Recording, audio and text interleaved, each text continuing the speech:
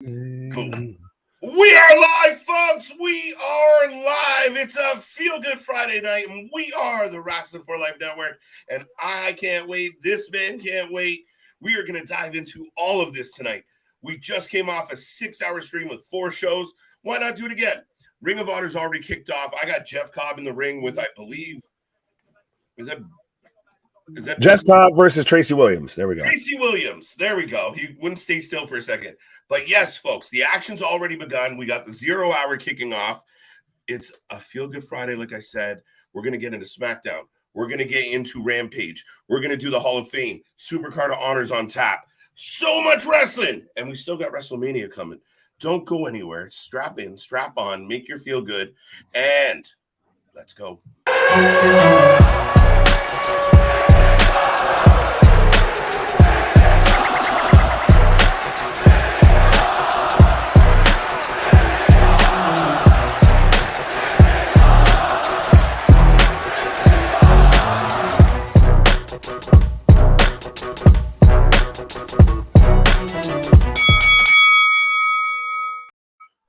Ding, ding, ding, folks. We are live. We are live and back at it again. Like I said, it's a feel-good Friday. I hope everyone out there is having a wonderful week. You put another one in the books. You got through another day.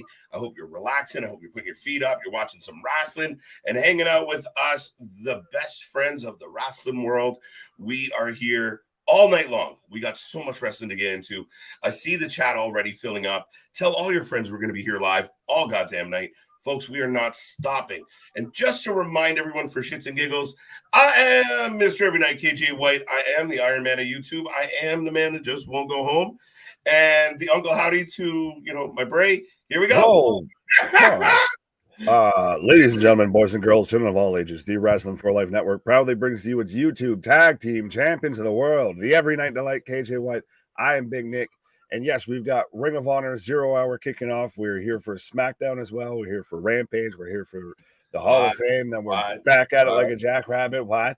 You saw me during your intro. If I was motioning every time you like triggers. Back at it with XFL preview going early tomorrow, then right through starting off with your pre-show. The pre-show you need in your life, the better pre-show than what WWE is going to give you for Stand and Deliver, rolling right through all the way WrestleMania Night 1, and then right on into WrestleMania Night 2. Absolutely. I will take a second just to keep everyone up to speed. Jeff Cobb just slammed Williams down hard. Jeff Cobb, we've already seen twice this week, last night. We get him a third time here today. Do you find it a little weird? I know it's still 0 hour, but we're getting 2 people that we really haven't seen on the Ring of Honor show. Surprises me a little. Well, I think this comes down to a bit of it's WrestleMania time. It's WrestleMania season of, hey, you're in the area, so would you want to be on our show too? You've already been, like you said, on like 2, 3, 4 shows. Yeah, and listen, we saw Jeff Cobb on Wednesday as well. I forgot about that. So it's been a very Cobb-heavy week, Nick. Pause. Yes. But with all that being said, folks, thank you for being here on a Friday night. It's going to be a fun one. We are on the eve of WrestleMania. And all the creatures are stirring, even the mouses. It is going to be a wild one. And I want to know what's going to happen on SmackDown. I'm so excited. I'm saying it twice. I was going to say, even the Mises are excited. Even the Mises are excited. But yeah, I'm looking forward to SmackDown tonight. Ring of Honor. Dude, I'm looking forward to this card. And the 2 gentlemen on our screen below us, I mean, the dude right below you, I think this is going to be a monumental wrestling moment. And I can't wait for it. Oh, absolutely. I already have my Eddie Kingston shirt at the standby. Just like Riley Towell when he wins and everything, because, green screen, so I can't exactly wear it. Right. Yellow doesn't work well. True story. But no, this is a stacked night of professional wrestling. This is Christmas Eve to every wrestling fan out there right now. Yeah, absolutely, dude. I'm right with you. Folks, as always, if you're just starting to tune in, well, you should be because the show just started.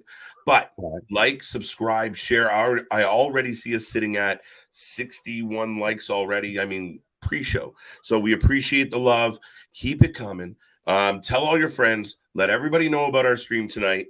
I mean, shit, we did everything we could to spread the word this week. And yeah, we are locked in for all of this. It's going to be a good one. I can't even list through all the matches we're about to watch. Well, I was going to say, yeah, we're absolutely back here for another conversation with the congregation. So go out and spread the good gospel of Wrestling for Life Network. But C Money already reading my mind. I've redeemed these nuts. Yes, Redeem typical up in here. right? But C Money, what up? Jason, what up? A-Town, Damien, Excalibur, A-Town again, Gary, Dakota, absolutely everybody. What? Welcome. Good Islands, 1, 2, 3. Jeff Cobb picks up the win. Again, Jeff Cobb having a fucking wicked weekend. Or a week. I should say week. Well, he is crushing super everybody. Super talented. He's a guy that coulda, shoulda, woulda beat Kenny Omega for the IWGP US title. Oh, absolutely, man. I mean, he is a talented guy. I'd like to see him get back in the ring with some championship caliber people. He's a force. He really is a force to be reckoned with. Just make him put him in Solo as a tag team. Make him Roman's new enforcer. Right. I hope TK and AEW does right thing and Eddie wins the title tonight. We'll see. I really do believe I've been preaching a lot about the division between AEW and Ring of Honor. There shouldn't be a whole lot of overlapping. There shouldn't be a whole lot of, repetition between the shows. And this is an opportunity to put the belt on a guy who quit AEW. I was going to say, and this might be the last time you see me watching Ring of Honor if Eddie doesn't win this belt, because we're already going to get the emotional moment with Mark Briscoe coming out and should win the Ring of Honor television championship, or we're going to have the Reach for the Sky ladder match, was going to be an emotional moment. If you fail to deliver, TK, on the emotional moment that is Eddie Kingston winning the Ring of Honor World Championship, I'm done. I can't help you. I can't save you. I'll throw up my hands up. Yeah. I'm with you on this one. Like, this one seems like a slam fucking dunk. We were all critical of Eddie's booking and Eddie's subsequent, falling off and going cold and never putting him in a good angle and just kind of forgetting about him. And again, I just think that I think Tony really struggles dealing with abrasive people. If you have a chip on your shoulder, if you have an attitude, if you don't just, come in and cuddle them, I think it's a problem. And I think if only there were so many sources in the news, even just recently, that you could cite to be an example of that. Right? Where are my ice cream bars? I feel would be a prime example when it comes to having an attitude, a chip on his shoulder naturally. And Christ, I'm surprised he's even able to reel in Moxley. Well, yeah, I mean, I think behind the scenes, Moxley's really chill. I know he's stubborn and opinionated, but at the end of the day, he's very much a Tony guy, right? And I think he's literally one of those guys that just absolutely, literally does not care. Everybody tries to say that and act super cool. I think he literally just is so indifferent about everything. And he found a place where he can pretty much do whatever he wants. He can fight his own style. He can pick his own matches. For the most part, he was doing indie shows at his leisure. We saw him last night at Josh Barnett's Bloodsport. I'd make nice. I'd be indifferent. I'd go stay out of it, do your job, because he's got a nice little niche here. And he is one of the top dogs here. If he goes back to WWE, he's not exactly the champion. He's not exactly taking down some big guys. He might compete against them, but he could really be down 4th or 5th in the shuffle. And even then, though, still, even with the interview that he had with Renee Moxley Good. Wifey Good? Yeah, with Wifey Good, pause. That you can tell he 100% cares about AEW. He's fully invested. This is a thing to him. He fully is behind it. So I think that plays into a part of that. He just literally, why he's so indifferent is because he's just fully invested in this. So this will not fail. Yeah, this is his world, right? And he doesn't give a fuck. Hey, Nigel! Let's go. Already starting off hot and heavy on the 0 hour. I was wondering when this man would be showing up somewhere. This is huge. I like this. Here we go. Way to tickle my pickle, TK. Pause. But we've got Nigel McGuinness. So are we going to get Ian Riccaboni and Nigel McGuinness on commentary. Just shut up and take my money. Right? Let's do it. I don't know what we're doing with Nigel here. Bleacher Report is being a prick, and I blame you. Listen, you. Anyways. Yo. But I've got Nigel. Well, he's got papers in hand, so I think he might be coming to the commentary desk. I know. Well, I feel like I've seen him pop up a bit more recently, social media wise and everything. So, fuck my life. Nick, you wouldn't happen to have tonight's card for Supercard of Honor up, would you? Yes, I do. Do you want me to run? Well, we've still got matches on the pre-show. I'll run through the main card. We've got the Reach for the Sky ladder match for the vacant Ring of Honor World Tag Team Championships, which they're going to be a new design, by the way, I believe. We've got the Lucha Bros versus Top Flight versus the Kingdom versus Aussie Open versus La Fashion Ingronable, Roche and Dralistico.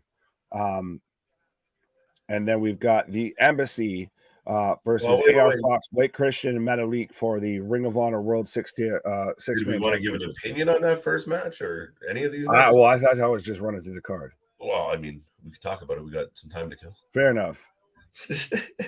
If you want. Oh, and I got Nigel right now sitting at the commentary table, so I'm happy. I got my shit rebooting because Bleacher had a please call this 188 number to fucking fix your problem. Lovely. But this is probably why I don't use Bleacher. Yeah, no, honestly, that first match, I got a gut feeling it's going to be Top Flight. Touche, and I see why. I think because it's going to be the inaugural new titles, what have you, like almost a new lineage. I think they'll go Lucha Bros. Okay. I'm not saying that's what I would want to do. I think that's what TK and the gang will do. To me, I get your point of Top Flight is a team that could stay down in Ring of Honor and be build their name up, be a top team, no pun intended, in Ring of Honor. But I think TK and the gang will put the strap on Lucha Bros. What do you have on your screen right now? I got Willie Mack coming out. Yes, I do. Is he like in the runway? Yeah. Right on the entrance ramp, everything, styling and profiling. My shit came back on. Thank fuck. Blame Canada. Blame I Canada. do often. Blame Trudeau. Takashka. This is going to be a good match. It's an interesting pre-show match. Willie Mack, I love Willie Mack. And, Takashka's proven time and time again. I think Takashka was in a match last night and won. If not with us. He was the night before he fought. He's part of he fought at they were at the Ukrainian Hall as well, and he picked up a win. Now it'll come back to me, but fair enough. What it was DDT does Hollywood. Fair enough. So a lot of these guys doing double duty this weekend. Double, triple, quadruple duty. But yeah, Takeshita is very much a blue chip prospect, I think in AW's eyes. And I'm still surprised that we're having these matches added last minute to the pre-show. Like literally, I heard about this match getting added today, not beforehand, like just earlier today. Yeah. Well, dude, we try and put all our stuff together. I hadn't heard anything just like you. Again, matches being thrown together today. I guess sprinkling it in.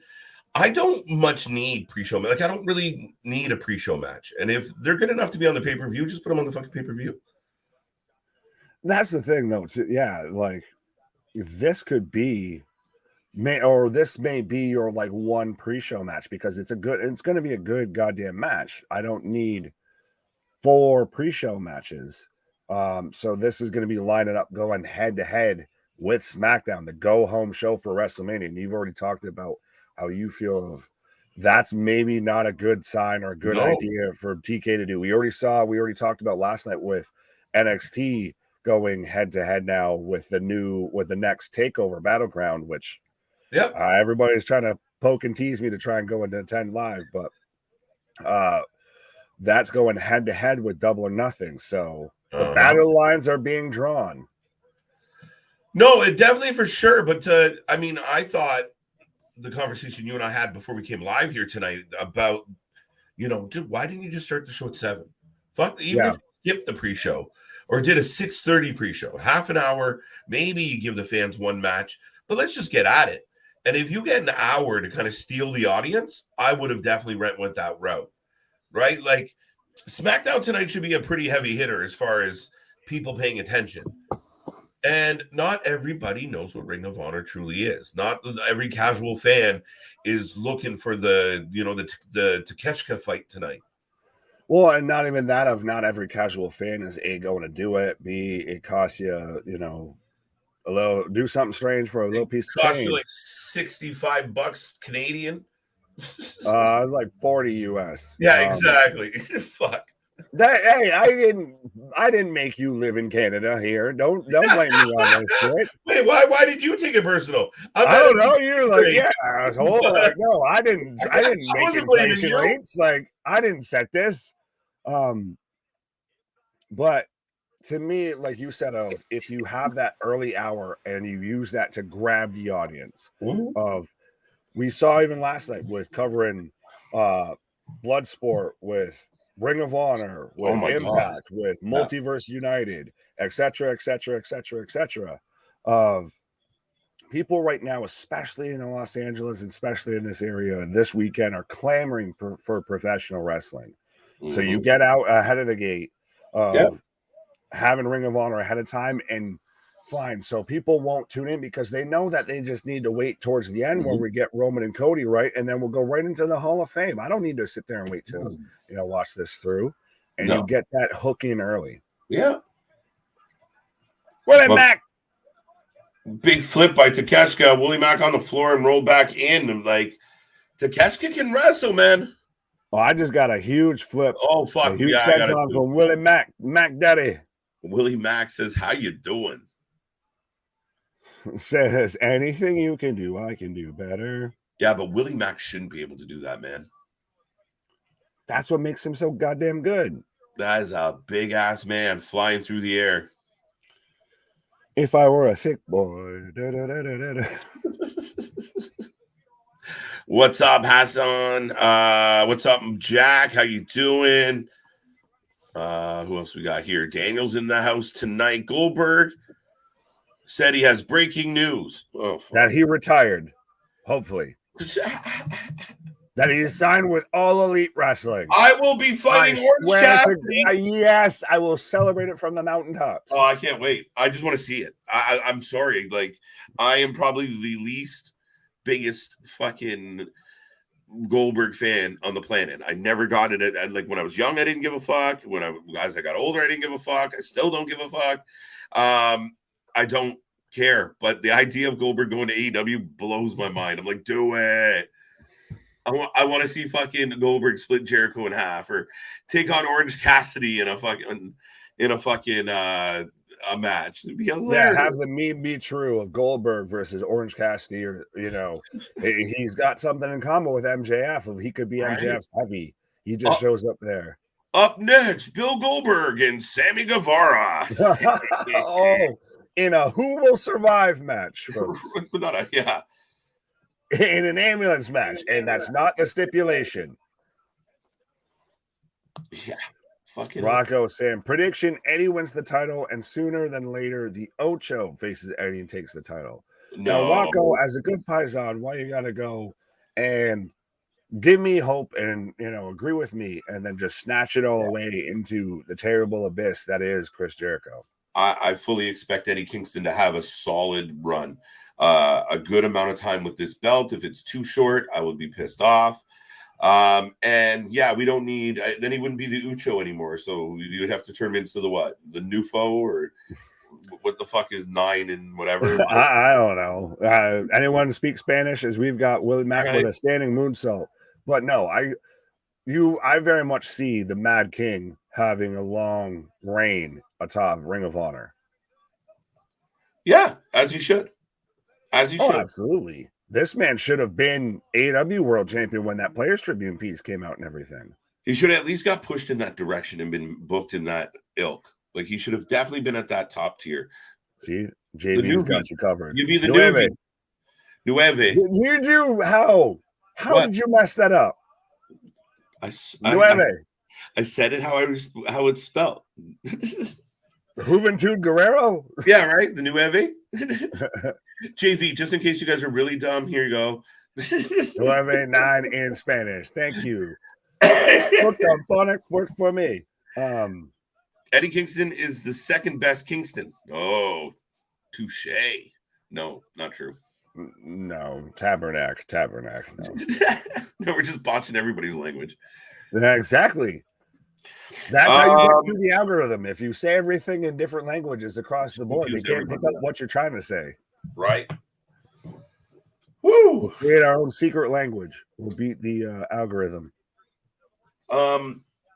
What other matches? I mean, we still got Takeshka. If you guys want to give us a prediction on the pre-show, we do have the. I didn't mention the.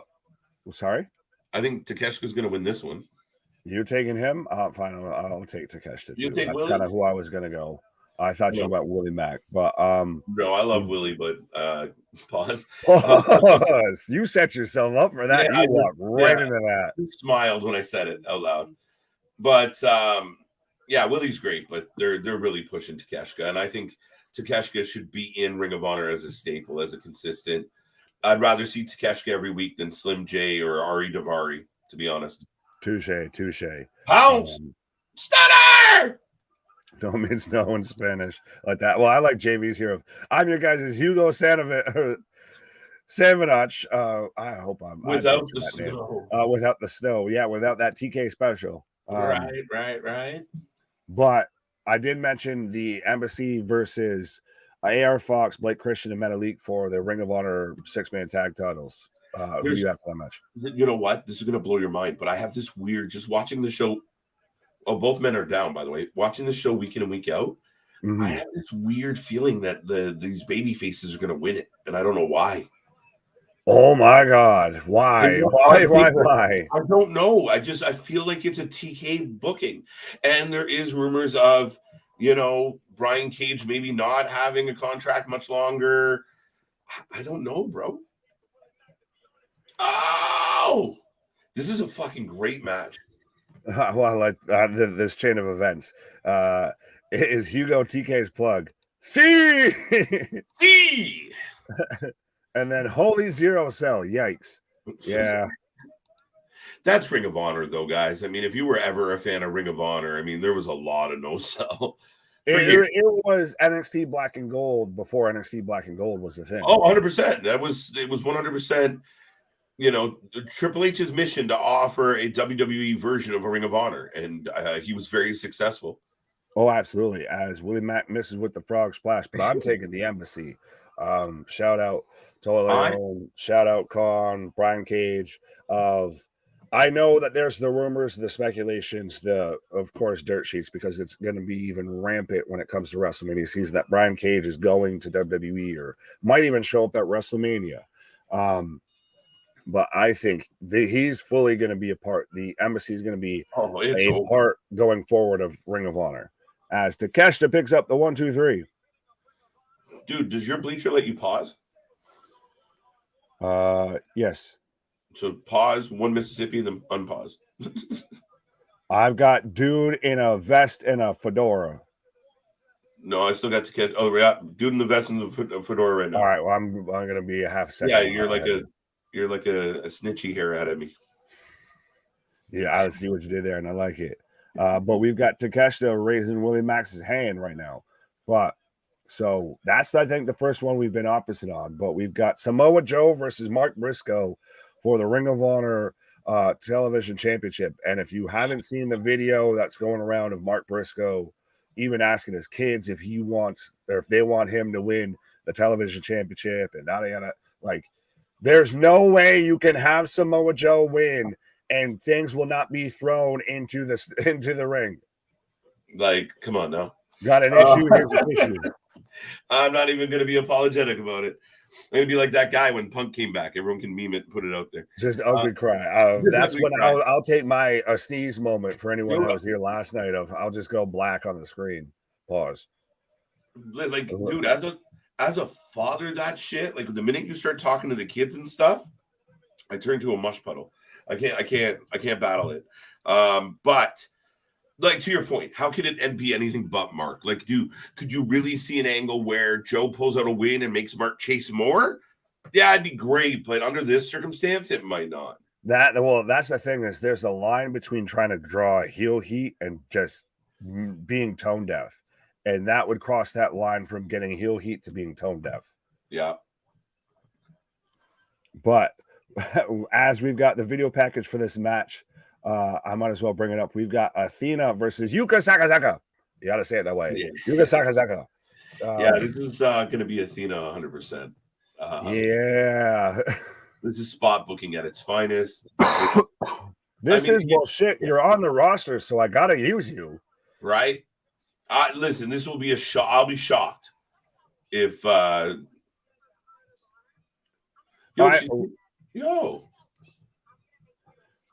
Is Athena dropping some Japanese there? That was all right. Well, she's into that shit, but I feel Athena very much. She's going to be one of those quote unquote figureheads, that pillar of Ring of Honor. Yeah, no, I think so too. 100% agree with you on that one. And coming up on 0 Hour, we've got Willow versus Miranda Elise. A sneeze, Elise. How is this the third match? Should this not have been the first one, or at least sandwiched in between two good ones? Well, is this Enzo Amore? Yeah, you're soft. But no, don't worry. The main event of 0 Hour is Stu Grayson versus Slim J. Oh shit, we're getting 4 matches on 0 Hour. Yes, and like I said, that's indulgent. According to Wikipedia, that's the last match on the 0 Hour. So that would be your main event, folks. So screw Jeff Cobb, screw Takeshita. We'll get those in and out quick out of the way. No, we got to make time. We got to give time for Slim J. Yeah, no, and listen, for the fucking J-Rock of fucking Ring of Honor. The Trust Busters are a staple of Ring of Honor. They're there every fucking week. They're the Orange Cassidy and best friends of Ring of Honor. If it could happen to me, it could happen to you. Yeah. A hundo P. Well, I've got Willow for this match. I don't know anyone who isn't taking Willow. It's a squash match on a pay-per-view. It's weird. See, I like Willow, but I hate this bullshit. Like, this is this is Otis. Like, this is just this is fucking Funkasaurus. This is Ernest McCat. Yeah, it is Funkasaurus. But look, you got the commentators selling it. Everyone's clapping. She's a big old smiley baby face. You can't say that. What part? Think about it. But yeah, I mean, everybody's into it. So there you go. Slim J or Slim Jim or Slim J, I'm lost. Oh yeah, you gotta slap into a Slim Jim. Yeah, dig it. Unless you want to snap into a Slim J, let's go. Pause. Hold the phone. Hold everything. Hold everything. We got Slim. Fuck. We're just getting started. We got a Slim J, a cheeseburger. I think we got a Slim Jim, a cheeseburger, and I think someone over there in ROH has the munchies. Yeah, it's us. Hi. Guilty. I love that. I'm just like, hi, I'm supposed to be here. Hi. 4 matches on a pre-show is 0 buys. Give me some hype packages. Give me some announcers. Prado selling the pay-per-view. Give me a bomb-ass match that just missed out on being on the pay-per-view. Make it 30 minutes. C Money, I love the way you think. I'll take it. I'm all for exactly what C Money just said. Well, I was going to say, well, with the announcer selling you the pay-per-view and everything, you got at least us for that. I know. Right. I hate to say that when we've got Ian Riccaboni and Nigel McGuinness at the commentary And table. don't forget about Coleman. Coleman's a pro. He's good. That's fine. I forgot his name, so thank you. Now, here's the thing, though. Would Nigel McGuinness not be really good, A, on AEW announced table, and Yeah. B, would he not be really good as that authority figure we were looking for that show? Yes and yes, but see, you have people like Tony Schiavone who need to show up to just, I'm having a great time, guys. And then you need Excalibur to remind everyone that, especially now that he's in the Indie Hall of Fame and he's got that he used to wrestle and tope suicidas. And Has anyone seen an Excalibur match? If you're watching right now, have you, Nick, seen an Excalibur match? I haven't. I thought those were only exist on like 8-tracks and everything. Right? Like, I've never seen this guy wrestle.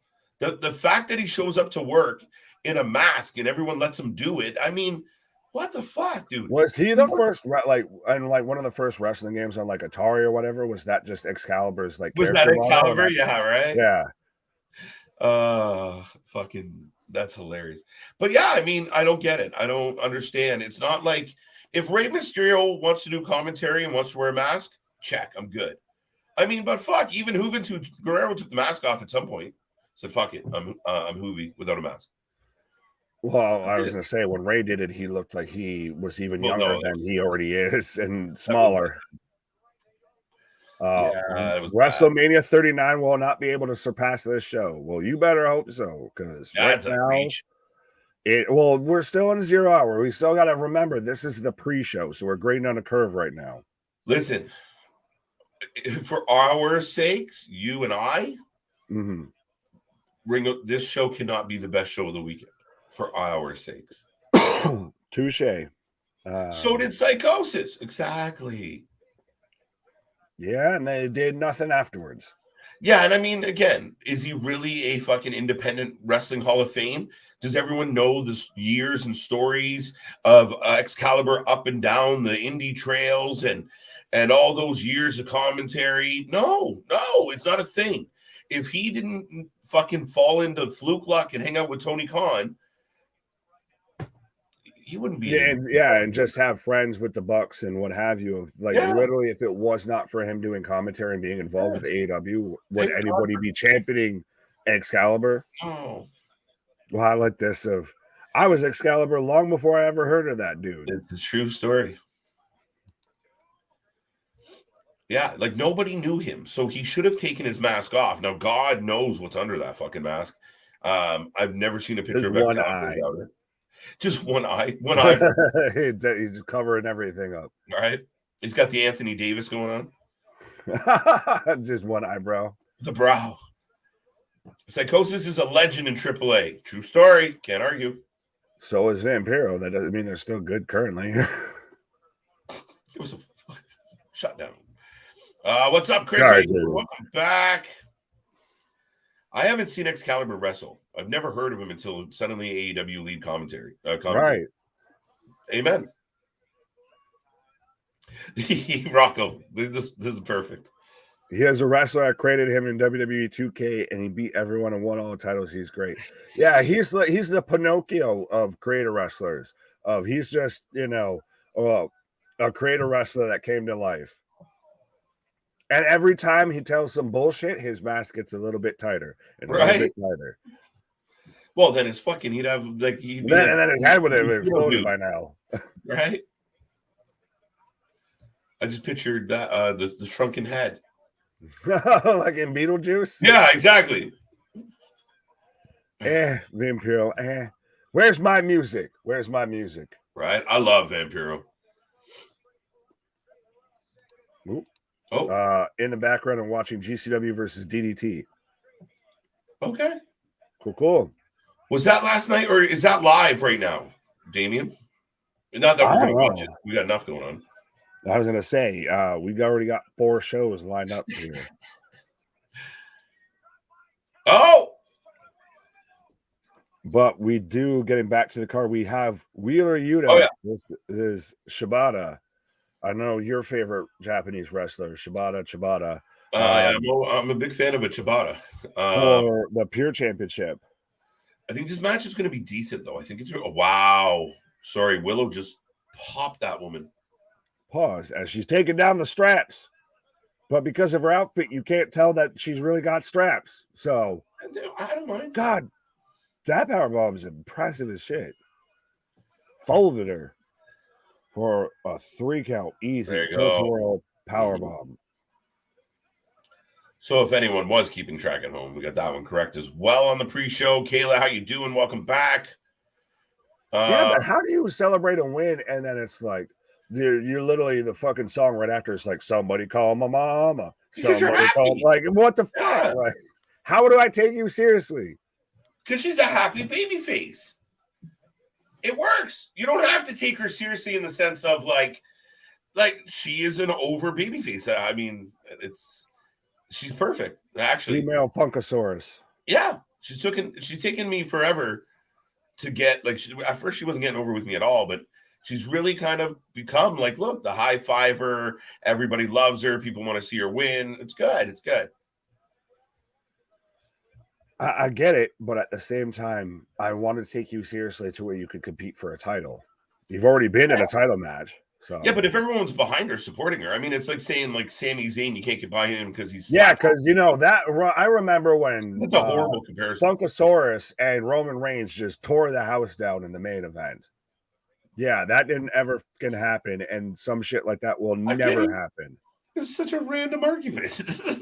No, because that's what that is. That's literally like somebody call my mama. Yeah, like when fucking Terry Funk took on Nick Jackson, you're like, what? Wait, how? No, because I'm saying like Funk is going to say, oh, this is going to get her over, etc. It'll get her over, but it's never going to be a main event scene thing. I don't know why you've never seen a Bianca Belair come out smiling, waving, and be a. That's not Bianca Belair. That's same gimmick, exact same concept. And now she's winning matches. So I don't know what to tell you. Literally, she's just an over baby face. She's just a very pure baby face. I don't see why that's a hindrance for her. She's getting over with it. But no, because it crosses that line into like cartoonishy. Why? Because she skips. Because of the fucking music and the. She has happy music. A little bit, honestly, yeah. Okay, all right. I know I'm old man yelling at Cloud right now. Just let me go. I don't even think you're old man yelling at Cloud. I think you're fucking old man yelling at your own shoes. Well, they were talking back to me. They were sitting there with the tongues out. Hard keeping these gators down, KJ. Right. Victor, thank you, buddy. We love it. Appreciate it. Anytime someone throws up a super chat, that's amazing. Thank you so much. Who's your pick to win the Andre? We'll get there. We're trying to get through our super card picks. So we'll come back to this one. But I think it does play. It has to be Bobby or LA and somehow tie them together. That's my hope. Both, I feel, because I've already seen stuff coming out from Bobby lately of like, I'm, no. But I'm an ex-WWE champion. I'm, big time Bobby Lashley. Now we're just trying to see where I slot in on the WrestleMania card. Like, there's got to be something there for him. And you got to have your LA Knight moment. Now, I still think there's potential. Like I said, expect surprises. Expect, things that we don't necessarily have booked going into WrestleMania. Like, we could very much have twists and turns to all of this. LA Knight comes out to do a promo that he's pissed that he didn't get a match, and the glass shatters, and here comes Austin, and next thing they're yelling what? And fucking at each other. Nick's head starts smoking. Right. Danger, Will Robinson, danger. But so then what? So in the middle of the match, we just, let me in. And we get the Fiend pops up in the middle of the Andre. After. I think one of them wins, Bobby wins the Andre and then gets fucked up by Bray. Then that's a reach unto itself, but we bet. I don't see why it couldn't be impossible, and I still don't believe the dirt sheet reports that he walked out. I do not believe it. Somebody substantial prove that to me. And I won't believe it until I see it with my own eyes. Yeah, I just don't think he walked out. I just can't imagine. Yeah, I just don't believe it. I don't buy it. You're just like that with that girlfriend that's like, he'll come back someday. He'll love me. He loves me. He'll come back. I can't be like listen, I can't be like the masses that just read something from some fucking nobody, then it blows up like, wow, oh, I read it. It has to be true. It's one thing though when it's one source. This is like every source. Give me what I got. Other sources saying that he's injured. I got other sources. I got more reliable sources like SRS saying he's injured. He was an injury related step away. He didn't. You have to take bumps to be injured.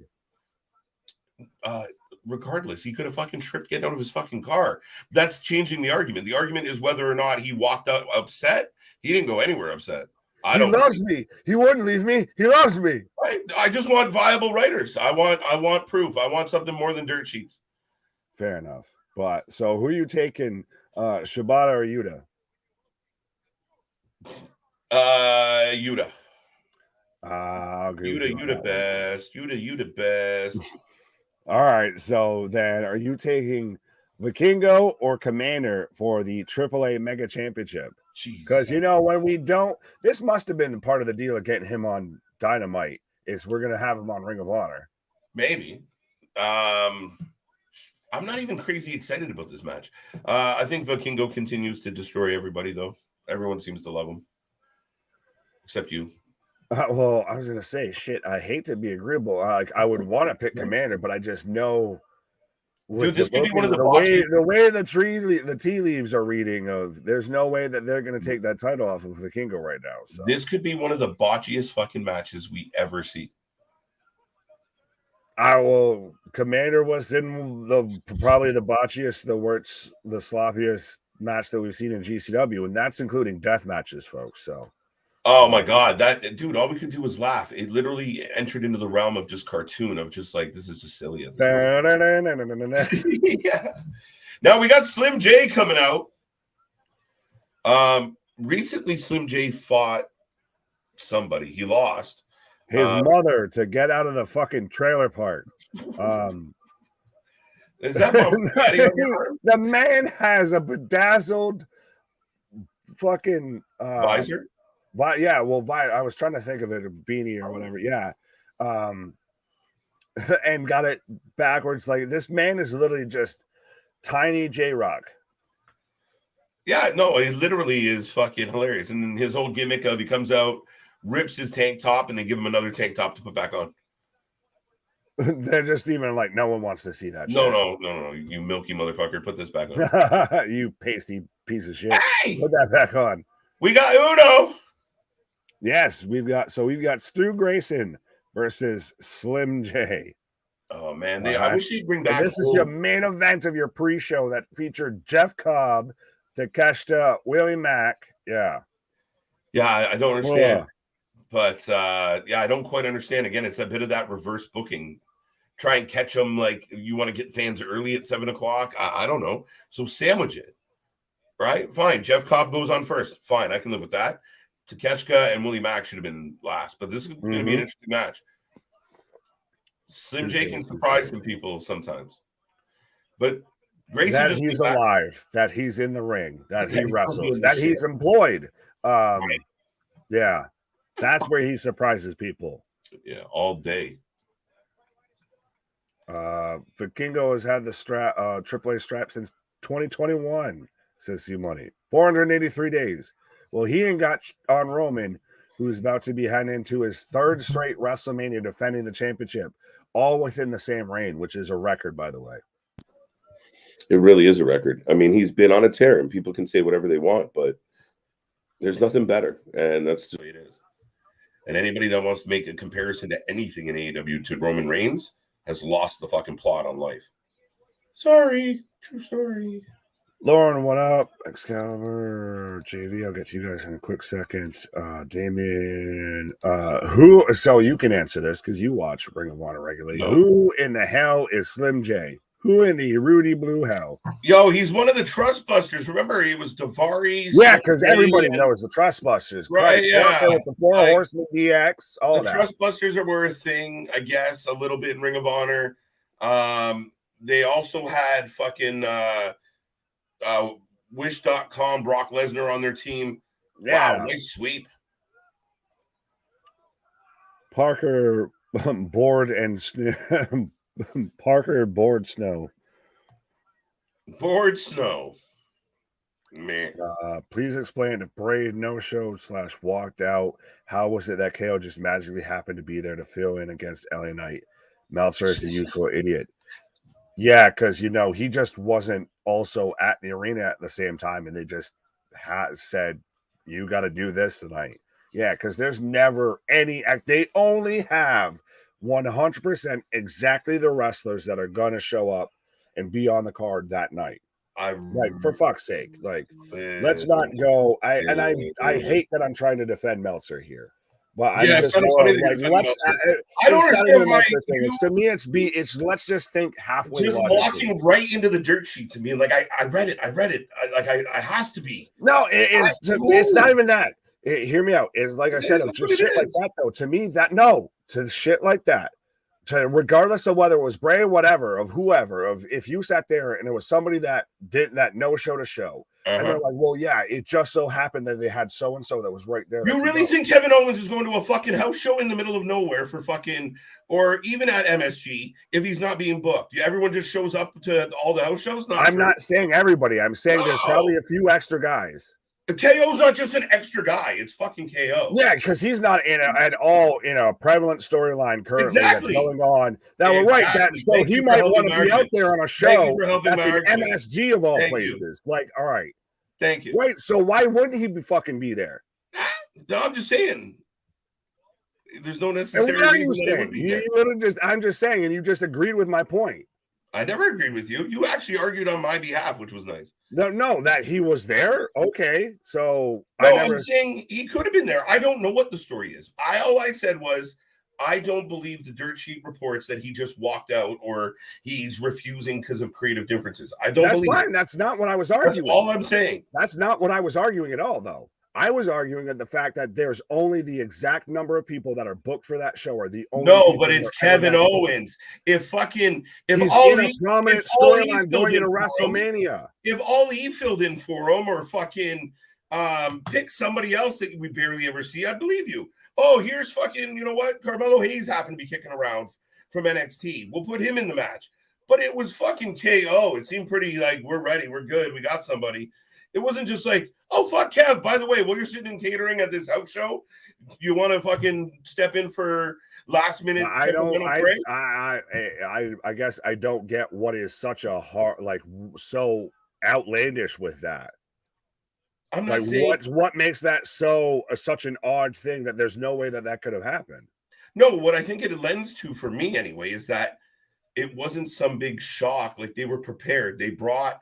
Because they've probably been disagreeing with him for a hot minute. Hey, fucking you, just come here. Okay, if it's some stagehand, but just to have like a main event guy, like, oh fuck, what are we gonna do? What are we gonna do? No one ever said that. What the argument is that literally they just so happen to have another wrestler that could go on there, and it just so happened that hey, it's also someone that's probably already going to be there because he's in a prominent storyline going into the biggest pay-per-view of the fucking year.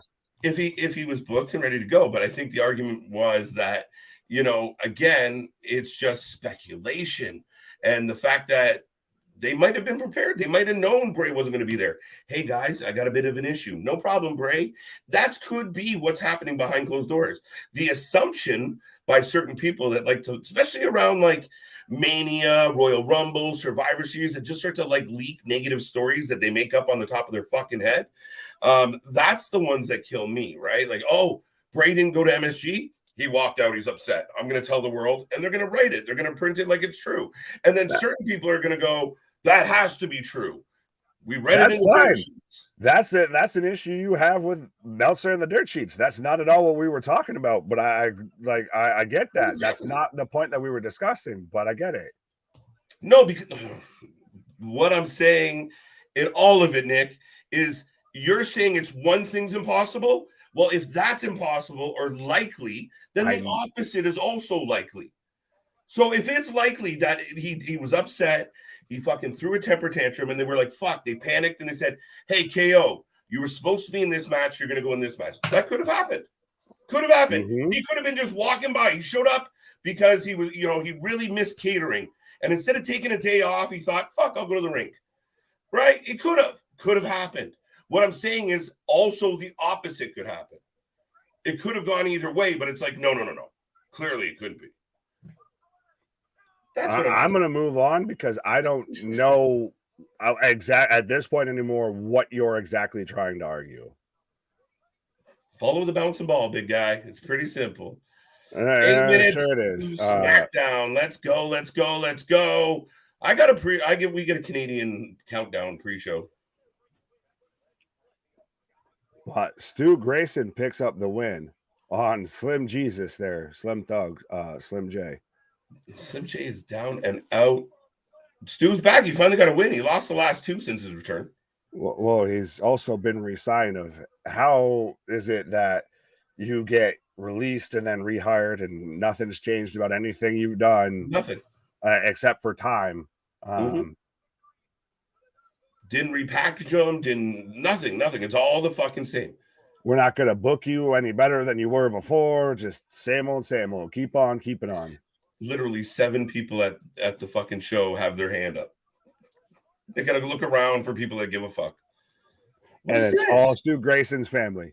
What are we getting? We're getting a post-match angle here. Wait a minute. I don't know what we're waiting for because I've just still got them parading around the ring. Dutch and Vince! Holy shit! What? Holy shit! Wow. Hey, Bray Wyatt fans. I was going to say, for everybody that thinks, hey, they were going to be Bray Wyatt. They were part of the Wyatt Six, going to be Uncle Howdy. Guess fucking what? Dutch and Vince are in the house. Let's go.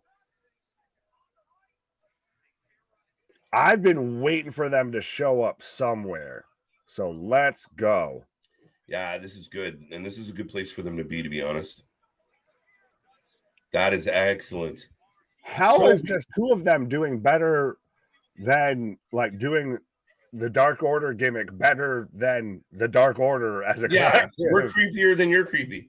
Right.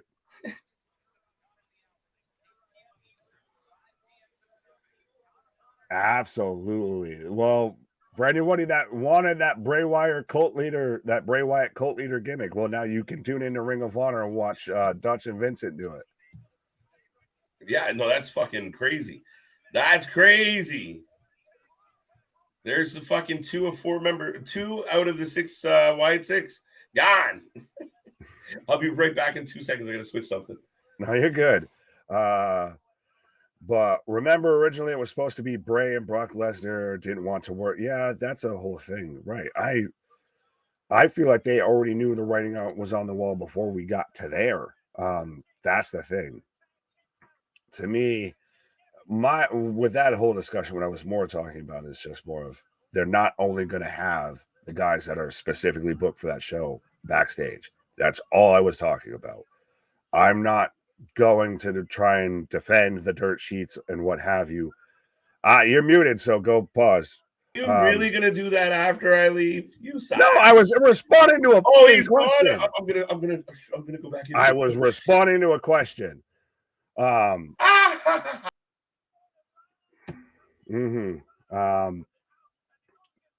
But anyways, so I've got about 3 minutes right now before SmackDown kicks off. We're running through the card for Supercard of Honor. I guess I'll talk about this match while he's not here. We do have Tanahashi versus Daniel Garcia has been added to the card as well.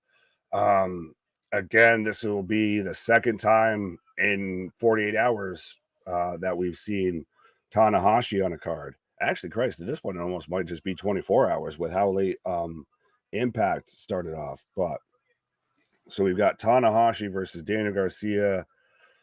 I think that they're going to try and do something, or they're trying to do something with Daniel Garcia. I can't say definitively what exactly it is, but I think that they're going to start to give him another run a bit, another push a bit behind him. So I think that Garcia picks up the win. And then obviously in the main event, we've got Claudio Castagnoli versus Eddie Kingston. And to me, it's not up for debate. It's not up for discussion of Eddie Kingston wins the Ring of Honor World Championship tonight. Signed, sealed, delivered, book it.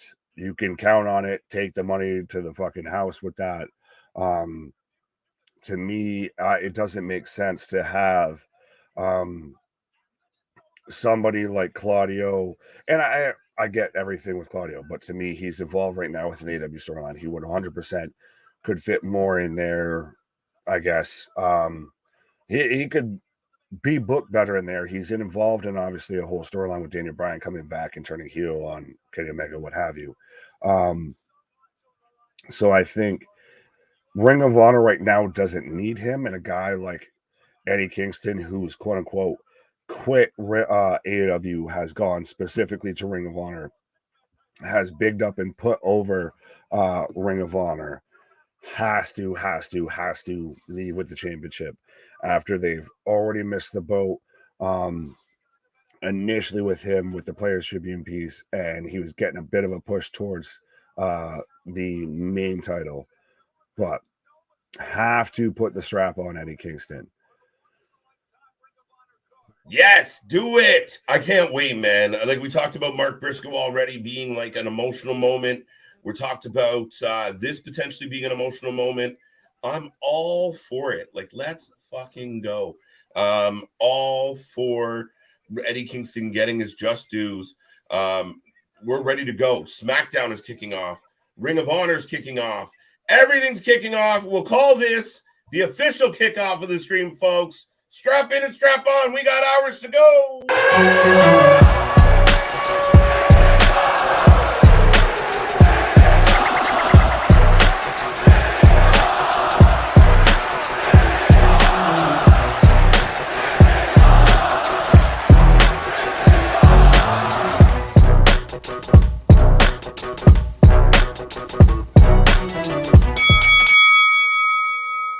And ding, ding, ding. We are still live. We are still in charge, folks. We are still rolling. We got SmackDown coming at you live. We got Ring of Honor coming at you live. We got us beautiful people coming at you live. And if you're just tuning in, I'm KJ. That is Nick. We got multiple hours of wrestling coverage coming your way. We got all the shows, folks. We're going to stick around for Rampage and the Hall of Fame as well. We have Ring of Honor right now. We got SmackDown, the go-home show for Mania. Are you ready, Nick? Absolutely. Well, and we're going to get the armbar at some point, the Andre the Giant Memorial Battle Royal. So this is the pre-show to the pre-show for WrestleMania, I feel. Yeah, it is. It should. Again, I don't expect a whole lot of craziness. I don't expect a whole lot of matches. I expect a lot of build. That's what I expect here tonight. Well, when the main tagline, the main catchphrase for tonight is all roads lead to Roman. And that's what they start off talking about with SmackDown. Right you're going to get a lot of, you're going to get your promos, you're going to get your video packages. Yeah, man. What's up, John? How you doing? How you doing? Welcome back. Damien. There's a fatal four-way between Raquel. Yeah, they did the same thing with the men's. It's fucking stupid. We don't want to see this match already, and now we're going to, add more to it. Like, you don't want to overexpose something that we already don't want to see. Right. And Commander, we're starting off with El Vikingo. Yeah, we've got Vikingo versus Commander kicking off, and I've got the Usos coming out right now on SmackDown. True story. Anybody got any predictions, folks? If you were just tuning in for the first time, we take predictions on all the matches. We want to know what you guys think out there. Who's going to win, Commander or Vikingo? I think we both picked Vikingo, Nick. Yeah, it's one of those of, as much as I, may not be a fan of just the ultra hyped flippy moves at times, but I don't see anybody that they've really built up that's a replacement for him or somebody that's gonna run with the belt instead of him. He looking like the Shockmaster and fucking Minotaur had a fucking kid. Yeah. Sir, the Dungeons and Dragons showing is over in Theater 5. That's his Ring of Honor Goes Hollywood scene. Yeah, it's just Dungeons and Dragons. Or he just straight up does the Shockmaster of "Here I come to save the day." People like him. By the way, Bleacher's using subtitles that glitch. That's kind of fun. What? I got the subtitles up on Bleacher, and they flicker. It's driving. So I've got right now cutting a promo. No, not getting a chance to. Go ahead. Oh. Let's go. The Canadian connection in the house. Let's go. I'm still sad, and I think that's part of why they haven't fully announced officially the quote-unquote main event of night one of this. I think is going to work its way into it. They're going to listen to the people and realize this needs to main event a show. It has to. It really does, because it just has to. It's putting that women's match at a disadvantage, and it is no disrespect to Charlotte or Rhea. This is just one of the most over things, if not the most over thing, in all of wrestling. We apologize, but we will be taking this spot for the betterment of the show, and people will be a lot more receptive to Charlotte and Rhea if they go second last. It's just the way it is. Jeepers, yeah. Victor, what up? Damien said, or no, C-Money. Vikingo's helmet looks like Boba Fett's with horns, a little bit. The Shockmaster with horns. But we've got arm drags, wrist locks going on between Vikingo and Commander right now, as we've got KO and Sammy and the Usos in the ring. Let's lay it on the table. Yeah, because there's something I need you guys to know. You're a little loud. See, I know. Okay. I'm actually pretty conflicted about what we have to do tomorrow night, because there's a lot of history between us, and it goes beyond what happened in the last 7 or 8 months. See, because when I first started in WWE, the first two guys that made me feel welcome were the two of you. Okay. KO saying he's a bit conflicted, Nick, because once upon a time the Usos were nice to him. Well, dude, yeah, I could see that. Yeah. See, does this not? Sorry. Does this play into the Romans ruining you guys? The bloodline is made you not who you are. It's Roman's the problem, not you. That's where I could see them going with it a bit of that. It's more, oh, look at you've been corrupted, this, that, and the third. Yeah. But it's still one of those of, I would feel at this point we could move past that or put that on the back burner. Say on the rematch at Backlash or whatever, that's when KO drops that and we start to have the walls close in a little bit more, versus now this should be KO of, you guys have been kicking my ass for 3+ months now. Yeah. I'm sick of your shit. That's what, essentially saying, like, if it wasn't for Sammy, I wouldn't be here right now. You guys tried to take everything away from me. There's a part of me that doesn't want to do what I got to do. What I got to do. What I got to do. At WrestleMania.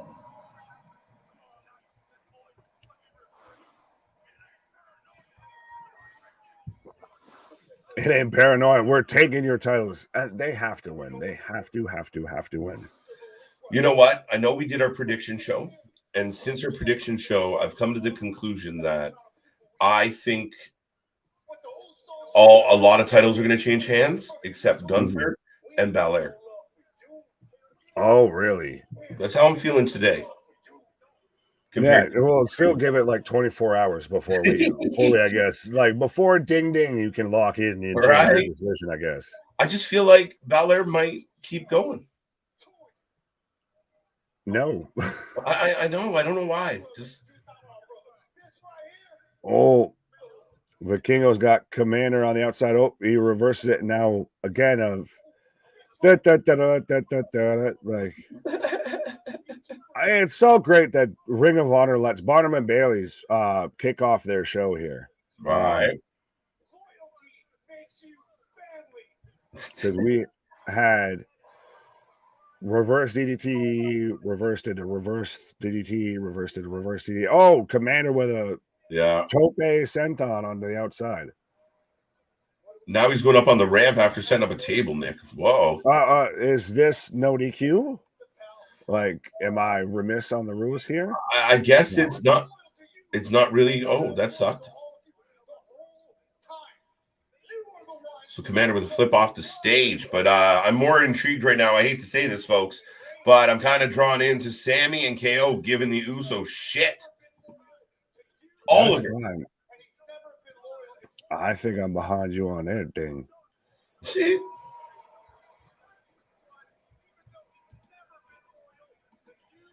Even so now here, like you said, if they're pointing out of you've always been loyal to Roman just because he's blood, even though he's never been loyal to you guys. Okay, we've been having some debate. Is Roman their uncle or their cousin? What? Is Roman their fucking uncle cousin? Like, this isn't Mississippi. Like, they didn't grow up in the southern fucking section of Hawaii and shit like that. Like, no. Okay, I don't know how we got there, but no, because I don't know why we're questioning if Roman's their uncle or their cousin. Okay? I don't. That's what was happening. There was some debate. Usos and Roman win, and at Puerto Rico, Cody and FTR walk away with everything. Well, then we'll have. Well, is it not weird that the one big selling point for Wednesday is just, will these guys stay with the company? Yeah, I do. That's your selling point, is just, it's so shitty here that will these guys stay here and potentially ruin their careers and hopefully try and revitalize a division that's been killed? Or will they go on to greener, allegedly, pastures? Oh, look at this. Look at this. Vikingo with a shooting star press off the apron to the high knees from Commander. Yeah, we're not. This is crazy. The Usos go quiet. Turn around. Uh-oh. Commander with the old school, and then into a moonsault with Vikingo with the boots up. Won't be the same thing with you two that it always is. Yeah, definitely. See if that helps.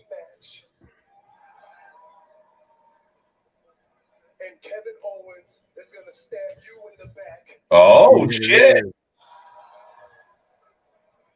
So Jay's going, well, I can play the psychology game too. Right. But so what do you buy into the theory, into the possibility that either be KO or Sammy is basically like the sleeper cell, the fucking winter soldier for the bloodline in this situation? I think if that was the case, it would absolutely drain the energy out of the building when it comes to fruition. I think it will be an anti-pop. Maybe that's why it's not going to be main event. I don't know. I think I don't know. Just caught Vikingo into a pop-up powerbomb.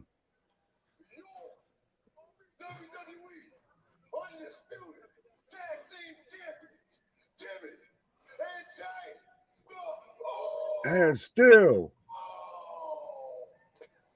Wow, that was good. That was fucking good.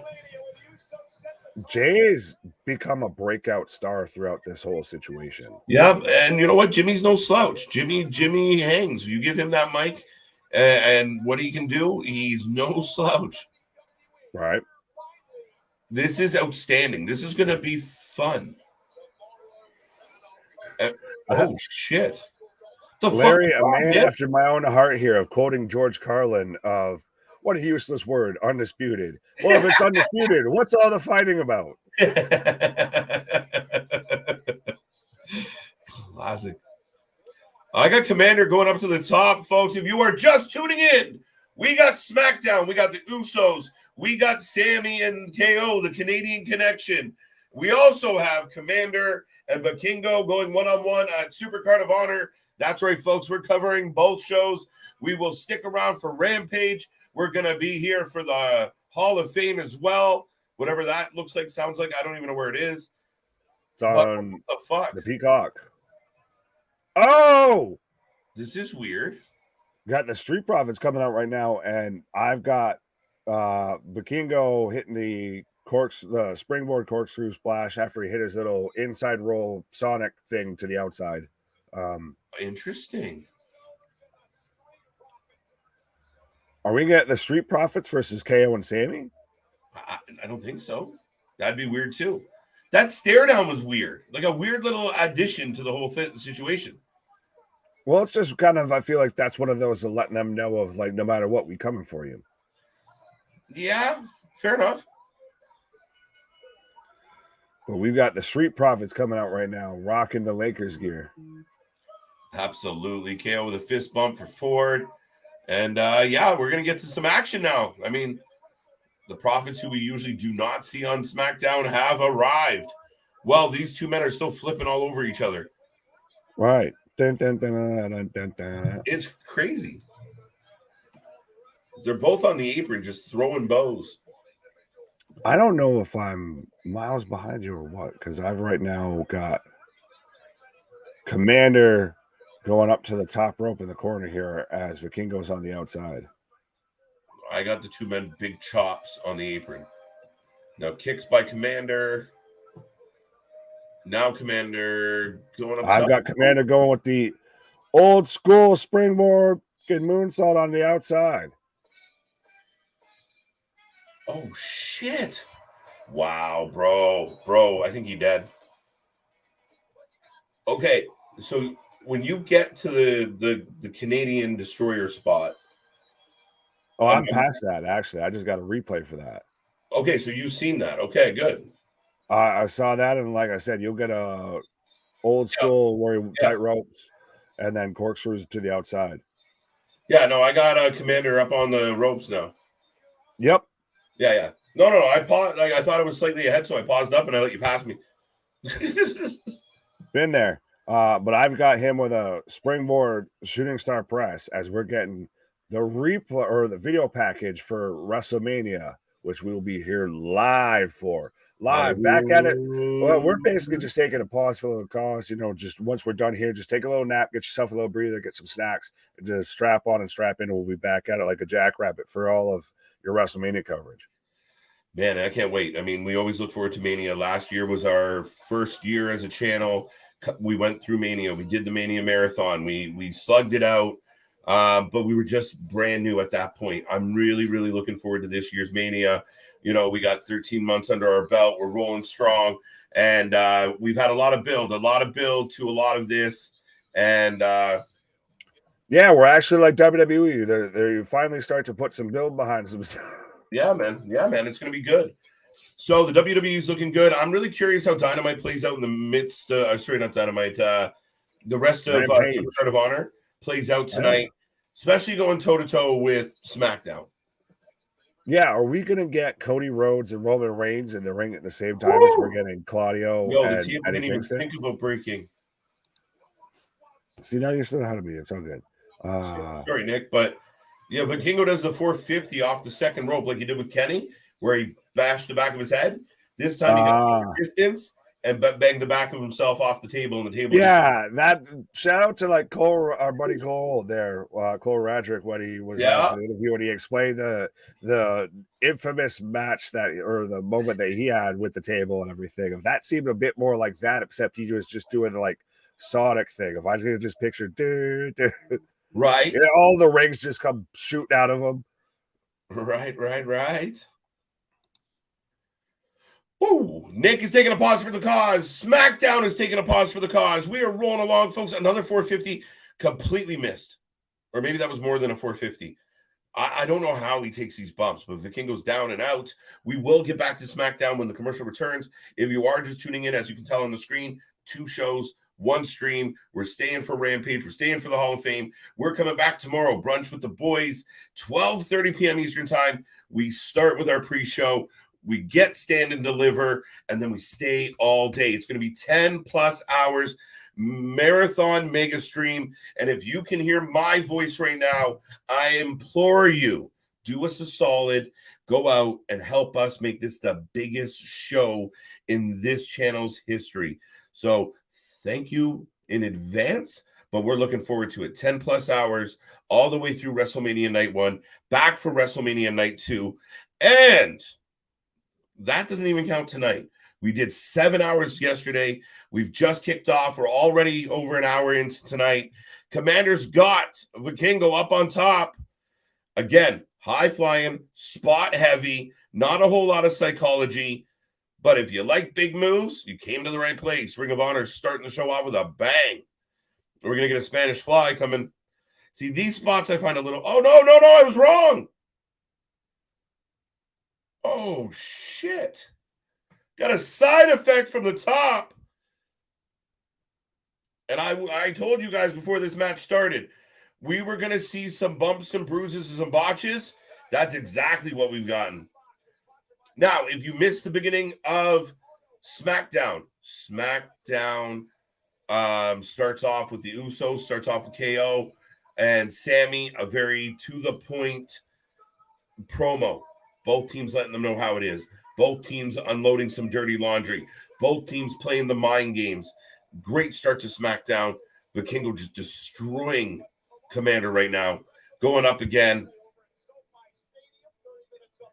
And right now we're getting... What is happening? And there it is. 1, 2, 3. It's over. Jeez, those men are going to feel this in the morning. So on Raw, we get, like, this is silly. It is absolutely silly. They should have just done this the first time. So now we're getting a Fatal 4-Way singles match for the people that are going to be in the tag match, which we already saw a 8-man tag on Monday. What's really going to be that different about the Fatal 4-Way on Saturday? I don't fucking know. This is a filler match. We really don't need it. Oh, that was a replay. Commander running across the top ropes completely. Is today Randy Orton's birthday? Heather, it might be. I think it might be. That'd be interesting. Calling it now. Cody wins and is RKO'd by the returning heel. I love it, Rocco, and I talked about this in our prediction show. I've mentioned it a couple times. I just don't know if they will sour Cody's moment. I don't know. I love the idea, but I mean, he could technically come out and cost Cody the title. I almost wondered, could Randy Orton come out and help Cody and befriend Cody? Like, think of the pop Randy would get. Ref takes a bump, Solo slides in the ring, and you have Cody in trouble and an RKO out of nowhere, and then they celebrate together. They're old friends. They're chummy for a little while, but we all know what happens when you're friends with Randy Orton. It's a matter of time. That, to me, might work better if you're going for that big moment. Right now, I got Ricochet and Ford having a dance-off.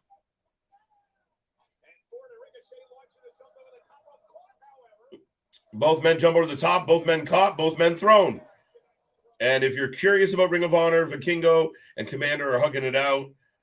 Commander taking a little help to get out of the ring. Wow, bumps galore. There you go. April 1st. There you go. Tomorrow. We're almost there. Unless you're in Australia, then you're already there. What's up, John? How you doing? I think Victor said something I wanted to click on. Wow. Keep it coming, folks. Keep the chat alive here tonight. myself, Big Nick, the dynamic duo, are running through all this action. Oh, that was ugly. Ricochet goes for the up and over. Gable blocks it, hits him with a dragon screw. Yeah, it's just weird. And maybe I'm being picky, guys. You can let me know if I'm being picky. But if we're getting a fatal four-way tag match at WrestleMania to give us an 8-man tag on Monday and then a fatal four-way with half the competitors on Friday, I just don't love it. I think it's overexposing. What are these guys going to do that we haven't seen? Right? We're seeing over the top. We're seeing flips. We're seeing big moves. So what are we going to see on Saturday? The exact same fucking shit you're showing us now. By the way, if you have a prediction on this match, I'm all ears. I'm going to go Ricochet. My favorite Irish wrestler. Right, Nick? Vic, really no fooling. Oh.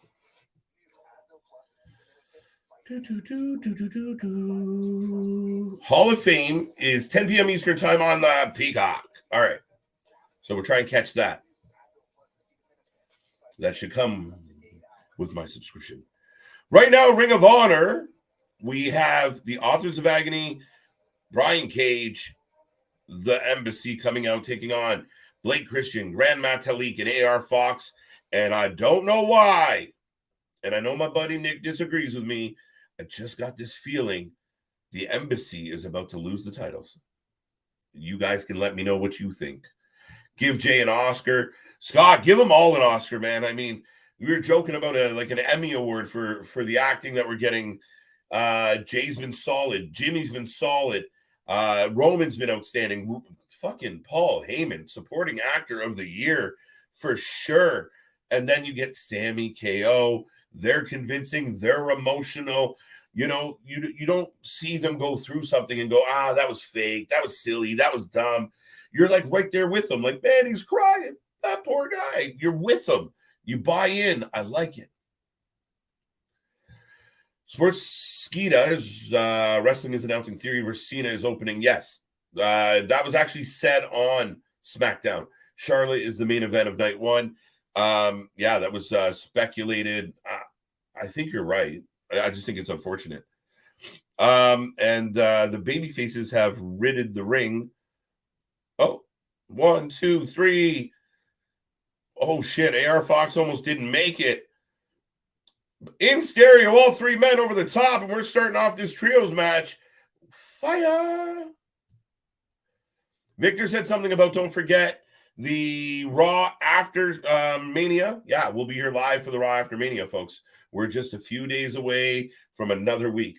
When all this fun stops this weekend, when the dust settles, when everything takes place, this channel will still be there the next day. We're going to be there for the Mania after Raw, NXT after Stand and Deliver, another Dynamite. We're getting close. I don't think it's next week. Is it next week or the week after for Grand Slam? Oh, shit. Metalik getting his head taken off. KJ, who's your pick for the Battle Royal? I won't be here for it. I got to go to work. Work's overrated, bro. I think Bobby Lashley's going to win.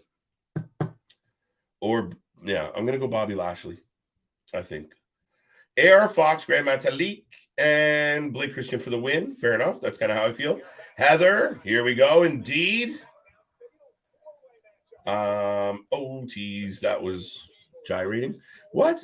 Before OTs was gyrating. Yes, Larry. It's like that's a clunky sentence. Gates of Agony. I know I call them the Authors of Agony because they remind me of the Authors of Pain or the Gates of Pain. We'll figure it out. You guys should know by now I'm gonna fuck up the names. Yeah.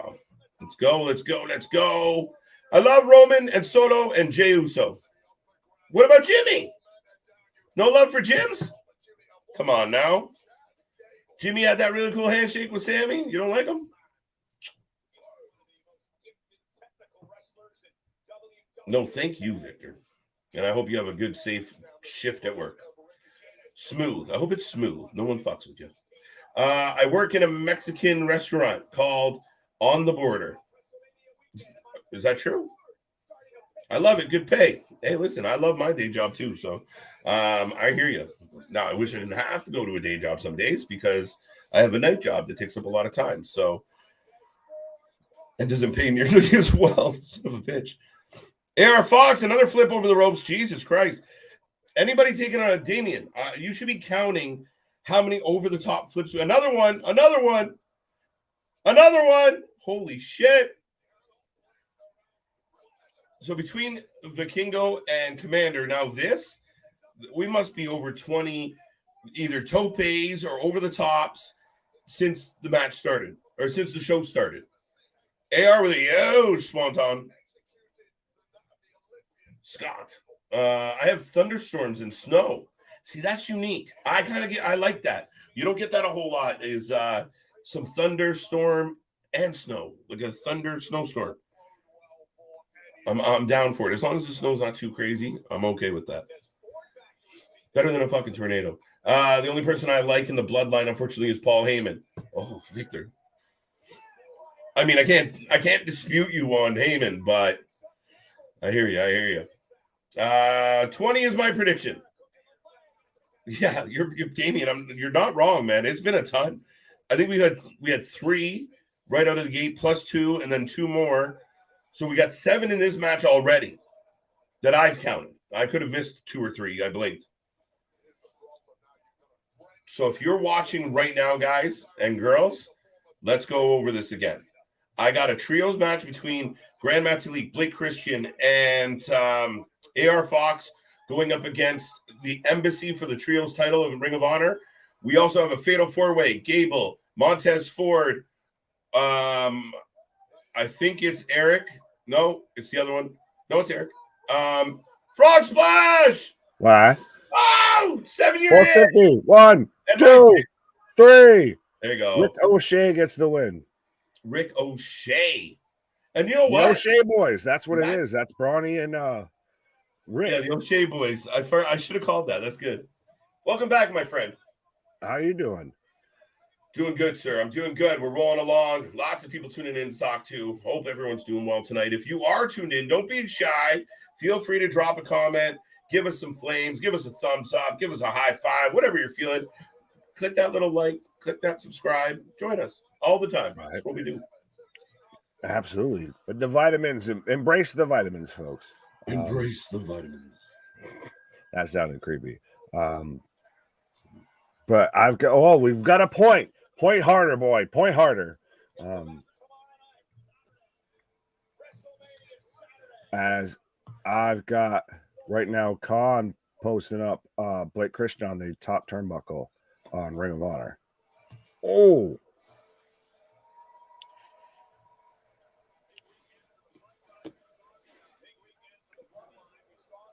Still no Roman Reigns, but we've got the wise man talking to they all stand at attention as Roman walks in. So Tony Khan put on us, just on a quick side note, Tony Khan put out a tweet just welcoming Nigel McGuinness to Ring of Honor. Whoop-de-doo. Like, fair enough. I feel like Tony Khan does that with anybody and everybody. Like I said, I feel like that stump, that in the one that was holding up the ring, that whole meme was actually halfway legit. Right? Oh, we're showing Bobby Lashley working out backstage, but why is Brian Cage? Why did he dye his fucking mohawk green? Oh, Lance Metalik. Steve, what up? Hey, yo, what? Up next, the Battle Royal. Woohoo! Now, do you buy into the belief or the rumor or what they've speculated that they're going to put more effort into the Andre this year? It doesn't feel like it. It's fucking the middle. It's not even the main event of SmackDown. It's no, you got to have Roman and Cody be the main event. Well, yeah, but I mean, it's not even in the second hour. They'll have it end at the top of the hour. Probably, yeah. Isn't GCW tonight? Sure, Matt Cardona doing GCW tonight. He said on Twitter, is that to KJ Nick? They might be on, but we've already got a bit of a full house. What is on? something with GCW. Oh yeah, I mean they're doing a bunch of shows. They got a bunch of shows in the middle of the night. They got a bunch of late shows. So yeah, it's all over the place. But only so many TVs, only so many times, only so many eyes, and so many mouths. Pause. But yeah, we do. It's a little bit of a full hoose tonight. We've got two shows that ended up lining up together with SmackDown and Supercard of Honor, and then we're gonna have Rampage and the Hall of Fame line up together as well. Is it weird? I don't care much, if at all, about the Hall of Fame. Do you care more or less about the Hall of Fame or Rampage? Oh, ouch. Why would you say something so bold? Probably care less about Rampage, to be honest. Yeah, I was going to say, I'll be probably paying more attention to the Hall of Fame. I am still interested because it's such a small class, a unique class of, do they go over the board? Do we get part of like what you halfway predicted of a bit of a storyline, a bit of a work on the WrestleMania angle with Dom and Ray when Ray gets inducted? I think so. Do it. I really do think so. I mean, I thought they might wait till the Hall of Fame for Ray to punch him in the face. Although I do like how it ended up turning out and it got huge pops. Well, you already had them vandalizing Ray's picture at their little red carpet walkthrough and everything. Right, of course. Of course. He's just a deviant little shit and everybody hates him and it is outstanding. But it was more Rhea than anything. That's the thing, is it's still been a bit more like her. And I love how there's the momentum now behind Dom coming out with the low rider and I lie, I cheat, I steal. I think at minimum you give me the low rider. If I had to pick, yeah, low rider. Yeah, give me the low all day long. I think if you got it all, we would just be greedy, right? Like Vicky Guerrero driving it, like it'd be fucking amazing, right? Well, so the Embassy picks up the win. As now up next, we're getting Athena versus Yuka Sakazaki. Sakazaki. Yeah, you got to say it that way. Right. Rolls off the tongue easier. I'm looking forward to Hall of Fame. Wonder if Dom attacks Ray should be good. See, Riley's agreeing with you. Or agreeing with us. Yeah. Cage picks up the dub for the Embassy contract extension. I thought he had already signed one / had one offered. Like, I don't get where the whole rumors about him being a free agent came from. Honestly. The same place that the Bray Wyatt walked out of MSG came from. That's where. Same place. Fucking assholes. They just say shit. They just randomly say shit. I have no viable source that says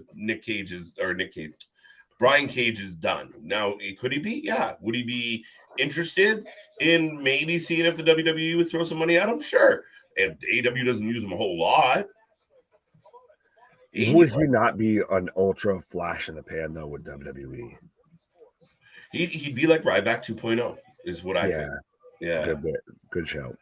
Where would you go with him? Like, again, you have to use him accordingly.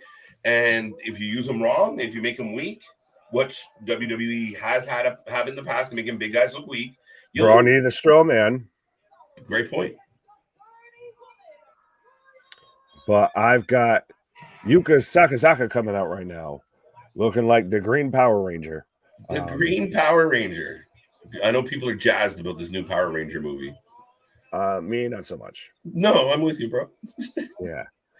I wasn't a big Power Rangers kid. It just was like, I was, and then, like, once the original series kind of ended, like, that was done, and you got, like, the 18 million different versions, it was like, and I'm good. Good. Yeah. Yeah. I'm more excited for the Teenage Mutant Ninja Turtles thing than Power Rangers, to be honest. Ninja Turtles. Hate ourselves and sound nerdy, but yeah. I'm bummed out that their live action movies tanked. Oh, they didn't. I still remember Secret of the Ooze and everything. No, those ones are good. I mean, the remakes with fucking Sheamus. Oh, the CGI live action. The CGI ones, they didn't go so well. Yeah. Man, as a kid, that first one was fucking, and then you got the fucking Secret of the Ooze with fucking Vanilla Ice. Yeah, let's go. Pizza power. What was that? It wasn't the Ninja Dance. What the fuck was that song? Go Ninja, go Ninja, Go go. Ninja, Go go Ninja, go Ninja, go. Yeah, buddy. Kung Fu cold cuts. Pizza dude's got 30 seconds. But what the fuck is going on with Athena right now? She was convulsing on the entrance ramp because of a creepy doll that she had start off her intro. She looks like she's gotten the ooze on her. Speaking of the go ahead. Pause. Speaking of the, I guess, original or the first Power Rangers movie, but yeah, so we've got Athena versus Yuka Sakazaka about to kick off on Ring of Honor right now. On SmackDown, we're getting a video package between Charlotte, or for the Charlotte Rhea match, which for the little bit that they've started to pay attention to this and actually give it a build, it's worked really well. Like, I'm excited for this match. I'm more excited for this than any other women's match on the card. Absolutely. And again, a bit like a foregone conclusion, with the match that we've got on Ring of Honor, with the main event that we've got on Ring of Honor, but with Charlotte versus Rhea, it's got to be Rhea picks up the win here. There's no other option. If you have Charlotte win, you kind of killed Rhea twice now, I feel. But we've got the Andre the Giant Memorial Battle Royal kicking off right now, as we've got both women kipping up on Ring of Honor. I love Rhea Ripley. Athena wins emphatically. Fair enough. On the GA, please, Cage has more helium than a Macy balloon. What? She gonna beat Charlotte? Yes, she is, Heather. Flair, Rhea didn't have Bill, but then the brawl, they sold me, looked like they beat the crap out of each other. Yeah, that's the thing, is they've only done a little bit of a build, but it's 100% got you invested in the match. But so we've got Dawkins coming out, we've got Otis, we've got anybody and everybody, we've got the Good Brothers, we've got Ziggler, we've got Madcap, we've got Elias, we've got Boogs, we've got, well, speaking of former winners, we've got Madcap and we've got Corbin both in it as well.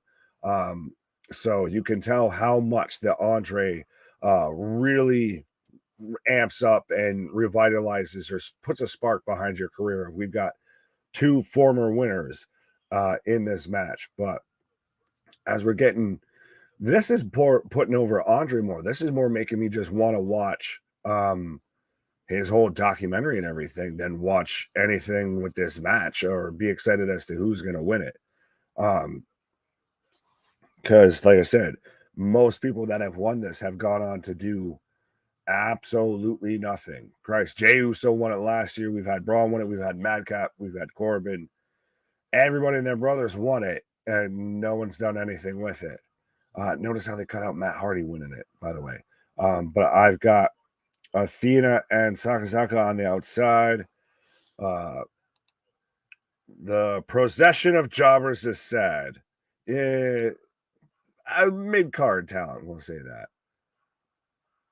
Oh, and so we're getting Bobby with the special entrance, so you know he's got to be winning of you. If you're getting the special entrance in the Battle Royal, if you don't win, you look even worse. And the Big Show, they cut him out as well. Touche. Tabernacle. While Lashley gets his own entrance. Yeah, well, I don't think we've seen L.A. Knight and Deep Six there from Athena onto Sakazaki. Any QR codes? Not that I see. They pulled L.A. Knight from this. Are you serious? Yeah, they did. Holy shit. What? Yeah, LA Knight it was advertised with this. Like, that's not a Mandela effect or anything like that. He 100% was advertised for this match. And now just randomly he's not, for one reason or another. That's got to be setting up for a moment at WrestleMania or something. But so then Bobby Lashley has to win and then lead to another match at WrestleMania somehow. What is he to defend the Andre trophy? This reeks of unorganized or not having a backup plan as much as they've liked to say that they do. But I've got Athena in control on Ring of Honors. We're on a commercial break on SmackDown. LA Knight is there. He wasn't in the little call out, the advertisement for the match before we went to commercial there. The visual, sorry. Yeah, where I didn't see him. Yeah.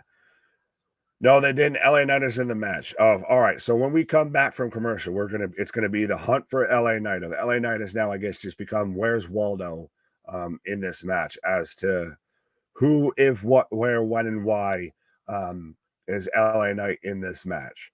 But so far from what I saw, he didn't look to be in that match. He wasn't on the image for the match. So we'll wait and see. Oh, Sakazaka throws Athena into the turnbuckle. And not for nothing, is it a little bit ultimate suspension of disbelief when like Sakazaka like clearly is like half the size of Athena, and that's with full respect to Athena and everything. It's just Sakazaka is that small, much like Riho, of just the Joshi wrestling does not, like, compared to most modern wrestlers, they look significantly smaller. Oh, wow. So Symphony of Power Bombs from Athena for a 2 count. Wow. Like, that's where you get the 2 count spot. That fair enough. LA Knight is in the match. I got him for the win, says Scott. And Corbin wasn't either, and he showed up as well. They had Corbin. Corbin was at the start of it. They showed him with the fucking skullet and everything where he was losing all of his hair at the front. Corbin's there. I just went back. LA Knight is not there. Fair enough. Is Waldo the brother of Waldo? Very. Is it possible LA was just like standing behind Otis or something? We didn't see him. He wasn't, though, like in the visual for the match before they went to commercial. Yeah, no, I didn't see him either. So that's why, like, I was like, oh shit, they bumped LA. That breaks my heart. Waldo is also the cousin of Ezekiel and Elias. Oh shit! Look at this. WWE rocking it out on a Ferris wheel, the lamest of all amusement park rides. Yeah, but you know what? Ferris wheels led to some really good times in my life. So shout out to Ferris wheels. Never turn down a Ferris wheel ride. That's all I'm saying. Do something strange for a little piece of change. Around and around and around we go. But we've got the stagehand who looks almost like untattooed Dexter Loomis coming out from Muda's locker room with the mist in his face. So, all right, we're off the battle. Where's Waldo with LA Knight? He ain't in there. Who did you take? Bobby Lashley. What you going to say? Well, I was when I thought LA Knight was in, I was going to say those two would be no contest or like double finish. Bum ass Corbin out right away. He is just a fucking washboard. But that's what got him over before. Yeah, but you can't keep making him a loser. Eventually, we're just going to be like, dude, you're a loser. Be a loser. I present to you Brian Myers. Exactly. You never ever. Oh, so you're still just he's a loser? Mm-hmm. He's an Impact, dude. Oh, that's rude. Yeah, Athena with the missed shotgun dropkick. Don't tell Luna I said that. But I'm trying to figure out everybody that we've got in there. We've got Masse, we've got Flop Dollar, we've got Escobar, we've got Pete Dunne, we've got Ali, We've got the Good Brothers, who have been, it's been a hot minute since they've been on TV. Now that I've been listening to Nigel McGuinness, I'm like, fuck, Bad News is just like a low-rate Nigel shit. Yeah, and to think they had him on the payroll and just said, no, we're set. Yeah, I'm shocked. Oh, Top Dollar managed to get over the ropes, barely. Well, I just got Sakazaka with the flying chest slam, I guess. Like, she literally just dove and put her arms back. Like, Yeah, I believe I can fly sure. right into Athena. So Hit Row's out. Somebody else just went out. Not Walking Phoenix. Walking Wild. Walking Wild. River Phoenix. Yeah, River Phoenix has been eliminated. The women's match, by the way, I know we're watching two shows and it gets a little clunky, guys, but the women's match on Ring of Honor Supercard has been outstanding. It has been really fucking back and forth. A lot of big spots, but it's been good. See, people saying they spy LA Knight. I haven't seen him yet. Oh! I spy with my little eye. Yes, he is. He's right there. He's excited. Well, I'm getting just confirmation at this point. Like I said, it's been Where's Waldo. Do you see the? Yeah, he's on the back ramp. Oh, the back rope. Is putting out Otis. Dexter says not today. Yo, that would be an interesting tag team.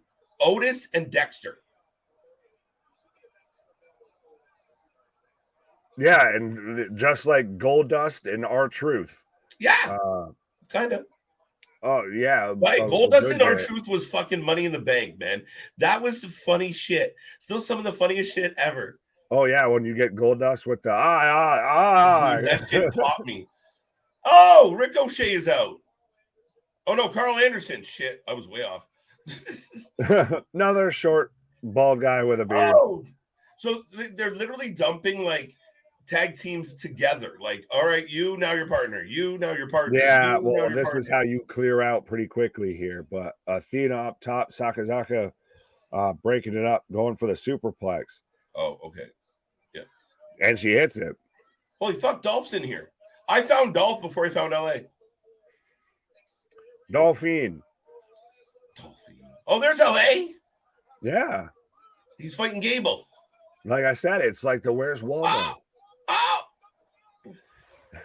The Did power Max of Caster just get eliminated? Right? No way. Otis is out. Otis is gone. Elias is gone. These guys are still a fucking team? Los Lobos is still in the WWE, folks. Forget Waldo. Look who I found. There goes Los Lotharios. Los Lobos. How far is heaven? That's amazing that you brought that. Wow, bro. You get full marks on that one. We're going to a commercial break. So, yeah. They're out. Boogs is hooking up, looking like if. Oh, shit. He looks a bit like. Time out. We got a winner, dude. Oh, yeah. We got a winner. And still, Ring of Honor World Champion, Athena.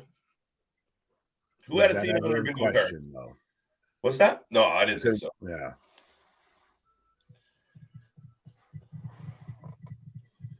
All right. So SmackDown's been all right. I'm enjoying it so far.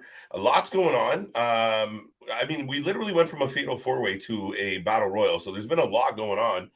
Halfway through this battle royal, we're getting down. We found LA Knight. That's good news.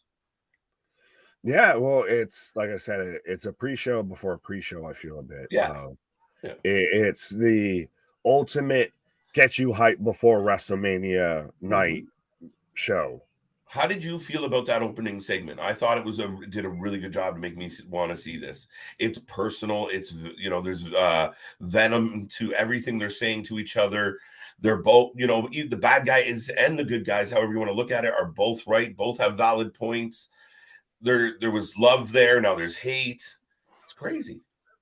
Chef's kiss. But bust out the tissues, folks, because up next we've got Mark Briscoe versus Samoa and Joseph for the Ring of Honor TV Championship.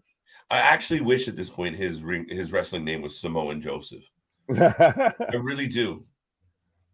But this is outstanding. And listen, I went on the record, Nick, after Jay's passing, that I thought it would have been really cool if Mark went straight to Ring of Honor World Champion. Now, they had plans for Eddie, so I can be okay with that. I understand.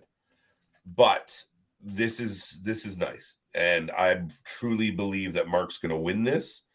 And yeah, it's going to be it'd be insane not to be an emotional moment. But it's also going to be a really good match. Oh, 100%. But while you're reaching through the tissues, reach over, hit that like button, hit that subscribe. Yeah, we're up over 80 likes now, dude. Oh, fair enough. Climbing like a motherfucker. Well, mix out here of asking us to read his comment, which I don't know what your comment was, sir, but we do also have the super chat, the super stickers. If you want to 100% make sure we read your comment, and you also just might want to help out the channel a little bit too as well. And folks, right now, if you're watching right now, go find a few friends. Tell them some crazy bastards who did a 7-hour stream last night are back in the middle of a marathon stream tonight. We're watching Supercard of Honor. We're watching Ring of Honor. Let's get the live views up to 50. We're close, and we've been flirting with it. Let's go get some friends. Let's spike this. That sounded rude, though, at the end there. Let's go get some friends. Let's go get some friends.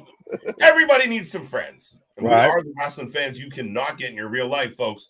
You ever try and talk wrestling with somebody in your actual day?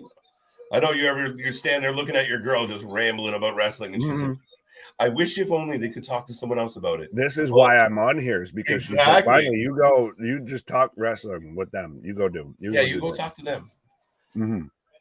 By the way, reach for the sky. Mark Briscoe in the ring.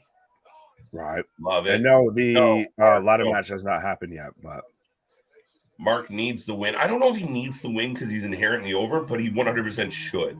Like, some stories write themselves. Him losing this is not advantageous for anybody. Absolutely. And again, I hate to say it, but who's more buzzworthy right now? Like, if we put up something about Mark Briscoe or Samoa Joe, Mark's definitely a lot more. He's in a better position than Joe. Everybody loves Joe, don't get me wrong, but Mark's more of a buzz right now. And I mean, it's not like he just walked off the street. He's been here from day one as a fucking 14, 15-year-old. Absolutely. Well, I will say, unfortunately, the circumstances as to why I feel Mark Briscoe would get more clicks is due to terrible circumstances a bit. That's part of it. Oh, wait. Sorry, dude. Yeah, no, it's definitely part of it. I thought Lashley was going over, but instead well, we had him and Cross both locking in submissions and everything. Dude, I didn't even know that was Cross for a second. When did Cross start rocking leather? Leopard print.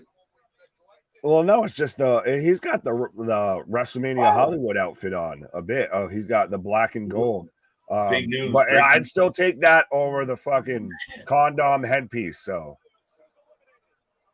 yeah, right. Breaking news: the defending Andre the Giant champion is out, and so is Boogs, and so is my stream. Son of a bitch!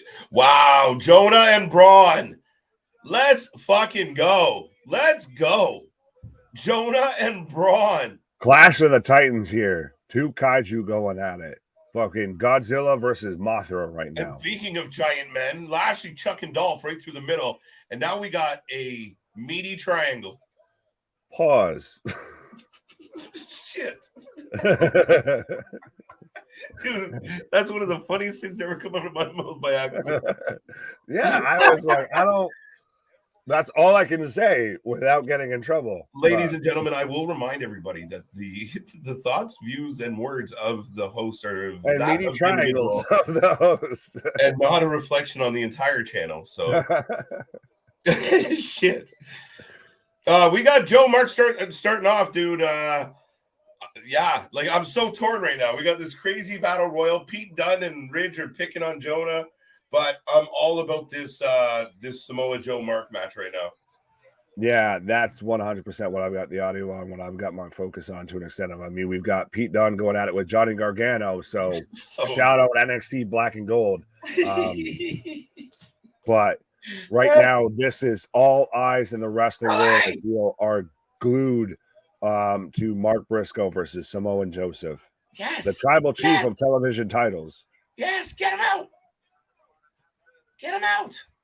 Yo, if Gargano puts out LA Knight, I'm going to be upset for a while. Well, no, he's got to do the Shawn Michaels skin the cat because he's the Shawn Michaels replacement and Stand and Deliver. Yo, Legato with a huge fucking Hurricane Rana. This is right.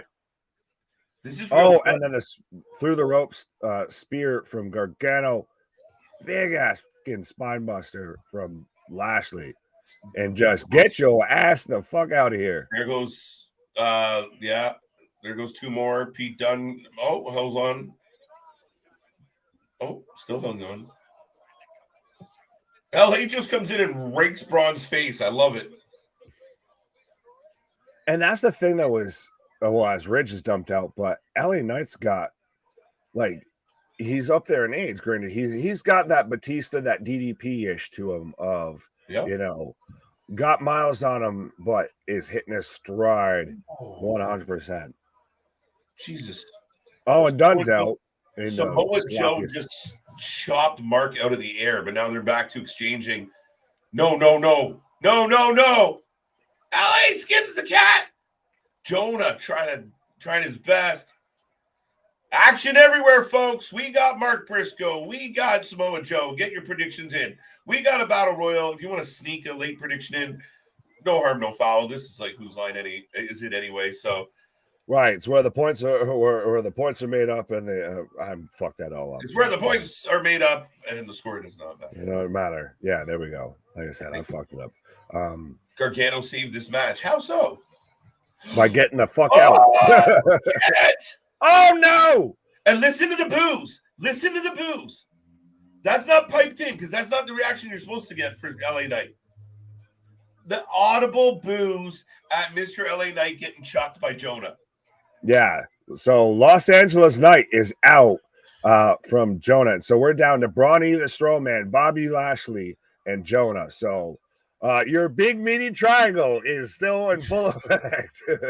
That needs to be on a t-shirt. No, it doesn't. Oh! If I see you wearing a big meaty triangle, and this goes to anybody, if I see you wearing a big meaty triangle shirt, I'm gonna A, take a picture, and B, I don't know if I want to talk to you ever again. He will. Oh shit, dude! Look, Jonah's gonna win this, bro. Oh, Jonah sends out. No, because this Bronson Reed, guys. Bobby Lashley having his big heroic triumphant moment because he's dumping out the biggest guy. Bray Wyatt's about to show up and fuck his shit up. Bruh. Oh, he misses the splash. As Samoa Joseph takes Mark Briscoe right into the turnbuckle. Spear. They are pumping a shit ton of sound into this arena right now, by the way. No way.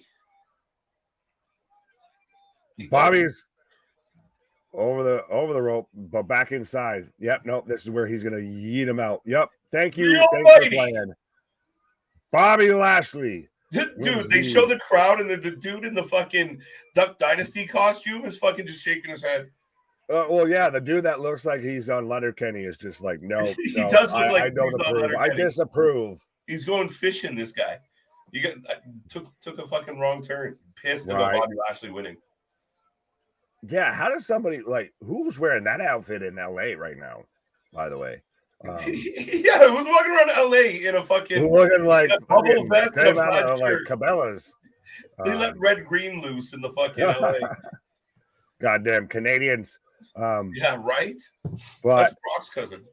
So we've got Bobby posing next to the statue as we've got Joe laying in kicks on Mark Briscoe. The cameraman just walked around Lashley. Okay, now on the more important things. How are you doing? Wayne? On who gives a shit. So that's that. But so where do we go? Where do we go from there? Bobby's not at Mania. This was Bobby's Mania moment. That's weird. LA Knight did a job again. That's weird. Jonah looked like a complete badass as in the MVP of this Battle Royal. Yeah, well, you got to build up Jonah. You got to build up Bronson Reed a bit. But, yeah, for LA Knight to just kind of get squashed out of. You're the last man out of the 4-way here. No. But wow, I like this pack. Oh, look, Randy Orton. They gave us a little bit of legacy, buddy. Yeah. Well, there's rumors and speculation that I hear voices is going to show up at Mania. Do you think it might be a bad move for anybody? Let's say Cody does win. Let's leave your opinion on that aside. But Cody wins. Do you think it's a bad move to have like a RKO or anybody kind of walk in on that shine? Like, would Randy Orton get a better pop as a baby? Randy Orton is the only one I could see really making that work. Outside of unless you're really relying on we're going to use this to make a moment, but it does that almost not hinder Roman a bit more of you losing didn't stand alone. It needed a moment beyond the moment of if Roman's losing to me, I let that stand alone. I let that breathe. I let that take a pause. Yeah, that's what I think. Yeah. You don't take away from that moment and what it is. Yeah, that needs to be a huge moment onto itself. Dude. Briscoe got a chair in the up over Ducky. I'm gonna refresh because I'm nowhere near you. Oh, well, folks, Samoa Joe slides a chair in the ring. Briscoe gets the better of him, runs off the far rope, flips on the way out. And I didn't realize that this match was we got tables. Oh, I just got Mark Briscoe hitting the flip, a little bit of the Sabu type move. Right. Adrenaline in my head. Something RKO. The Fiend, not quite. The Missing in action. They are not going to ruin Cody's firework moment after that match.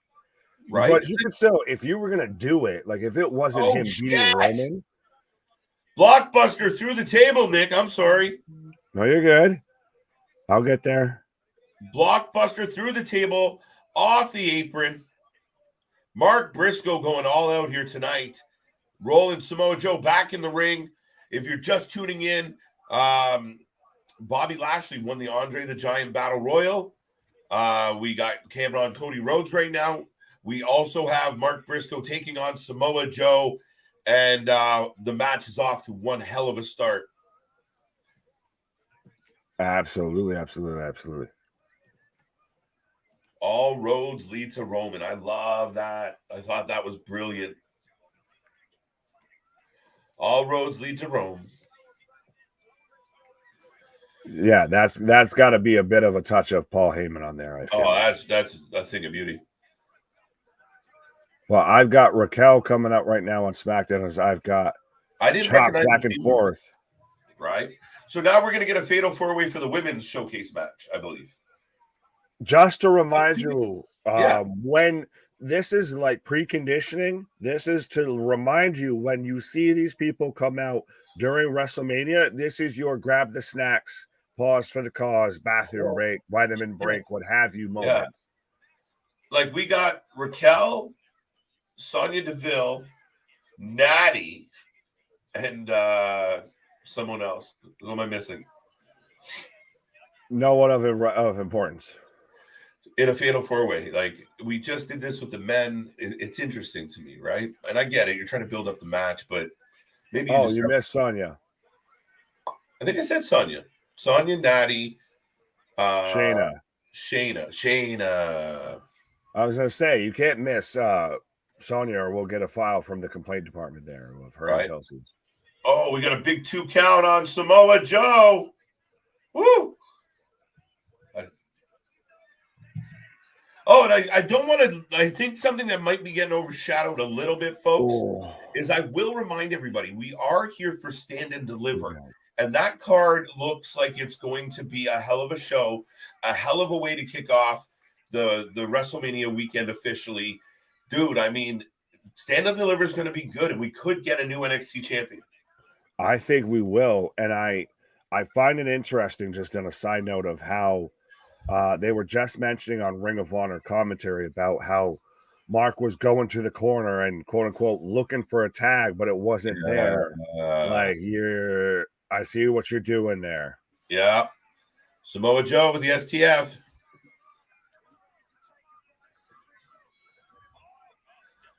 Oh. But yeah, no, absolutely. I think Carmelo Hayes comes out of stand and deliver. Sorry, what? Sorry. Johnny's comment here is RKO Cody in the after show press conference. I like that. Cody walks in the room and he's waving like, thank you. And before he gets to the stage, bang, and he just leaves again. Well, no, I was going to say, well, the question is, so what does Cody snack on during his post-show press conference? We've already seen muffins. We've seen pickles. What could it be? Why do I feel like Cody would be like a carrot stick type of guy? Like apple slices. Yeah, apple slices. Have you guys tried these Granny Smiths? They're lovely. Right, this is a good fucking apple. Just to solidify that whole features pet fucking gimmick, but yo, Joe turns Mark inside out, gets a 2 count. I don't know who's watching Ring of Honor out there. Oh, yeah, these holding that man like a lawn chair. Yeah, they're banging. I didn't say Mark Briscoe's still getting back to his feet though. There we go, clothesline. He ain't done. We're just getting started here. It's a Cuban sandwich. Yes. That's well played. 10 on 10. That's been JV's big revelation of 2023. Is that Cody's part Cuban, or at least he's got a Cuban stepmommy. Right. I just picture him out places and people are talking about whatever, and he's like, "Did you know? Did you know that Cody Rhodes is part Cuban? Like, did you know that cashew comes from a fruit? What do you think of this? I'm reaching out here. Could Theory pull double duty and beat Cena and have an open challenge in night 2 and LA Knight accepts the challenge? It's not a bad show, though. I question why. Oh, 2. Shit, bro. Sorry. No, you're good. I just wish technology would work better. Yeah, no, dude, that's a bit of a hope and a prayer there, JV, but it would be lovely. I'm a huge fan of LA Knight, and there was literally boos when he got eliminated. Right, that's the crowd turn and just boo earns. So how's everybody doing on their predictions here? Where are the predictions? Get them in the chat. Who are you taking? I'm taking I don't care. I was going to say, and why are you taking them? I'll take Baszler. Fair enough. I will. Raquel, just because they're not going to win Mania, so gotta put them over strong now. They're the one clear babyface team. Right. Shayna takes Ronda's music. Borrowed. Rented. But the rear naked choke on Mark Briscoe as he's hulking up now.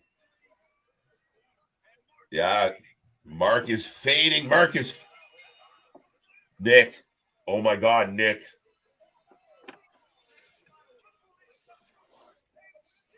The crowd is silent.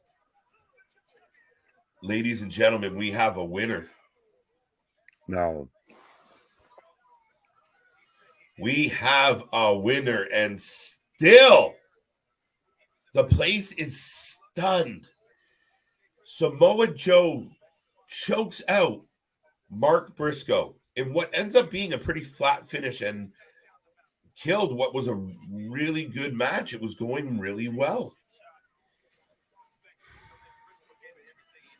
What? I was just trying to take a bite of my goddamn candy bar. Joe's got him by a quick little snack. Joe's got him by the throat. Oh, they're shaking hands. I hate this almost even worse than the fucking finish of. So you're going to acknowledge it. It's out of respect. So now not only is it just Joe's got the heat off this of, no, we're homies after this. No, if you're going to do this, you do this so Joe has the heat and you build up to another bigger, even bigger match somehow, some way, some way. fucking shitty booking. 100%. Where does Mark go from here? Why? Just make it make sense, please. Someone explain to me outside of literally, and I get this is a bit of a sentimental thing, but sometimes, God damn it, you just got to go with that. And here's a theory. Mark Briscoe finds a partner and joins the ladder match and wins it.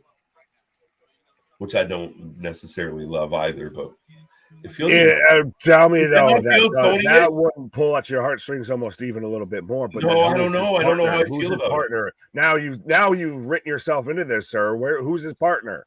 I haven't. Remember, I was just talking about my ass. Oh, Raquel got the win. She's thrilled about it. Did she do her nice little back pose and smile? That's intimidating. Oh, look at me flex my back. Mark's hugging the fam. And his family's in the goddamn crowd. Like, you can see his kids crying. Like, I don't understand. Oh, kissing the little one. That's I'm just shocked. Folks up yeah, there. Why? Hey, look at Ray. Looking all dapper spiffy here. Right. Even got the custom mask and everything, and then JBL looking like a goddamn giant next to him. Yeah, right. So, folks, we are getting a replay of the Goodfellas Bloodline skit, and we're probably heading to a commercial. And on Ring of Honor, Mark Briscoe has lost his attempt. This is like a goodbye. Is this I'm done? Like, this feels like, look, he did a standing O. He hugged his family. And they focus on a sign that says, "Dem Boys Forever." Is this the goodbye of Mark Briscoe? It could. I never thought of that, but he's like, I don't want to. Well, because it would. What do you do?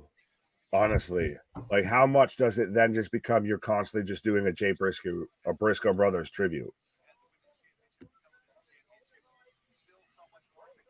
But I think even if it's not a goodbye, it still shows you to that point of the sentiment of how much people wanted him to win.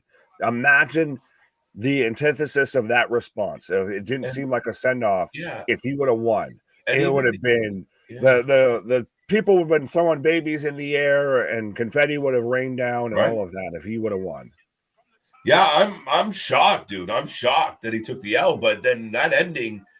I listen. I'm sure people out there have better access to social media than I do right now, but that was crazy. It really felt like a goodbye, and I don't think anyone would blame Mark Briscoe if that was his goodbye. We completely understand what would lead him to feel that way under the circumstances. It would be really sad if it is. Right. That's the thing. It's one of those of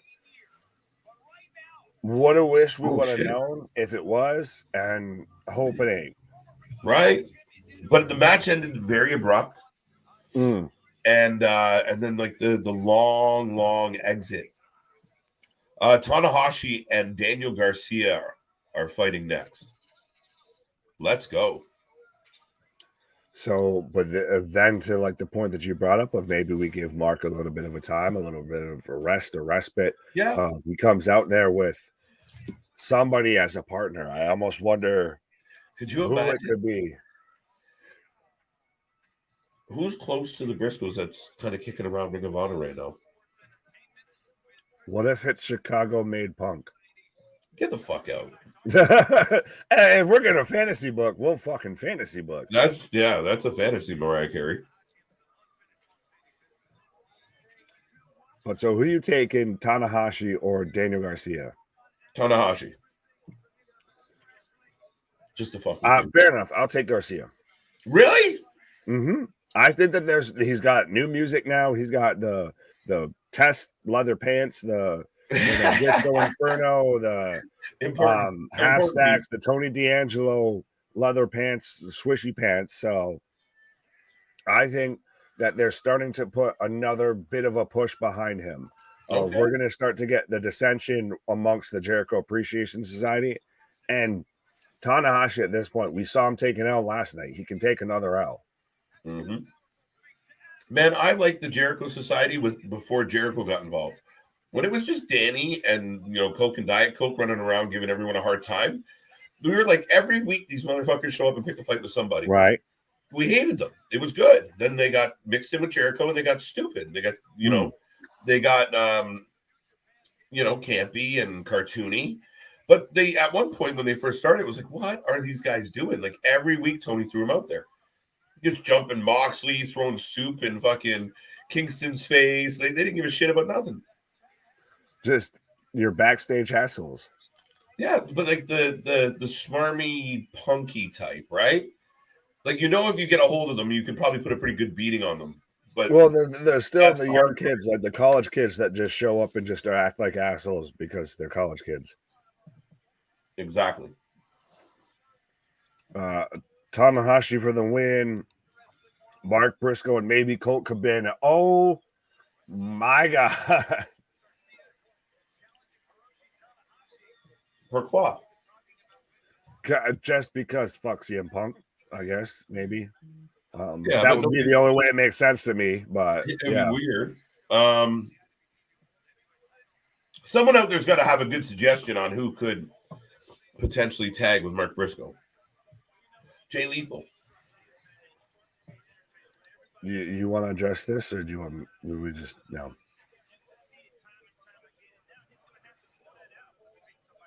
Mick, I don't know what you're talking about, homie, but you do you, boo. Last time you'll be disrespectful, but I want to hear the last couple of weeks. Is this offense? I get you can take your YouTube channel, you can serve it. You can't serve it. Be aggressive. Be aggressive. I don't know. Yeah, but just to address that real quick, Mick, we'd love having you here. I'm not sure what you're referring to, but remember, this is a place about positivity, about family. We all come together for wrestling. So whatever you're feeling, I'm sorry about that, sir. But like I said, we like having you around. So hopefully everything's okay on your end. Out of the entire weekend from tonight to Sunday, what big match are you most excited for? I mean, I would be shit. We're getting a replay. Well, I was gonna say outside. Should we say outside of the main event of WrestleMania? Outside of the main event, because I think that's kind of an outlier. Yeah, that's a gimme. I mean, again, obviously, I really, really want to see this tag match. I think it's gonna fucking be amazing.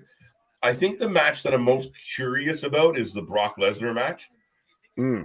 That's the most intriguing one of like, what the fuck is this going to look like? But in addition to that is the Logan Paul, Seth Rollins. I want to see if it can overachieve the way I think it can. Touche, Tabernacle. I'll say outside of the obvious two, like you said, with the tag team match and obviously the main event. To me, it's the Hell in a Cell. It's been a hot minute, I feel like, since we've had a Hell in a Cell match, and especially one that the feud's been built more to where it fits within there. And we're getting the Devil, Edge versus the Demon, Finn Balor, potentially, allegedly coming back. So that's intriguing, yeah. It's going to be interesting, and especially even though, too, we're actually going to be able to see what happens if we're getting the old school Hell in a Cell instead of the red milk crate that they just put over top of the ring. Yeah, no, I'm thrilled about that decision because now it goes back to looking like a cell, like a, like you said, the other one looked like it was, half Play-Doh, half Lego. Well, it looked like they borrowed, if anyone remembers the old like TNA and Impact pay-per-views, right? And all that, to where you had the Lethal Lockdown cage that was red. Yep. It looks like they borrowed the worst thing from Impact outside of Vince Russo. Just to give everyone a quick update, we are still not back to the action yet in SmackDown. However, Tanahashi and Garcia are outside the ring beating the hell out of each other. If you guys want to give us a prediction on this match, we are all ears on it. We'll take predictions on all the matches. I got Tanahashi throwing the mows right now. We can get the Brood, and there's also AJ Styles. I think it's pretty much confirmed that we're at least getting Gangrel there because I've seen. Is that confirmed? Pictures. I've seen the pictures of him going like in like the airport heading to LA. Okay. What I find hilarious is that it's been going around, and I think it was like one or two, like just trolly, like you have an issue with dirt sheets. Like these are just, we're a wrestling page and we just post whatever the fuck we feel like. That put up there that Tony Khan had basically given Christian a hall pass to show up at WrestleMania. I didn't even see that. That would be great. Yeah, and people, so many people believe this, and we're instantly like, "Oh, that's so great, that's so nice, how kind of Tony Khan." It's like, you fucking marks, like, no, he didn't do that. What if it happened though? What would that say? It'd be great. Like, don't get me wrong, but it just proves even more of how much a fucking idiot he is. That's what I want. Everything to go dark, and a spotlight hit the stage, and a white casket raised up from the stage. And it pops open, and it's Christian, and the music hits, and the other two walk out. Well, no, a giant, huge casket or something. A catacomb comes from out the flames from underneath the ring and everything. And then you get the Brood music, and like Christian and Gangrel pop out, right? And then Edge, like we get the Brood spit and all that. Oh, look, dude! I love it. Sorry, I get distracted easy. LWO t-shirts. The Lowo. Por favor. Why did it feel like when you have like the little cousin or something like that? I'm like, hey, look, we even got a t-shirt that fits you, Ray. Right. We had a special order, an extra small, but they made it. It was called last week, Ratnick. You got a good point there. It did come up in the chat, and we laughed. Oh, the LWO. There you go. Yeah. Led by Dom. Yeah. Interesting. All right. We got the Banger Bros coming out. I see where Ratnick's going with that, just because Eddie ran the LWO in WCW. But yeah.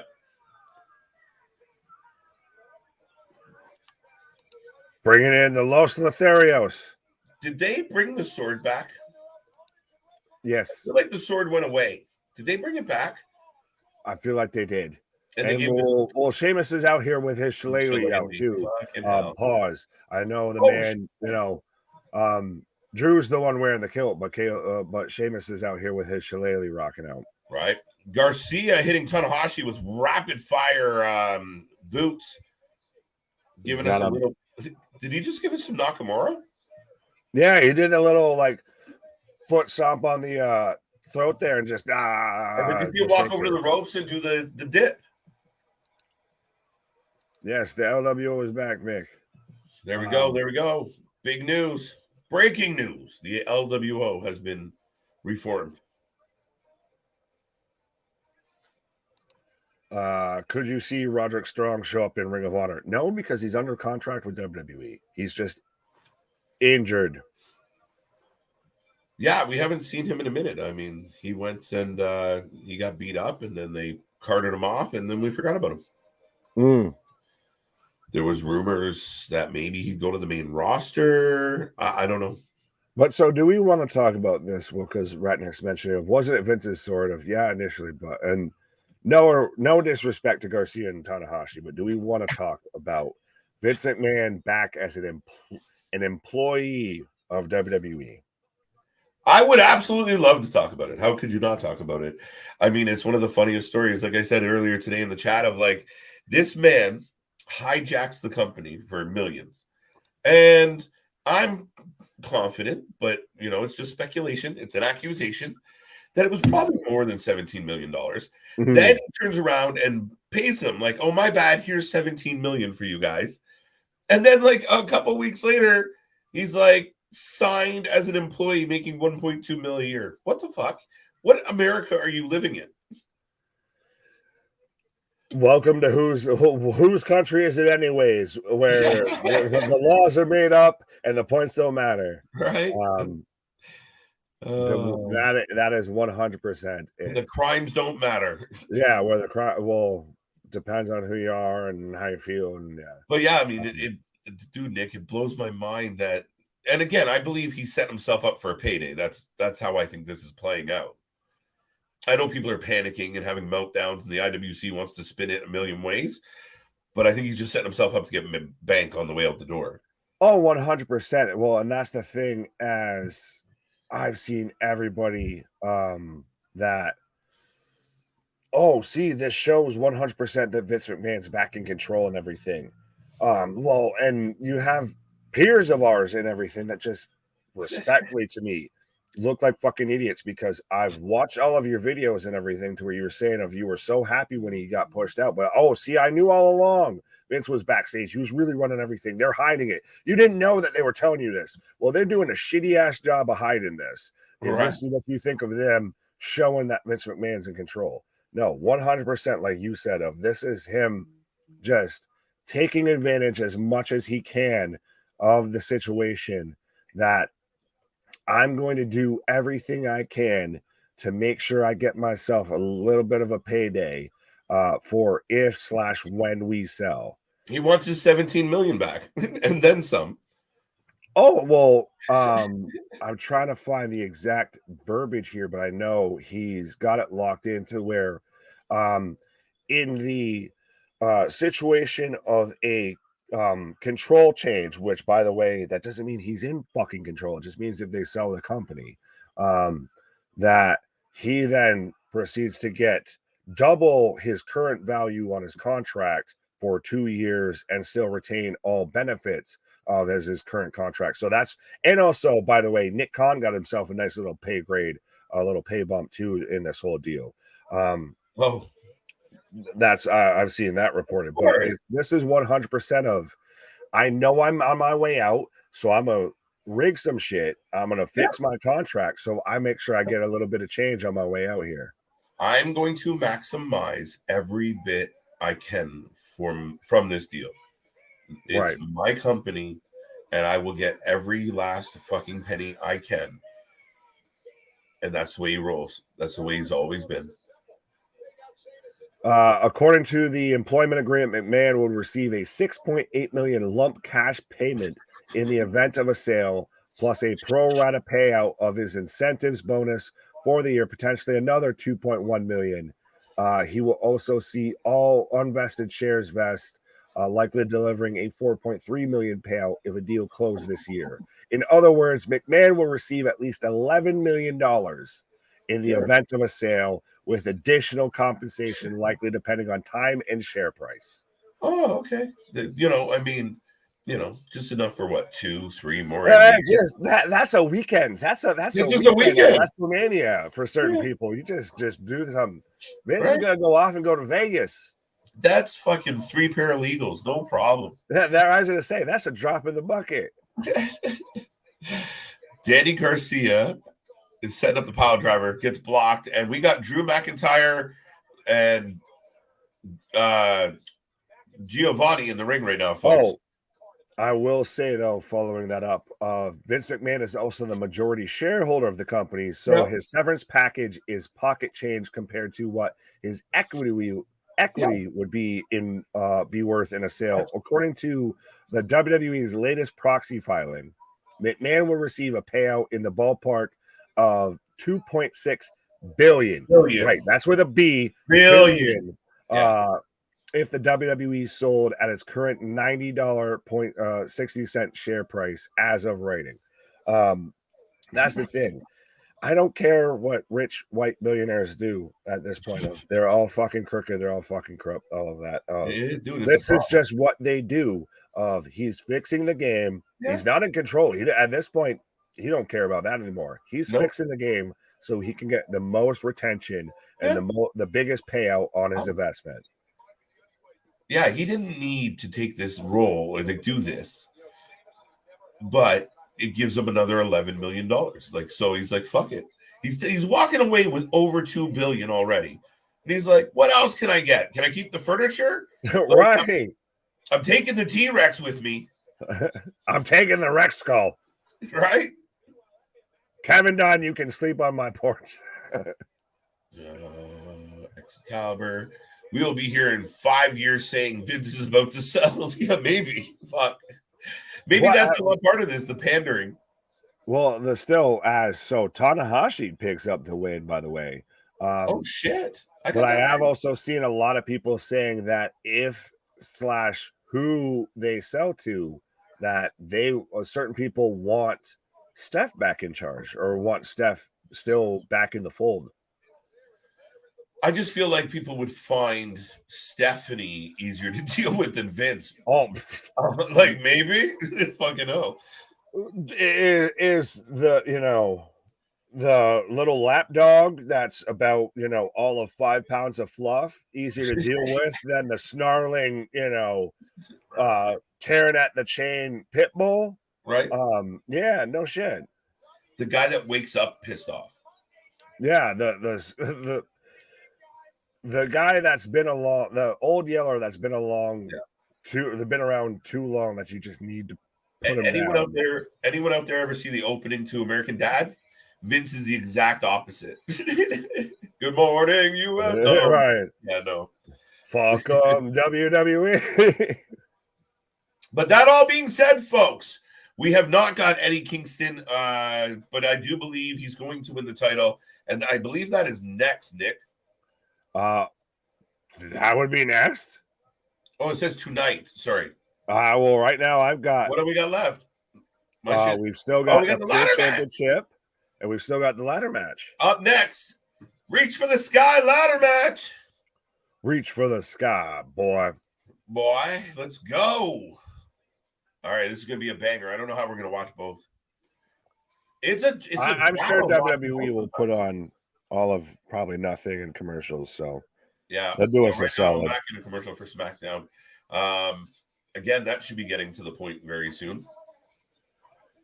Yeah, we're in the back nine there. We're in the last half hour when it comes to SmackDown, and then we'll be rolling right through with the Hall of Fame and Rampage as well.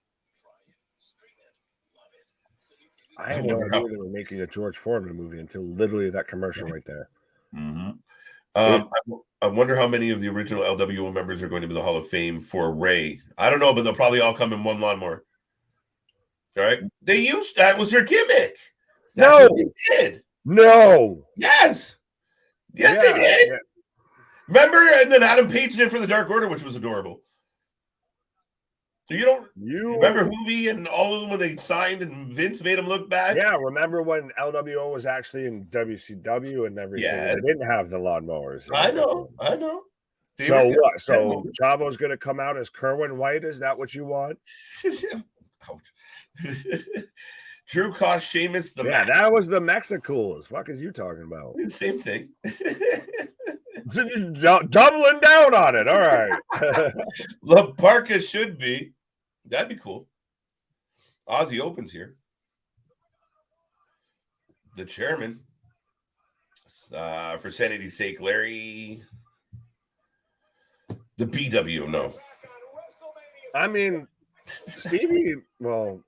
Stevie's going through. I'm glad Stevie's where he's at and everything with all of that. Yeah.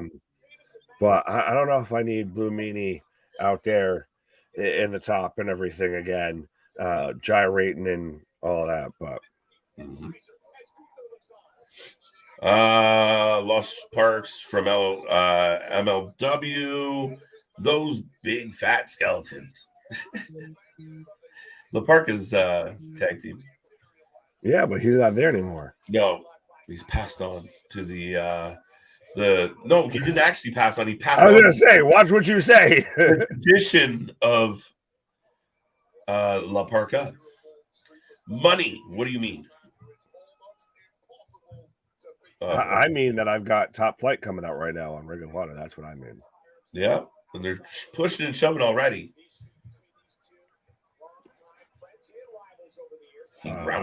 See, people instantly thought what you were saying. Son of a bitch. La Parka and Psychosis with Sonny Ono. What the? Right? CWO, Cuban World Order, Cody Rhodes, Ava. How the fuck did Ava get mixed into there? Oh, because of her mother. Right. Yeah, again, like you said, JV just found something and he's not going to fucking let it go now. He loves it. It was a revelation. It was kind of funny. And Sammy Sosa's their fucking manager. What are we doing here? We got Roosh and Draglisto coming out to the ring. Yeah, I want to hear you try and say this name here, Mr. Mexicools and LWO are the same thing. I think I did well with Draglisto. No, I'm saying the faction name. Oh, Los Ingobernables. You know I love saying that one. That was Well, no, it's La Fashion Ingronable. Well, I mean, now you're just being greedy. I'm using the Tony Khan speak, the AEW speak. Excalibur WO? No. It's him, Kevin Patrick, Mike Adamle. It's just all the shittiest ring announcers. Him and Jimmy Smith's there too.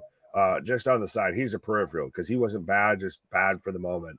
A little like shitty announcer faction. Yeah. Jose Canseco will be their manager. Oh Lord. Top flight for the win, says John. Yeah, see, I'm with you. I got that hunch. Oh shit. Imperium's about to be taken out both at the same time. And the Banger Bros with a W. I understand what that sign was trying to do. Granted, it looked like it was written in crayon, so that might tell you a certain level of who made the sign. But spelling country with the K, like, not a good look. Like, I get what you were trying to go for. I get sounding nice in your head. Not a good look. Chavo, the chauffeur. Yeah, they all hop on the back of Pepe and just ride off into the sunset. But I've got Lucha. The Lucha Bros coming out right now. Wait, didn't you just give me shit for doing something like that? It's not the Lucha Party, bro. It's not nice. Right, but mine was nowhere near as just like, yeah, they came out on lawnmowers. Listen, you can't give me shit for WWE having a history of doing stupid shit. I can when that's the first thing your fucking mind went to. That's what I think they would do. All right, how do we gimmick this up? Let's go. Fair enough. How do we do it? I got it. Get me my egg. No. Vince, no one wants to see your egg. Pause.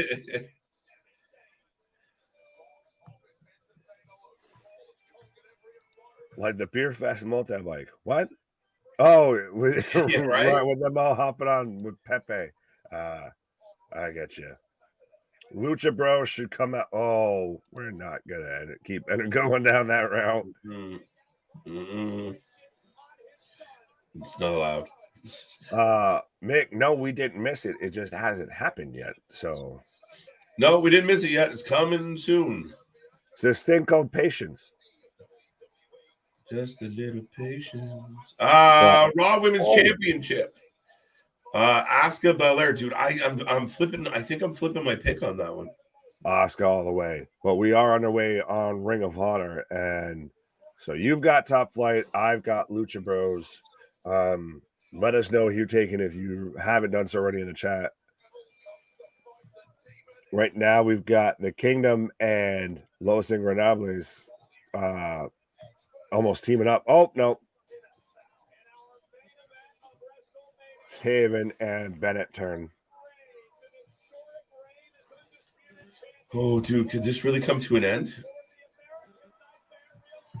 What? Roman Reigns as champion. Can it really come to an end this weekend? Like, we're privy to history at that point. I feel like it has to. I feel like it has to, though.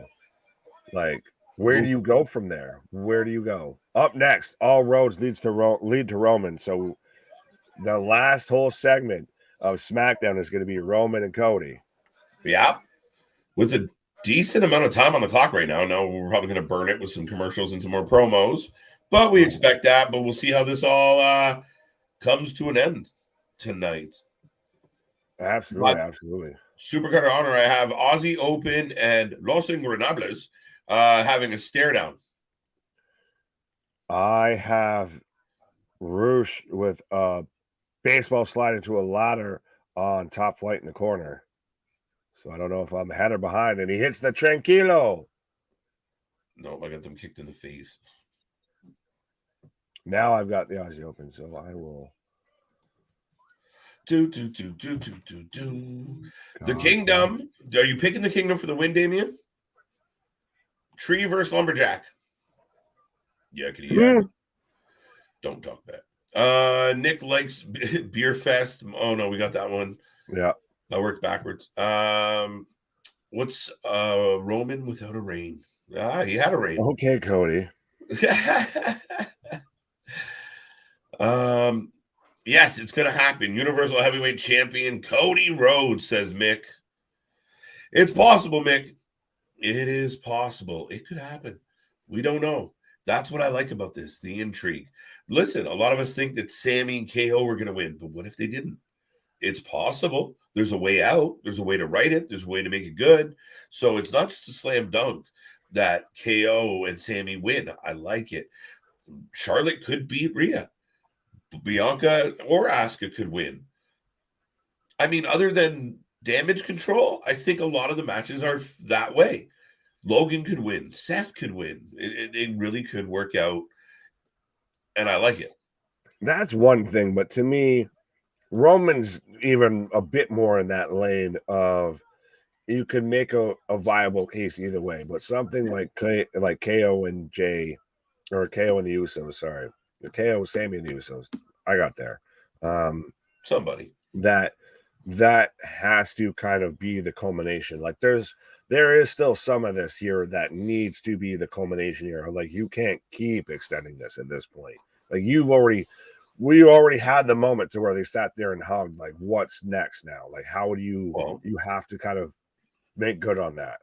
Yeah, I mean, but there is ways to not make good on that. The Usos can retain, piss people off in the process, come back on Monday and Friday with a whole bunch of heat, and Sammy and KO continue to chase them down. Maybe it escalates. Next time they fight, it's in a cage or it's whatever. I don't know. Maybe it's in Puerto Rico. I will not fight you, Sam. I am.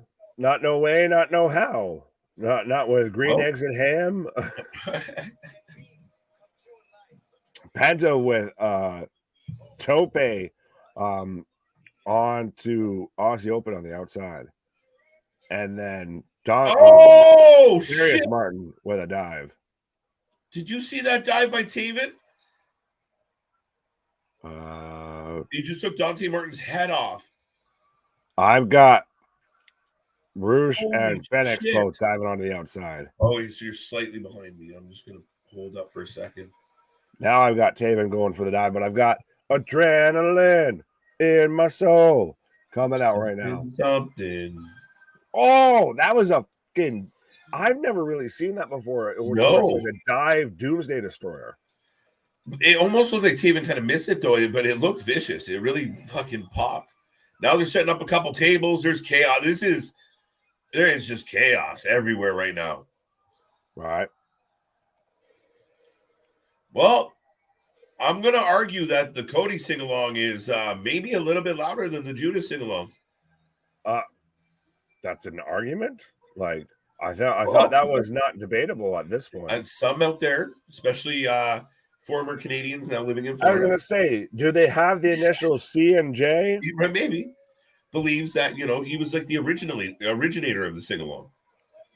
Yeah, sure. Just like I've seen I saw a meme earlier too where it was saying about Hogan.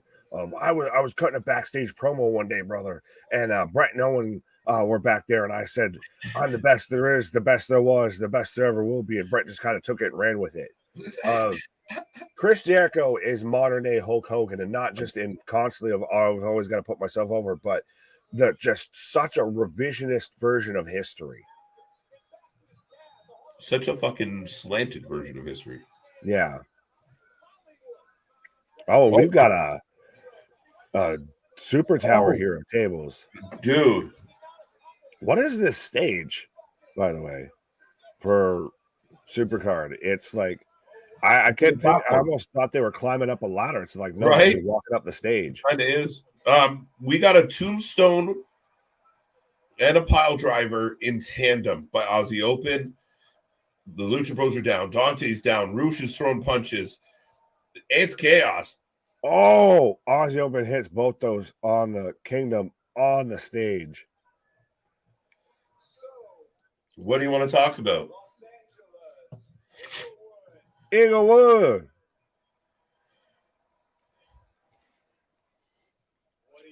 What do you want to talk about? He says that so creepy, though. I'm sorry. What do you want to But talk that's about? what makes him work as with everything that he says as a babyface, it still has that halfway tone of it could be the biggest asshole douchey promo. Oh, Ozzy. Oh, Bennett is gushing. And Ozzy Open heading up the ladder. I've got them throwing in the ladder right now, but no. And on this ride, all of you have shotgun with me, just like how all of you have sat there and rode shotgun with us on this road to WrestleMania. Why?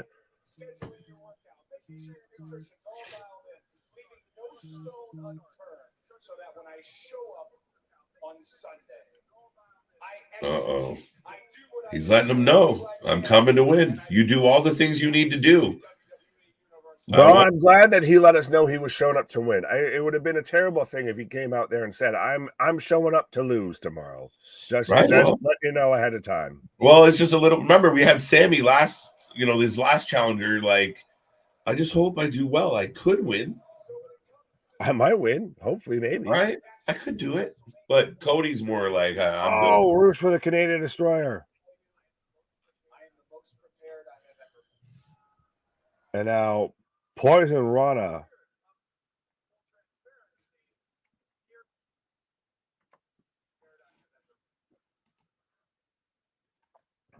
So, Los Ingobernables is standing tall right now and climb the ladder. Assholes. Oh, wait, what happened? Oh, they just came down from the ladder and said, fuck it, we're going to fight.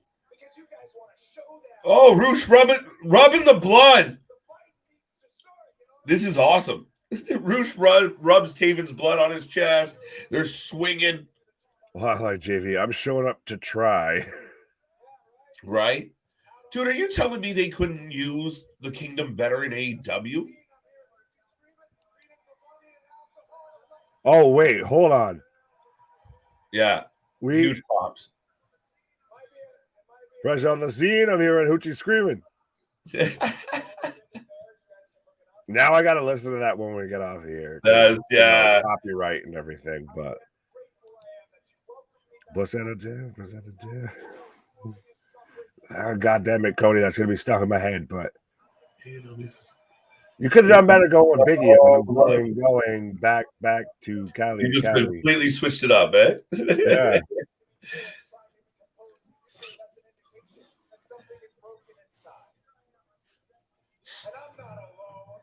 How do we feel about this? Pac. Cody Pac. 1 Pac, 2 Pac, 3 Pac, 4. Your Pac, he Pac, no Pac, none. He Pac.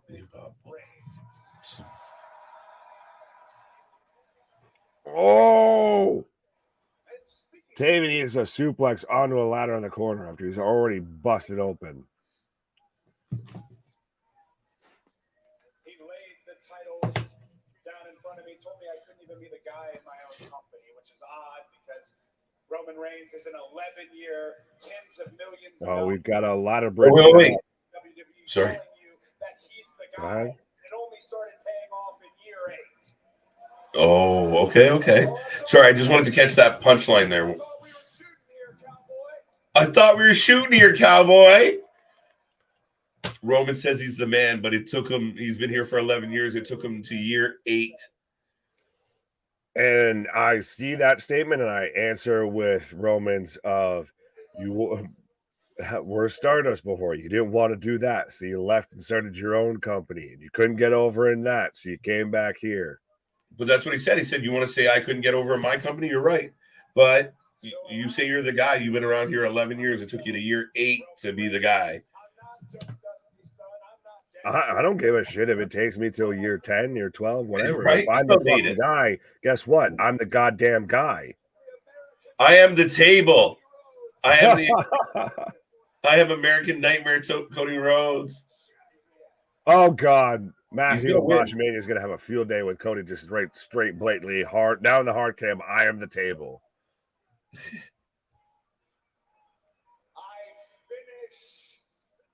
The story. Oh, he gets interrupted before he can finish the story. It still would be a hell of a moment if Roman wins. You cannot still, and that's part of what makes Roman Reigns great and this character, this story great, is that you still cannot rule it out. Every WrestleMania preceding this, I feel for the most part, the main events were pretty much still signed, sealed, delivered. If you could lock it in as to who's going to win. No, even with all of these, there's still that what if that creeps in the back of your head. I feel that's the way about a lot of this card, Nick. That's what I like about it this year, is there's a lot of what if. Omos could beat Brock Lesnar. What if? Oh, Penta is getting thrown into ladders in the corner. Guys, sorry, Nick, to interrupt there, but very good. This ladder match has been absolute chaos. Chaos.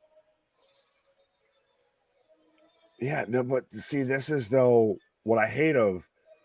Granted, thankfully we haven't gotten the main event at the same time we're getting Cody and Roman, but still within that same vein, we're getting the reach for the sky ladder match the same time we're getting the main event, the go home moment on SmackDown for WrestleMania. Like, you're really pushing your audience of like, you've got to be tuned into this if you're watching Ring of Honor right now. Yeah, you have to be. And dude, people can say whatever they want about what their favorite wrestling is, and to each their own. But we're gonna get a bridge Spanish fly. Yeah, it looks like this is gonna be insane. Oh, Darius hits the Spanish fly on Matt Taven off the ladder bridge and then it's climbing. I might have called it, Nick. We're getting close. Reach for the sky. Boy. But sorry, what were you saying? About your favorite wrestling, nothing, what I was talking about. This spectacle, this level, the everything from the production to the competitors, there is nothing like this out there. Like, Roman walks out in that moment when his pyro goes off, and then they show Cody. Like, this is two main event guys, two adult men fighting over a championship. It's got a championship vibe, a championship feel. And listen, we watch a lot of wrestling. This is on a different level than anything else we watch. But this is Disney doing the Marvel Cinematic Universe at this point with this. If this is a bit of not taking away from it, but they should be this good because this is what they've to be at.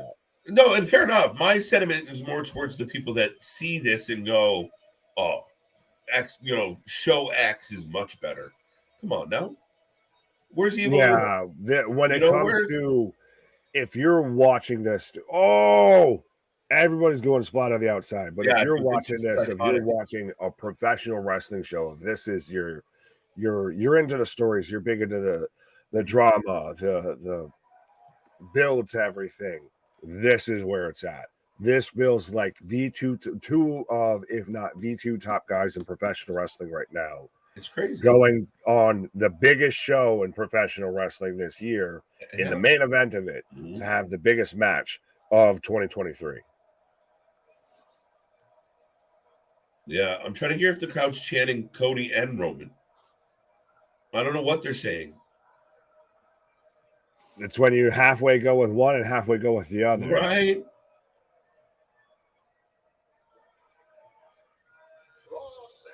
Everybody's just and then this shit out right now on Ring of Honor. Sorry. Yeah, man.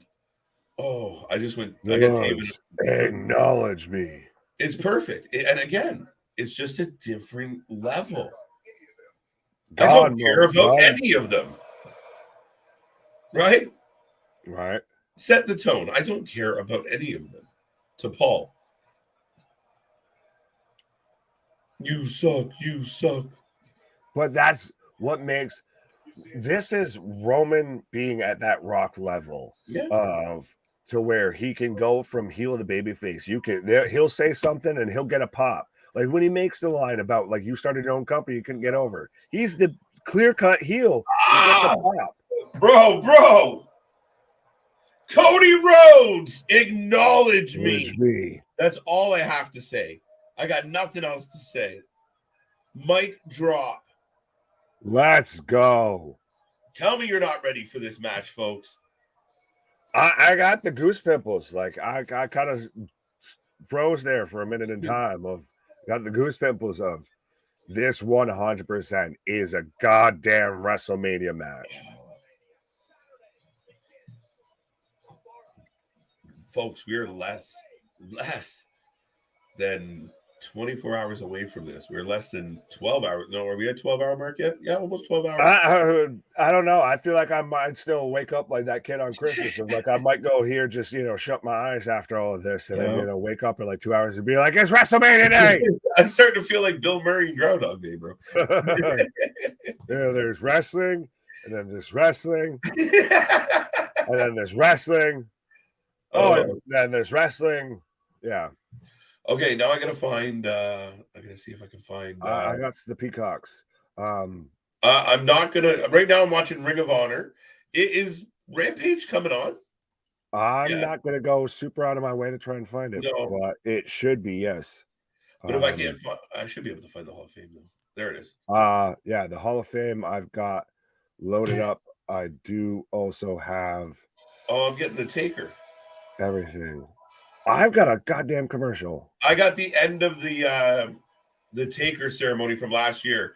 There's Randy Orton looking dapper with his perv stash. Yeah, that's what it is. When you're see, I've got coverage will begin shortly. So as we've got that going, you can give us your ratings, folks. You can let us know what you were thinking on the Go Home Show, the end all be all, the final prequel, the final trailer for WrestleMania tomorrow. Did it sell you on the pay-per-view?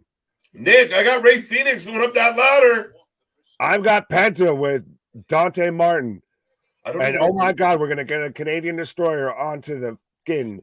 I don't know what else they table collection. Oh, and they cut all of maybe one table, and instantly Dante Martin looks like he's hurt. I don't know if you're behind me or ahead of me now. I've got Penta climbing up right now, so I know I'm behind you. No, I got Penta standing on the ladder. Oh, I've got Fenix climbing up right now. Okay, so you got but I just got the table spot. Yeah, so I'm ahead. No, I think Dante broke his leg, he broke in his ankle or something like that. That was bad. He literally only hit maybe one out of like those 8 tables there. Oh, you know what? I actually took myself behind where I used to be. So I got Penta on the I went backwards again. Fuck you, Bleacher. I've got Fenix and Taven right now on top of the ladder as I'm getting the then, now, forever when it comes to the Hall of Fame, by the way, folks. I've got the forever with Hunter right now throwing up the spit if you want to try and sync up. But hey, Lucha Bros. Ray Fenix pulls down the titles.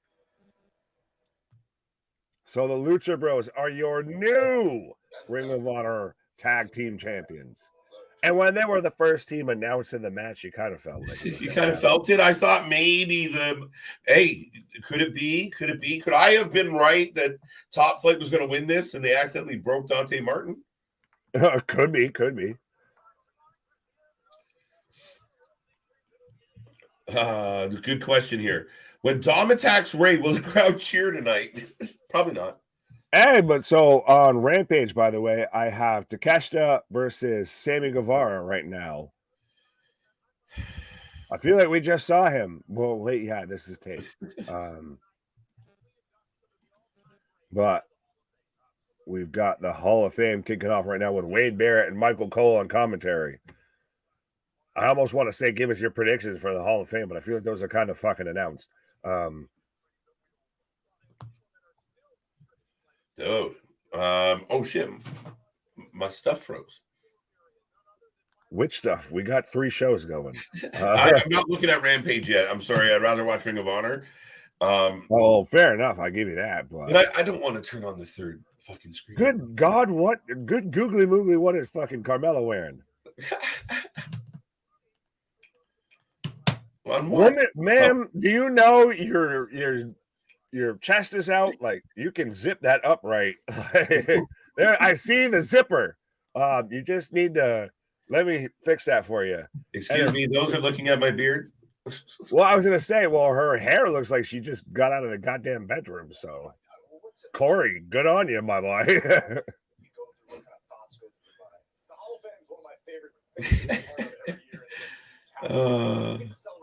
And so, Carmella's dress brought to you by OnlyFans. oh, what the fuck? What happened? FGR coming out right now on Supercard. Shut up, dude. They're not leaving. They're not leaving. I'm shocked that this happened. No, they're giving them that fucking attaboy. You think so? That's literally what they're doing. They're just hugging it out. They're hugging out. They're coming out here in all their t-shirts, their Old Navy fresh gear. Oh, my bad. I'm shocked, dude. I'm shocked. Yeah, so we're getting the picture of FDR. Yeah, it makes me feel like they're Mark sticking Briscoe around in the center, and then the Lucha Bros on the end. So I still kind of think they're sticking around. Smoking the hopium, my friend. Smoking. I don't know. I got this weird feeling, and I don't like it. Yeah, that's called addiction to the hopium there. Fuck, I was like, pardon? I have a yearning, and it's from more out his closet. Thanks, bro. Carmella is a star. Oh, yeah, apparently. I never questioned that. I'm just saying, I think, ma'am, fix your outfit, please. I think there were stars on the outfit, to be honest. Oh, there were. Yeah, okay. There very much were. Is trying too hard. She's an attractive lady. She does put it on kind of thick, though, yeah. Little bit. Well, and now we've even got, so we're getting everybody. We're getting the Kingdom, hugging it out with Mark. So, again, this is...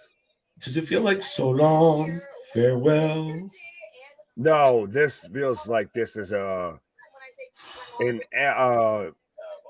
closing of the chapter with, obviously, the Briscoes, with Jay. Why... It's more for this, but why have him lose beforehand? That's the question I get. That loss, that whole situation felt like a goodbye. It just felt it did a bit.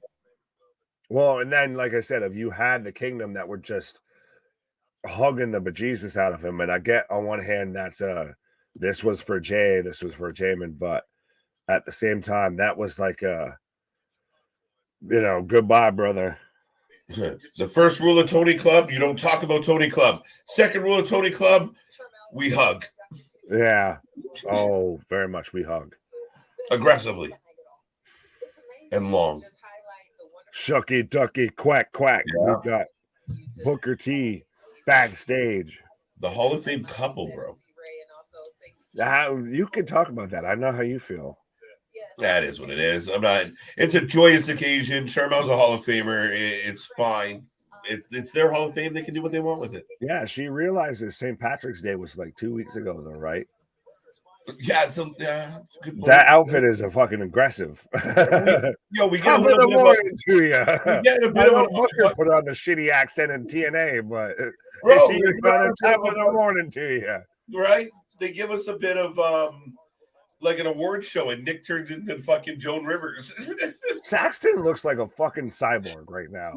Honestly, he looks like an AI person. Like he looks like literally. He's a fucking. God, he looks awful. he literally looks like an android. Like he's gonna fucking have a meltdown. Of that's why he only says so many words. If that's all he's programmed to say. Yeah. Hey, Curtis Angle. God damn, Kurt, get some rest. Take a fucking nap, my guy. Like Jesus H Christ, do you look fucking tired? Kurt's been on a goddamn bender, I feel, or something. I feel like we're halfway only going one way because it looks like he's got a little bit of a shiner. But yeah, Kurt looks like he's tied one on. What? Is Kurt inducting Ray? No, Conan is. Remember? I thought that someone said that got dispelled. I don't know. Yeah, well, Kurt would still be last on my list if I'd put Vicky beforehand. Fair enough. How do you feel about the rumors? Like, not the rumors, but like apparently a lot of people have pushed for, Mr. Triple H to accept his place in the Hall of Fame. And he's reluctant to do so. Well, I know he's not a McMahon, but the apple does not fall far from the tree, I feel, because I feel like Vince is pretty much the same way when it comes to that. But we are getting the pure championship defended next between Wheeler Yuta and Shibata. Getting down the rules to where there's only open-handed strikes, all the rope break rules. What? I just had an epiphany. I didn't realize who the lady was. Epiphany. I had a Tiffany epiphany. I didn't realize who the lady was. It just dawned on me. She's thinner than she used to be. But I didn't realize it was her. That's Maria Menounos? Yeah, I didn't catch it at all. And I was like, wait a minute. It's a very Easter-y theme here at the fucking well, Easter is next weekend, I believe. That's it. Yeah. And then we had the St. Patty's, fit. We're doing good. Yeah, but I mean, Menounos doesn't look as done up as she normally does, I guess. Bro, John Moxley in the house. What? John Moxley walking out with Wheeler Yuta. Oh. Well, no, I was looking at the Hall of Fame, so I'm like, you're like, Moxley's at the Hall of Fame? That's literally, I mean, Christ, he could have walked out at SummerSlam, so. Fair enough. Oh. Yeah, Moxley giving Yuta the words of confidence here. Right? Michael Cole and Barrett doing a pretty nice a nice little bit on Rey Mysterio here, reminding us, the guy is a legend. The guy obviously is ahead of this Hall of Fame class. Well, I feel to an extent of, if you're a wrestling fan of a certain vintage, and that's for this, it's even a pretty wide gap of you know of Rey Mysterio, you've watched him, like, he's a little bit gone into a bit of that era or that fold of when you think of a pro wrestler or a wrestler or a WWE guy, you think Ronald Mysterious. Yeah, he's the kid-friendly guy with all the masks and shit. And listen, when I was a kid, I mean, I think I told everyone this story before, but when I would get home from school on Wednesdays, that's when I got to watch Nitro. It came on like our TSN here. They would replay it after, like, it was like 4 to 6 on Wednesdays or whatever, and so you'd rush home from school so you could watch Nitro. And that was a big part of it. Was like Rey Mysterio was huge there, Conan, obviously Eddie, and then you started having everything change in the wrestling world. And that night where he came running down and jumped off the top of the cage, like at a time where it wasn't that common, what a fucking hello, right? Like, and then he's gone on to do things that a lot of other small guys wish they could do, and we maybe never get even guys like Daniel Bryan as champion if we don't get a Rey Mysterio. Oh, I would say absolutely with that aspect of he is the world's biggest little man. Yeah. He, like, you would have him in feuds with guys like Batista and The Undertaker, and you would still 100% believe it somehow, some way. Yeah, and yeah, he would sell it in such a good way, and it was always that kind of very comic book style of, like, he just gets beat down and beat down and beat down, but he outsmarts the bigger guy, or he uses his speed. And one of the first things that always comes to mind with Ray, so on the other side of that coin is the Big Show and him in the backboard. Oh, instantaneous memory. He just played darts with that man. Well, just beat him off the ring post. That was. I thought you were talking about like I was remembering in WCW to where when you had the trailer out back and everything. Dad Nash just played darts with Ronald Mysterious. Yeah, harpooned him off the side of the truck, the production truck. That was amazing. So we've got Shibata versus Yuta right now for the Pure Championship. If you want to give us your prediction on that, I think we're both taking Yuta. And right now we're getting the host and Mrs. Host getting interviewed backstage right now. The hosts of WrestleMania. Yo, Sammy Guevara beat Takashka. I mean, So the L's keep rolling. Well, He won against Willie Mack. So I mean, yeah, soul for a soul, win for a win. No, here's this is where I think the nearsighted of the booking becomes, because you would argue, well, Guevara is currently in the pillar situation, so you want him to have a win. Jungle Boy got to win. Max is champ, so you want the win. Fine. But Takashi, you're building up, so don't put him against Guevara right now. You put someone else against Guevara. Guevara gets a win because he's a pillar, and Takashi keeps beating people and having really well. I know he had those high-level matches, but he should continually beat people at this point and continue to get himself over with his work. Period. That's my take. But big picture, not narrow mind. As we're getting the crowd on the stage for the Hall of Fame filling out here, but it comes down to even as Tony Khan's like, oh God, I clicked over to Rampage and instantly saw QTV and I'm clicking right the fuck away. But it comes down to Tony saying, oh, well, I don't have any space to book all of these people. And then he just suddenly, when he comes to actually looking for people to fill out on his roster or for the show for that night, the list magically shrinks to only like 10 people and 10 people alone. My picture was once on the wall. Were you vomiting on the floor of the friendly tap? I don't want to get into that on television. Interesting. I'm just listening to bantering. Hey, Sammy and the fam. Yeah, Sammy and the missus. Yeah, oh Christ, I keep making the mistake of going back to Rampage. We've still got QTV on here. This is again a problem with Tony Khan, and I know you're gonna take a pause, so yeah, no, it's just how you doing? Keep distracted by something. No, you're good. But that's a whole segment, a whole storyline, a whole little gimmick, a whole little whatever the fuck that would have even struggled to be popular to get over like 10 years ago, let alone now. Yeah, no, absolutely. Kathy Kelly is a total pain. All right, cool. Well, we're getting Action Andretti versus Juice Robinson tonight on Rampage, and we're also getting Taya Valkyrie versus Marina Shafir, who we saw last night at Bloodsport and probably had one of, if not the best match of the night, I feel. Yeah, and I mean, that's where I get kind of confused. And again, not to beat the drum, but again, you sign Taya Valkyrie, you make a big deal about Taya Valkyrie, and then you put her on Rampage twice. Why? You look at this Wednesday where we could have had different booking, and nope.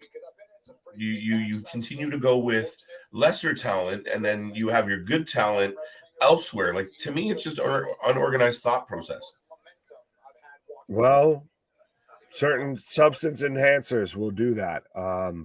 But absolutely, folks, right now we've got Sammy and the missus getting interviewed backstage. We're about 4:41, 4:42 on the clock for the Pure Championship on Ring of Honor.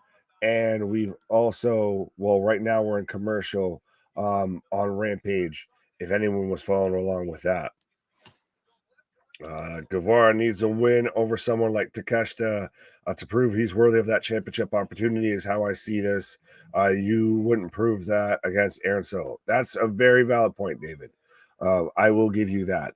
Takeshita's still a bit in that stage of he can eat a couple losses. Like, he's not immediately going for a world title shot, and even then still he's already been involved in bit of a kerfuffle with MJF. He's been shown around other top guys, so you could pull the trigger on him, and especially with the way that Tony Khan books, you 100% could pull the trigger on that at any moment, I feel. Excalibur, keep it to yourself. PWG, shout out, fair enough. Now on Rampage, we're getting the Best Friends versus House of Black. House of Black. I don't know why you said that twice, but right now I've got commercial. And I've still got Shibata versus Yuta going right now. Are you doing WrestleMania tomorrow? Answer me. Well, that's not nice to a way to put that, Mick. But yes, 100%. We are here covering anything and everything when it comes to pro wrestling. So 100%, we will be here from 12:30 tomorrow Eastern, all the way through WrestleMania Night 1. Then when that wraps up, and that'll probably still even be after the show and probably after the post press conference and what have you and everything like that. We'll be back at it for WrestleMania Night 2. But even for WrestleMania Night 1, like I said, we're going to be here straight through the whole day. We got you covered all the way with Stand and Deliver. We got you covered for Night 1. We got games. We got prizes. We got ways you can win merch, all of that. We got guest hosts. We got anything and everything. Christ, we even got some XFL. We got a pre-show for a pre-show for a pre-show, like WWE style. WrestleMania, yes, Son of Boom, it is 100%. Nick, you get deja vu? Pardon? Explain, Larry. I mean, I know what deja vu is, and yes, I do get it from time to time, but I don't. Relevancy, sir, relevancy. Hi there. Are you putting for? Am I putting for Aew Rampage? Am I putting for? I do have Aew Rampage up, and right now I'm getting an ad for Blades of Glory, the Will Ferrell movie.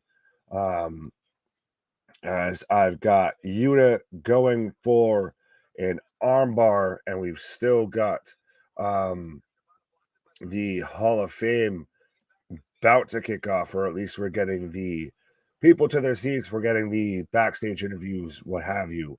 But we're about 8 minutes in now, 8:02, 8:03, in the Pure Championship match.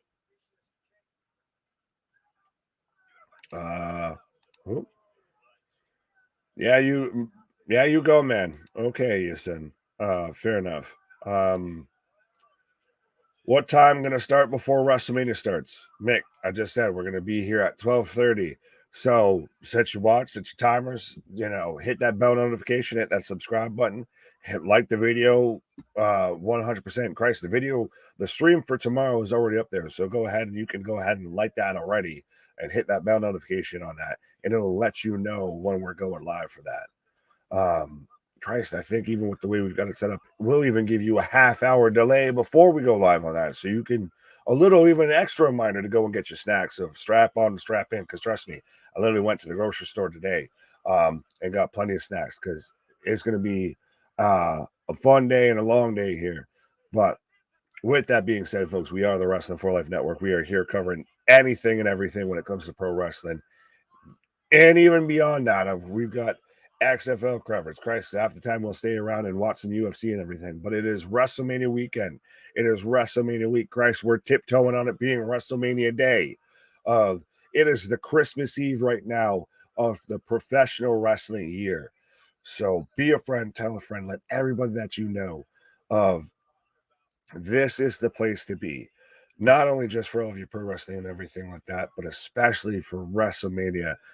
If you've supported us here for a hot minute or for 5 minutes or been here the long way, let everybody that you know of, this is the place you need to be. Blow this goddamn channel up, this stream up, everything for WrestleMania tomorrow, because it is going to be a hell of a day, and I cannot wait. Like I said before KJ took his little pause there and everything, it very much seems like it's going to be one of those of, I'm going to go and lay down here after we get off stream and everything. And my eyes will shut and I'll pop back up. I'm like, is it WrestleMania day yet? Is WrestleMania on yet? Kickoff starts at 6 p.m. Yeah. And we'll be here before for Stand and Deliver as well. Small Mark. Yes, we do have the XFL review as well. And spoiler alert, and I will let you know as a little teaser and everything, we do have the Spotify, folks.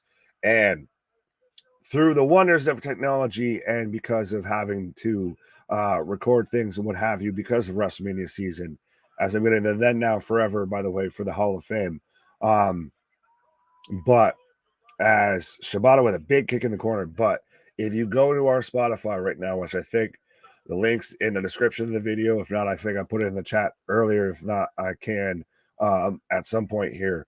But you can get a little Brucey bonus, a little sneaky preview of the XFL review before even the video goes out on YouTube and everything with that. So that is a little nice little Brucey bonus there for what we've got on Spotify of where we end up uploading all the streams, all the videos that we have after they go on YouTube. But we got the one that managed through the space-time continuum, sneak its way out there for a little preview, a little prequel out there if you want to check that out.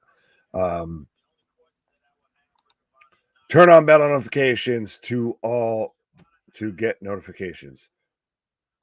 Fair enough, Sonic. I feel like you halfway threw me off there. Hey, Nick, do you enjoy the House of Mr. Mr. Black? Oh, why did that get me? Because I feel like you and I, Simone, are probably the only people who got that, or anyone that's diehard nerdy Simpsons fan. But I like the House of Black right now. I've got the House of Black flag actually up in my living room behind me and everything. I kind of want to tease you, but you'll have to pay extra for that. That's on the Only Stands website. Is you get to see the House of Black flag behind me. Yuta beats Shibata, never saw it coming. I've still got the match going. I don't know if I'm behind or anything like that, but I've still got the match going. We're at 12:45, 12:46 is Shibata lands a huge ass elbow on Yuta, and he almost knocked that man out with a slap, and then slaps in a rear naked choke. Oh, he's going to pass out Yuta right now. It looks like he might, as we're getting the build up for the Hall of Fame, the intro video. Shibata with a big kick to the chest. 1, 2, 3. Wow. And new Ring of Honor pure champion. And I mean, respect that it's Shibata. I'll give you that. Respect that it's Shibata. But at the same time, I did not shocked, bro. But I did not see that happening. Claudio's losing too, big guy. Right. Shibata is the Ring of Honor Pure Championship. That was a pretty good match, man. Oh, it was a fantastic match. And I think it's for the story that everything with Shibata and all of that, for him to now be what has to be at this point a consistent figure in Ring of Honor going forward. I'm 100% here for it. If this is Tony Khan's Ring of Honor, this is shaping up a bit nicely, I feel. It's getting Look at your champions right now. If you have the Lucha Bros as your tag champs, you have Shibata as your pure championship, and you're probably about to have Eddie Kingston as your Ring of Honor champion. Yep, absolutely. And that's what I think. I think we're seeing a shedding of the belts because, that's what you need. You don't need Claudio and Yuta showing up all the time on both shows. And now they can conceivably go after the trios title. Well, yeah, and it keeps them to one show only.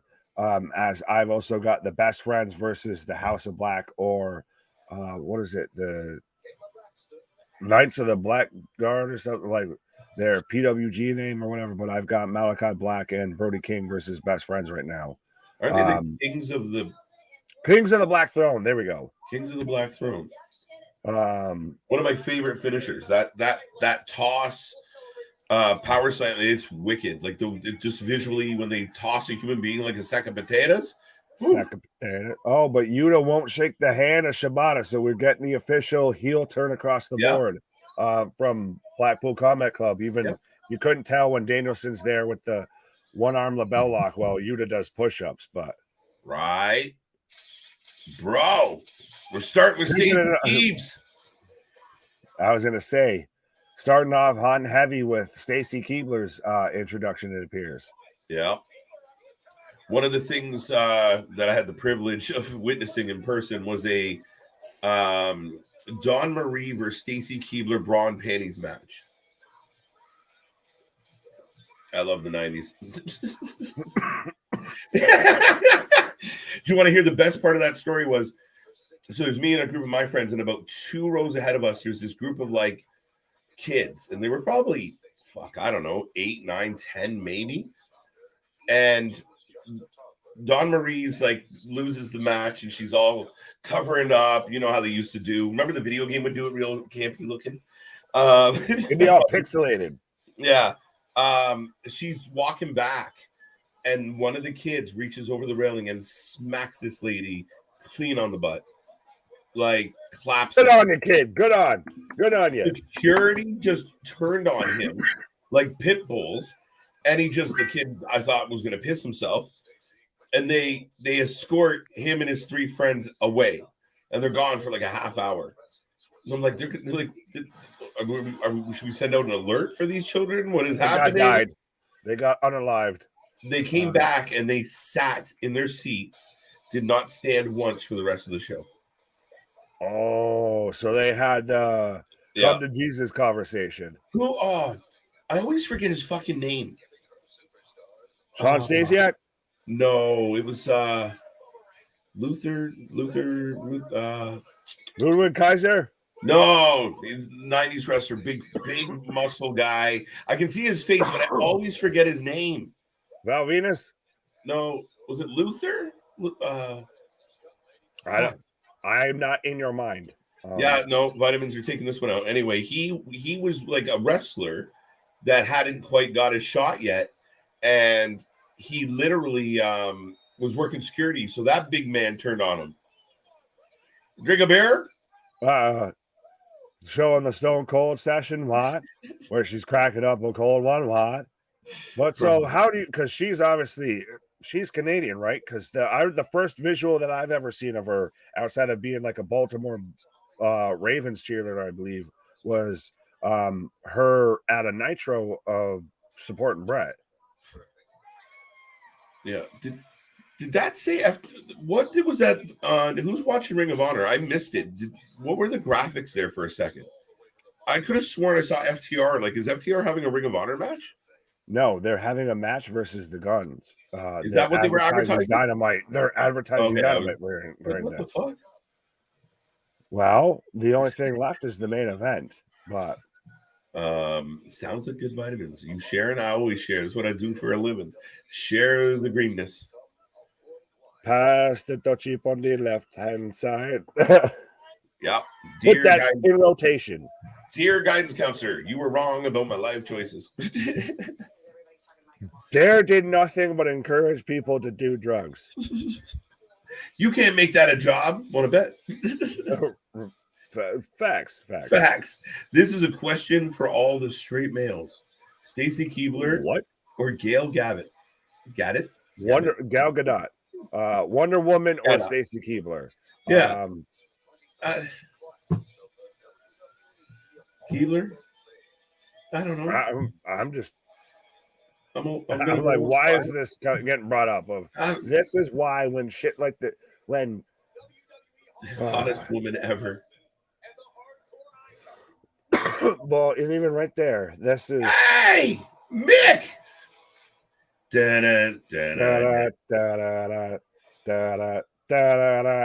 As we've got Claudio Eddie in the ring right now, we've got Claudio coming out. No, it's funny when you look at one screen. Oh, Tori's going to induct her because Tori's there. Absolutely. Did she not induct? Like she's wearing a golden toga. But... The very golden toga. I'm watching Cesaro's entrance with Mick Foley's music. Cactus Claudio. He's like,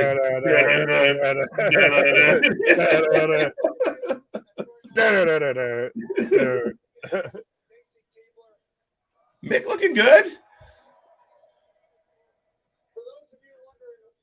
And he instantly goes into for those of you who are wondering what the hell is Mick Foley doing inducting Stacy Keibler, I'm asking myself the same question. So yeah. And I said yes. I said, let me check my schedule. Let me try to juggle a few things. I said yes. And I've been smiling for the last 2.5 weeks because that's the effect Stacy Keibler. I've got Claudio versus Eddie Kingston kicking off, by the way, as well on Ring of Honor, or at least we've got introductions. So give us your predictions so far if you haven't done so in the chat. And why is it Eddie Kingston? As we've still got the best friends versus Kings of the Black Throne going on as Brody King just powerbomb Trent Barrett. Or no, what's his name there? Not Trent Barrett, the other one. From Best Friends through Trent Barrett or Chucky T? Chucky T went through a table right there from Brody King. Oh yeah, you're watching Rampage. Sorry, I'm trying to peek. I'm trying to at least right. Yeah, I forgot about it. Advertised here. Yeah, I am, and I think I just zoned completely out. I was watching. Mick started talking, and I just completely focused in. Fair enough. I just need to take a quick one. Hey. All right, folks. So you're stuck with me for now. Mr. Nick will be back. I will remind everyone we are the Wrestling for Life Network. That was Nick. I am KJ. Eddie Kingston coming out of the gate hot and heavy. Couple chops, a slap, and Cesaro's not happy about it. But Eddie Kingston, the Mad King. Who do you guys have? If you're watching right now, who are you taking? Eddie Kingston, Cesaro, Claudio. Who are you taking?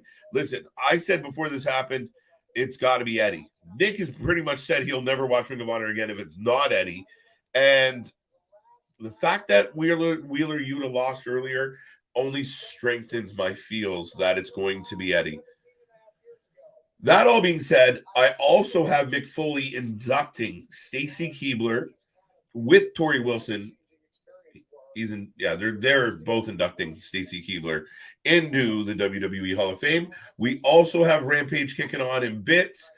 Keep the chat going, keep it alive, keep everything you got for wrestling and send it this way.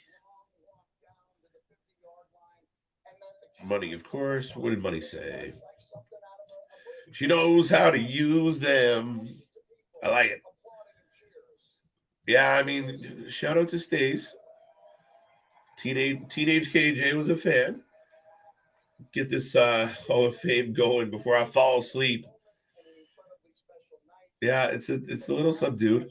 Did you find it really interesting, right? Like they dismantle the ring, they keep the fans in the crowd. And yeah, just let's do it.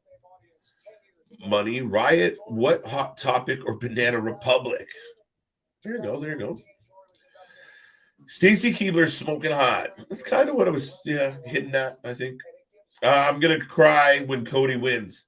Sonic, if you're going to cry, you got to do it here. You got to show up, have a little cry. Some of us might cry. You never know. We've had a few tears on this channel over the year. So, yeah. Join us. But, yeah, it's going to be a good one. We'll see how this goes.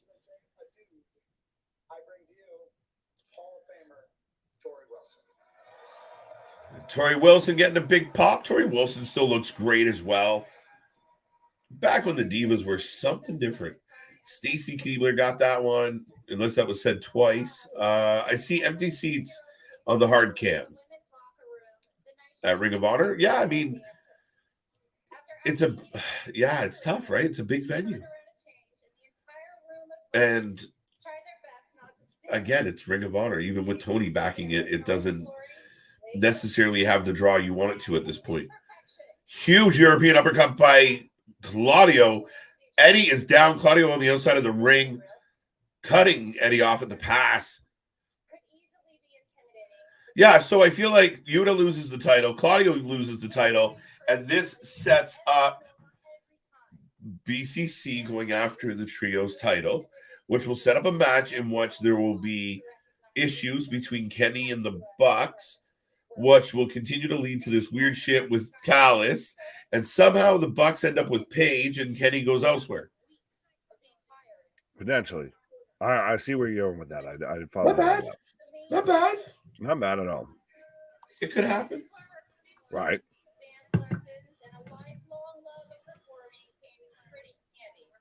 What's going on in Rampage?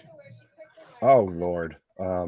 Curious right now. I've got a replay of Swerve and Keith Lee. Okay. This is a pretty rare spot. So Claudio's on the floor. Eddie's hanging out. Claudio has him tied up, like kind of tangled up, smacks the living shit out of him, and then pulls him through the ropes and hits a suplex on the floor. What a great spot.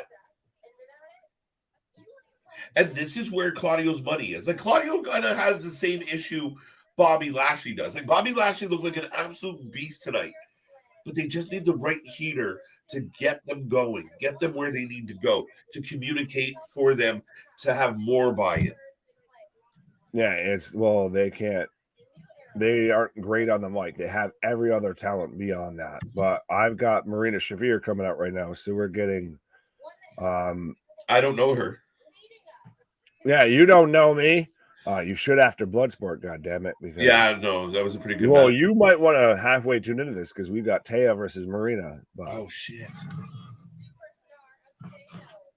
Marina looking like a badass, but I got to tune into Eddie versus Claudio. I got to be here the minute that Eddie Kingston wins the Ring of Honor World Championship. No, that's what goes without saying, I believe, sir. All right, how am I going to do this? Let me put this here. When there's so many shows, you got to shuffling the windows and everything. Dun, dun, dun, dun.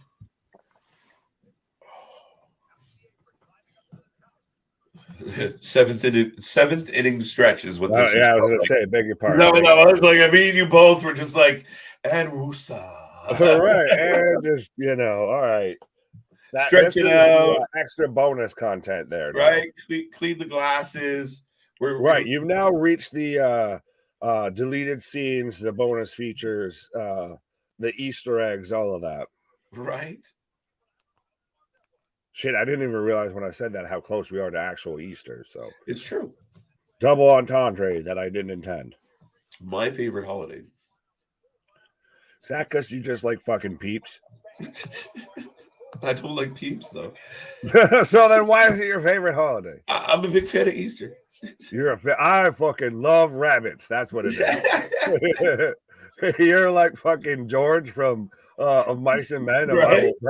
You're the abominable snowman with Bugs Bunny. I will pay him and stroke him and name him George.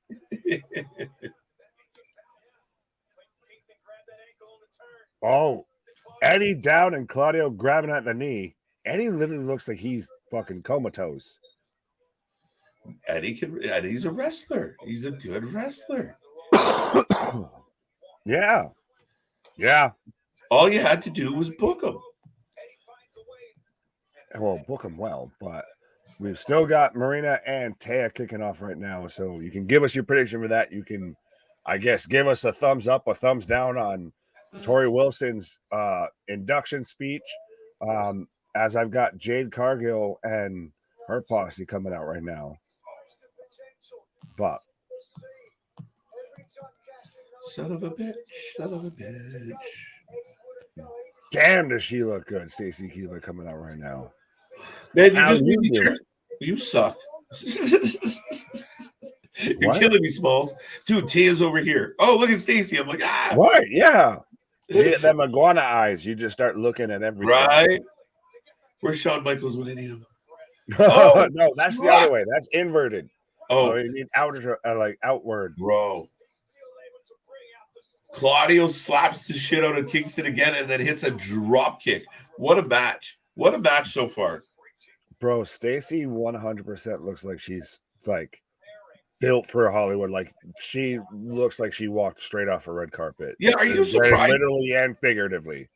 Yeah, are you surprised she never made it? Like she never kind of like landed some like role? Well, she landed a role, or well, they just weren't in an actual movie. I'm looking at you, George Clooney. Yeah, she got casted in that Clooney flick.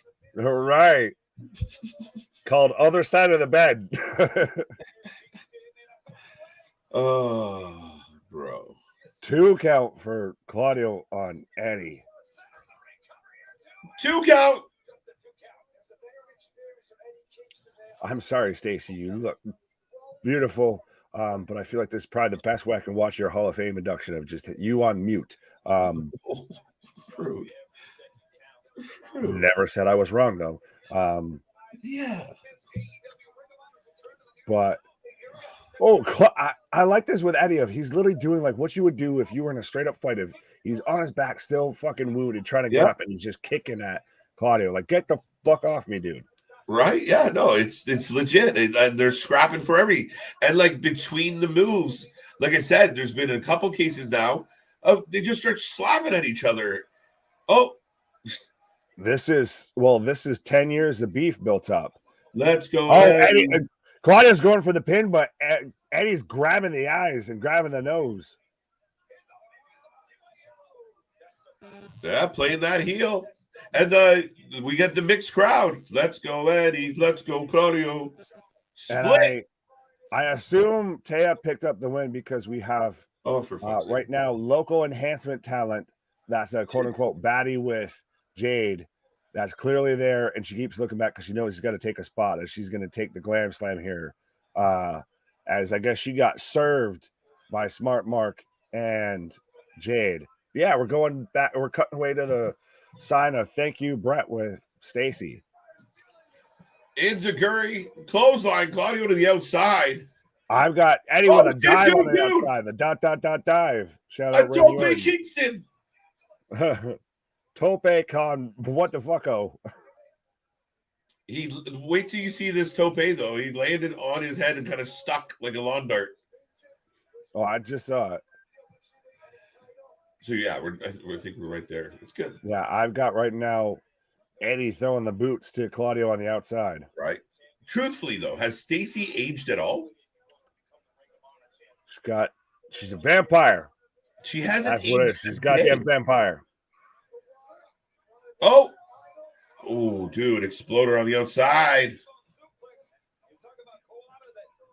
Folks, if you were just tuning in, we have been rolling on. We are almost at the 4-hour mark, which puts us at almost 11 hours on the weekend already. And we still have a marathon to go tomorrow. Right now, we have the main event of Supercard of Honor. We are giving you the alternative commentary, the live reaction, Claudio versus Eddie Kingston. It's been a hell of a match. It's been a great card tonight. We already had SmackDown. Rampage is somewhere kicking out there, and we're doing the Hall of Fame. So don't forget, like, subscribe. We're here all weekend long, all year long. Yeah, we don't stop. 2 count. We got a 2 count. Right. Nobody does it like we do. Big things popping, little things stopping up. The summer season never sleeps. What? Oh, what the JV? Enough with the Cuban stuff. You need to. What the hell are you going on about? Son of a bitch. Let it. Bro, Dante got hurt worse than your leg injury from poke. What the hell is happening? Poke high. Go Bundy. Oh, all right. I missed that one. Love and married. Love. Oh. Claudio just throwing bows. Oh, shit. Looking stiff as hell. Pause. It's over, Nick. No, I'm just kidding. Oh. It's been fun. Have a good night, folks. You mean Mark and Eddie? Fuck this. Right. It's our shit is real. Our shit is raw. Our shit is raw. And fuck our Ring of Honor. I'm done. And fuck Ring of Honor. You can catch me on Mondays, Tuesdays, and Fridays. And he's gonna tap him out. He's choking him. No way. No way. No way. Oh, he's folding him.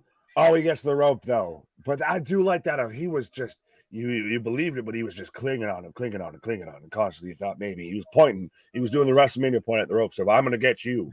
I'll be there. Sorry. Yeah, no, I agree. Dude, this caught me, but Jim Carrey as Andy Kaufman should come out. What is that? And induct himself. Yes. Yes, please. Yes. Is that bad taste to come out and accept the award? And then have Lawler. No, and then have Lawler interrupt it, and then have Lawler do it. Run an angle with Lawler and Jim Carrey as Andy Kaufman. Well, I was gonna say Lawler hated Man on the Moon and everything like that. His family's in the audience. Is that Grandpa? And then Tupac's over there in the corner alive as well too. Eddie's sinuses exploded all over his face after that move. Now I almost halfway want to go and watch Man on the Moon. Jesus Christ. Well, there was something else that I got enticed to watch after this, but I can't remember what it was. Earlier when we were talking in the stream. But yeah, I'm gonna have after hours movie party, I guess. It's a convo. C Money and I are having a convo. Okie dokie. Karaoke. Mark, that would be in bad taste. Lawler didn't like him. Didn't like who? Jim Carrey? Yeah, that's true. Yeah, he hated him doing Kaufman, right? Yeah. So that's what I'm saying. You have him do it for a little bit, and then you have Lawler come out, say he pile drives, or he just does that. Jim Carrey takes half a bump or takes a bump into the ropes, and then he does the introduction. No way, no way. Two count. What a match. What a match, folks. I hope you guys are watching this right now. Eddie and Claudio are tearing it down.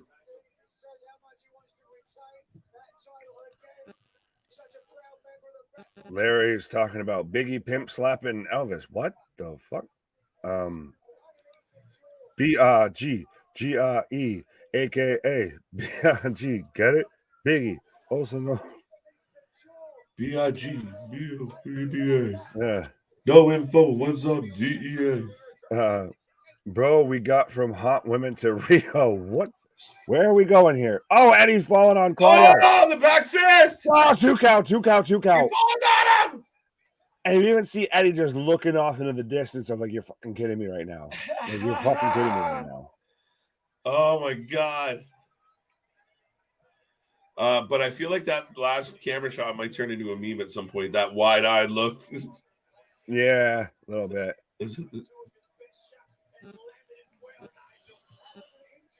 Stacy's still giving her speech. As I had a video package. You missed Mark Henry there, but Tony Khan has a very important announcement Wednesday, by the way, in case you didn't already need to tune in, because some guys that he's hired that were his top tag teams might leave the company as well.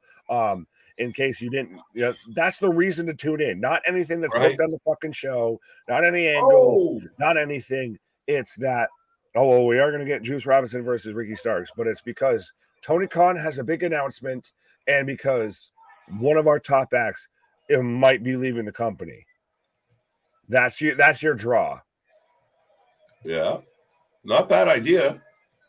I mean, if you're a fucking carny. Right. But so when I say not bad idea, Nick, and Semi torn my attention there, but to your point, he's used it and it's worked. It worked a couple weeks ago. Fucking hell, that fucking suplex off the apron there. Yeah, these guys are tearing it down. Eddie Kingston couldn't main event a Dynamite a few. Come on. You couldn't book this guy in a more prominent position on your main show? Right. Are we kidding?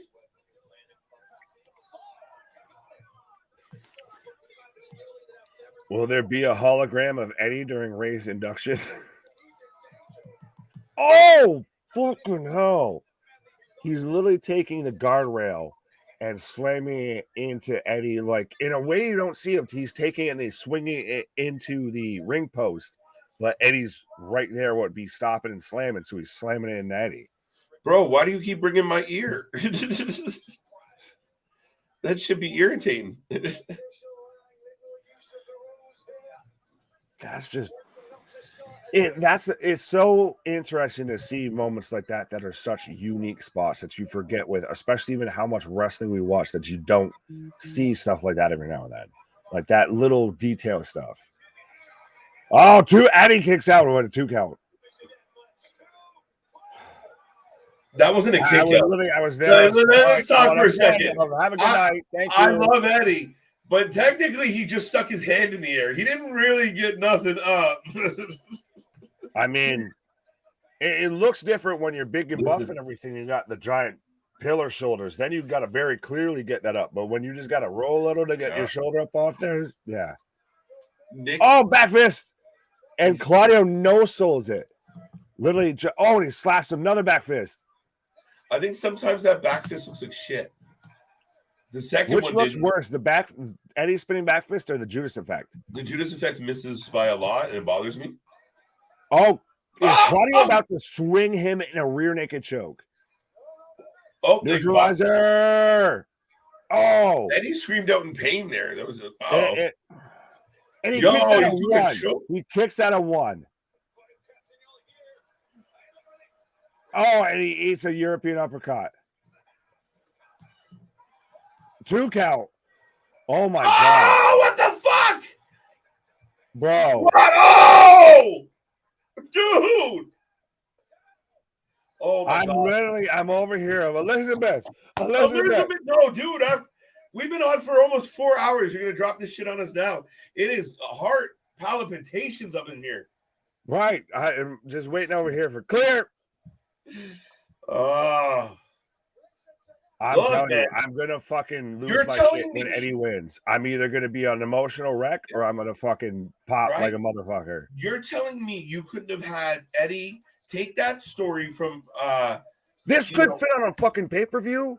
Yeah, for you could have built this, and you'd have the whole AEW Oh audience. my god! European uppercut to the back of his head. Look at these slaps, bro! Oh! Oh, Rico! Oh, is he gonna win on a roll-up? Too? No way. No, Claudio rolls up. Oh no! No, you're fucking kidding me. Oh my god! Oh my god! Oh my god! Ah! Bro! No way. No fucking way. Bro! What a match. What a match. But shit. What a fucking bullshit finish.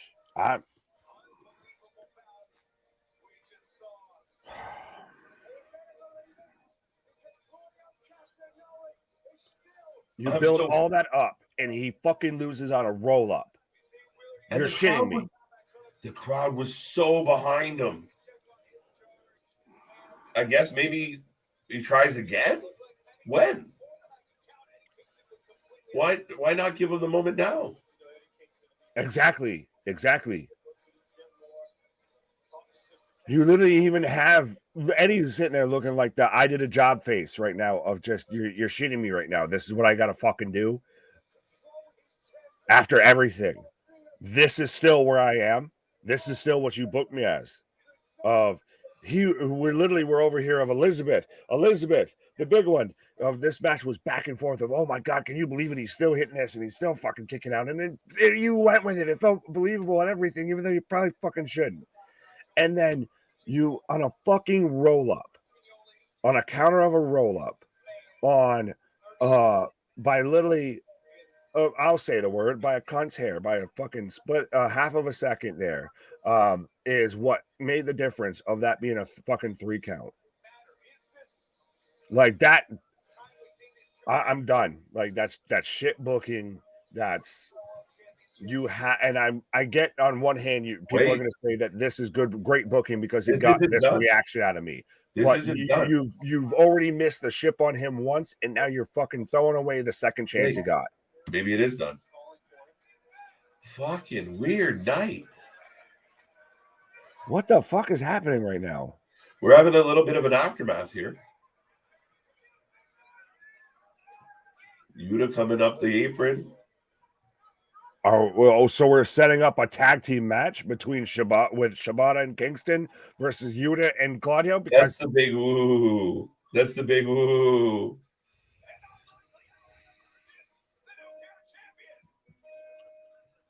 And he comes out to the most subdued music and just saunters.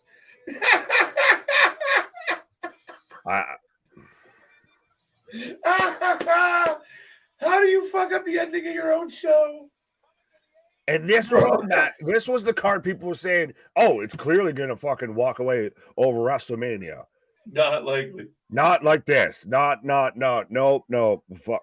And watch, they'll just roll out. And then that's it. Like that will be the big thing that they love roll out. You can hear it and the crowd goes mid. It's funny.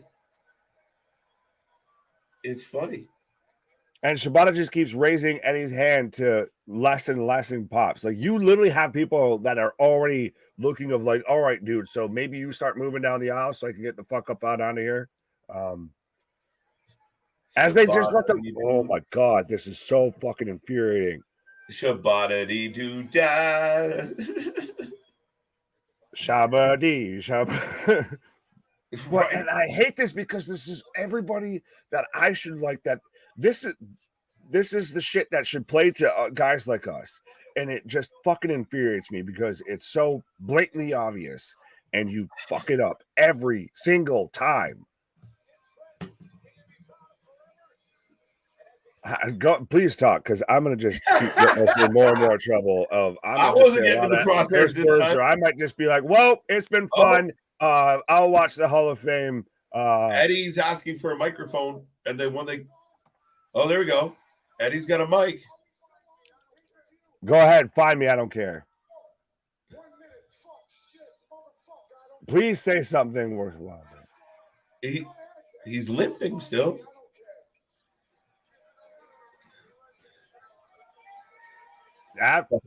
Touche. Well, the fact that even we're still getting Shibata in matches right now in 2023 is a statement. So, good on you with that. But give it up for a living legend, Shibata. Holy shit, dude. That is bizarre to me. Oh, and he's even saying, "I don't give a fuck how long until we go off the air. With 25 seconds, I don't give a shit." I feel like we've got. MJF gets 30 minutes on TV. Let me get 5. Real quick, we're going off the air. I'm not going fucking anywhere. Claudio, I'm staying. But so then why? That was awesome. So, I mean, again, to be continued. I'm just surprised. I am a little surprised for obvious reasons. Is it you needed to build it up more? Like I don't make it make sense of you had everybody, and I get on one hand of to an extent of if certain people want to look at it, it's fantastic booking because you got the reaction like this out of me and everything because you want it, you had it, everybody played into it, and they didn't give you what you expected. So now you want to see it again. But does it at that point, has it not lost an edge, a bit of a steam bit behind it? I mean, it was kind of his first swing at it. After the whole I quit AEW and everything. Would it be better if it wasn't a roll-up? Yeah, well, that's part of it too, is just the way that it happened. Like, you had 18,000 different ways that you could have ended that match. The man took a neutralizer and then still took a giant-ass European uppercut and then kicks out at, like, 1 and then fucking parades around.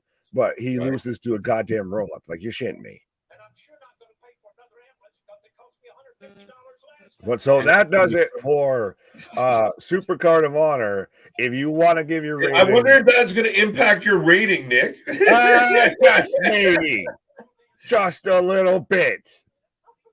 Bold strategy, Cotton. Bold strategy. Bold strategy, Cotton. We'll see how this plays out next week. Yeah, man. You know what? It was a really good show. It was a really good card. We thought it could be like a really big emotional night. One of those things that it could have been, to me, one of those shows where, you know, where people start whispering about it. Oh, you got to see this. You got to see this. And it just lights fire. Like, and it brings more eyes to the program, brings more eyes to the Honor Club. And I thought it was a really, really good show. I just thought it lacked a couple bigger moments. And granted, just because we thought they should or could happen doesn't mean they had to happen. But I'm a little surprised with the booking. Mm. And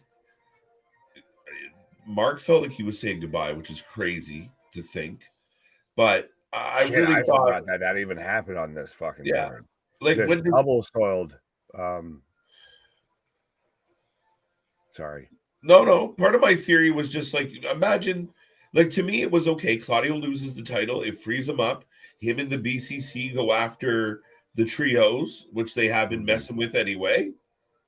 It was a good night. The Lucha Bros won the belts. I'm really shocked that neither one of those titles changed hands. Now, okay, Samoa gets the win, fine. but Eddie not winning blows my mind. They might have a plan. We'll see.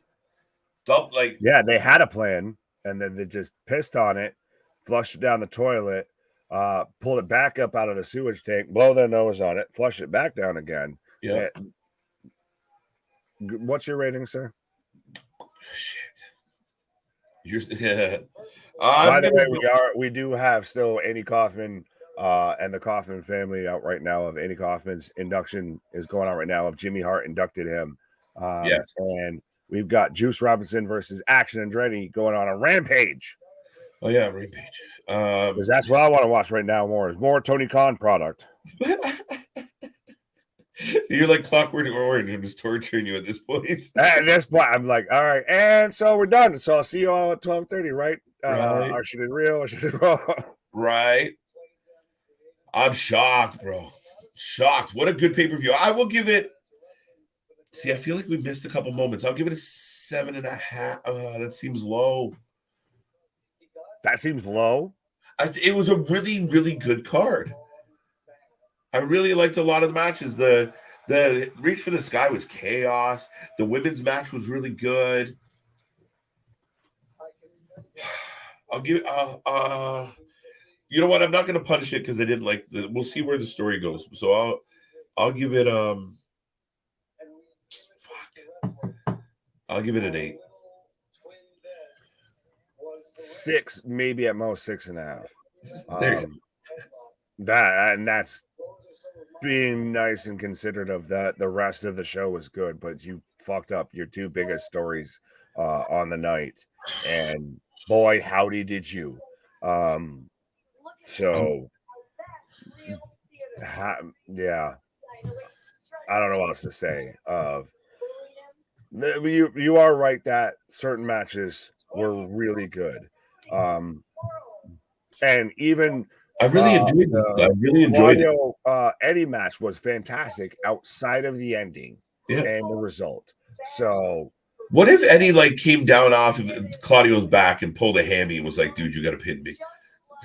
That's the only reasonable excuse. Yeah, and the Lucha Bros won because Dante Martin broke himself again. I want to see a replay of that. If it's so, well, no, but if it's so much to the point that everybody and anybody's getting hurt doing any fucking move in your company, then there's a goddamn problem. Yeah, I mean, it just left kind of a flat finish to the night, though. It left a bad taste in your mouth. You heard the crowd even. It was a smattering of applause. It was that negative pop, right? The complete implosion. Yeah. Oh, what fuck? That's not a good one. And I think, do you not feel like it's WrestleMania weekend? You opted to put a show up against SmackDown's Go Home show. Mm-hmm. And what would we be talking more about tomorrow morning or tonight? Eddie Kingston being the world champion? Right now, we'd be like high-fiving virtually. We'd be screaming and yelling. We'd be fucking jazzed. And we wouldn't even be talking about the Hall of Fame or... I had the man's shirt ready to rally towel that shit and everything. Right? Fuck Nick's night up. Dear TK, you owe my boy Nick a night. You done soured my WrestleMania Christmas Eve here. Festivus for the rest of us there, TK, is ruined now.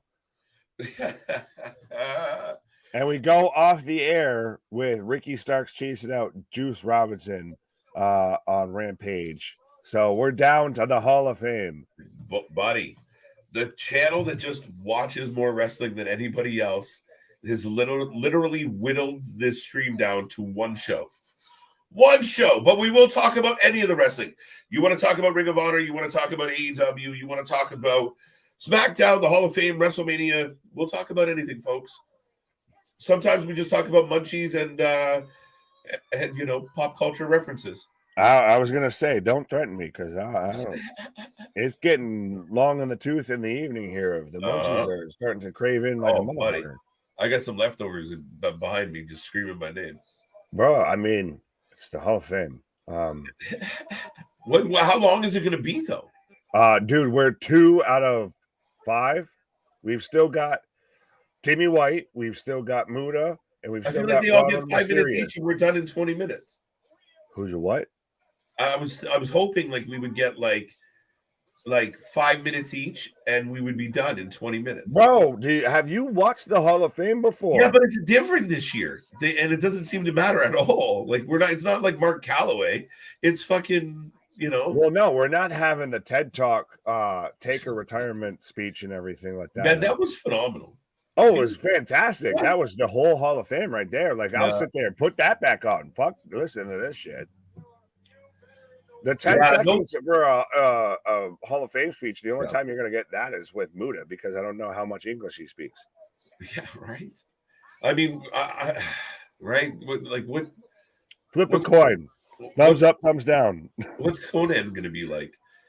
These Mania hype videos are over there. He's over there. He's over there. He's over there. Well, you know what is funny? Because the way my brain works, Nick, it's always about the milestones, and we just clipped 4, so that's where you got me on this one. Of like, it's going to take forever to get to the next milestone. Fuck it. I mean, all right. I'm kind of with you. Fair enough. I mean, it's up to you. We'll poll the audience.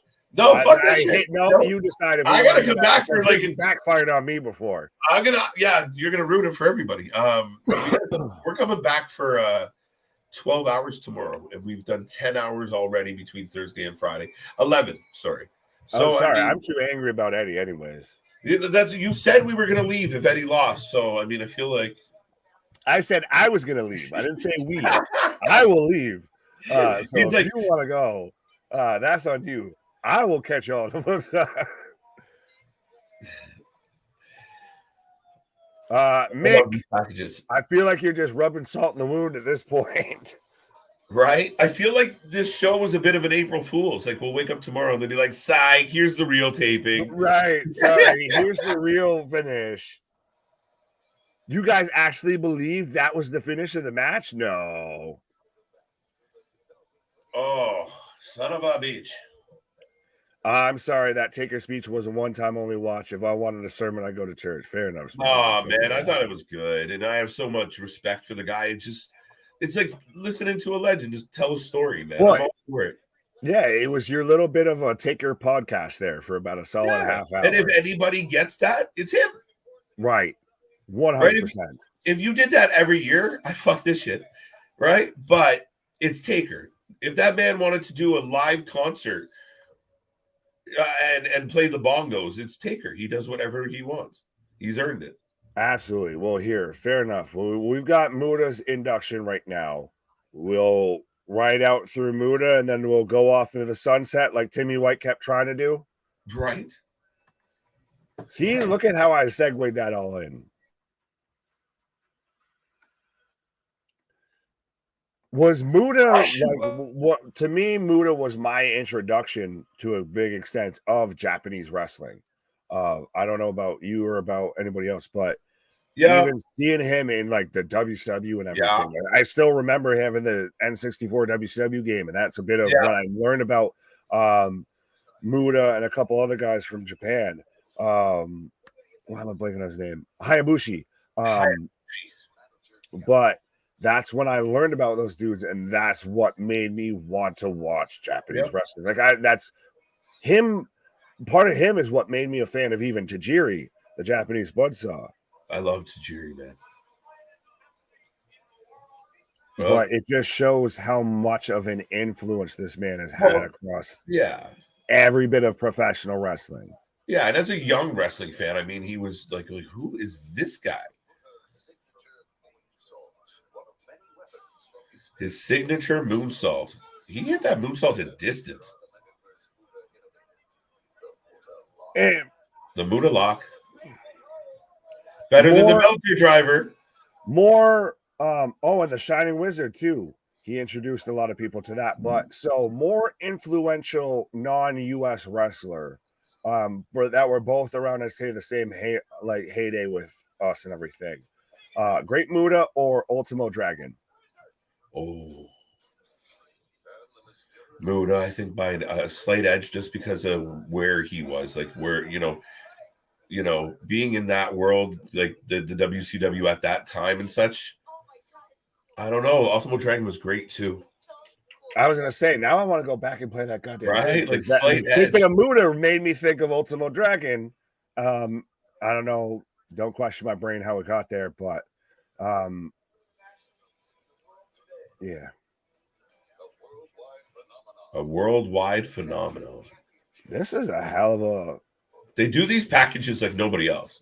Yeah, nobody does. You talked about earlier about production value and everything. Nobody does video packages like the WWE. No, it's insane. 40 years.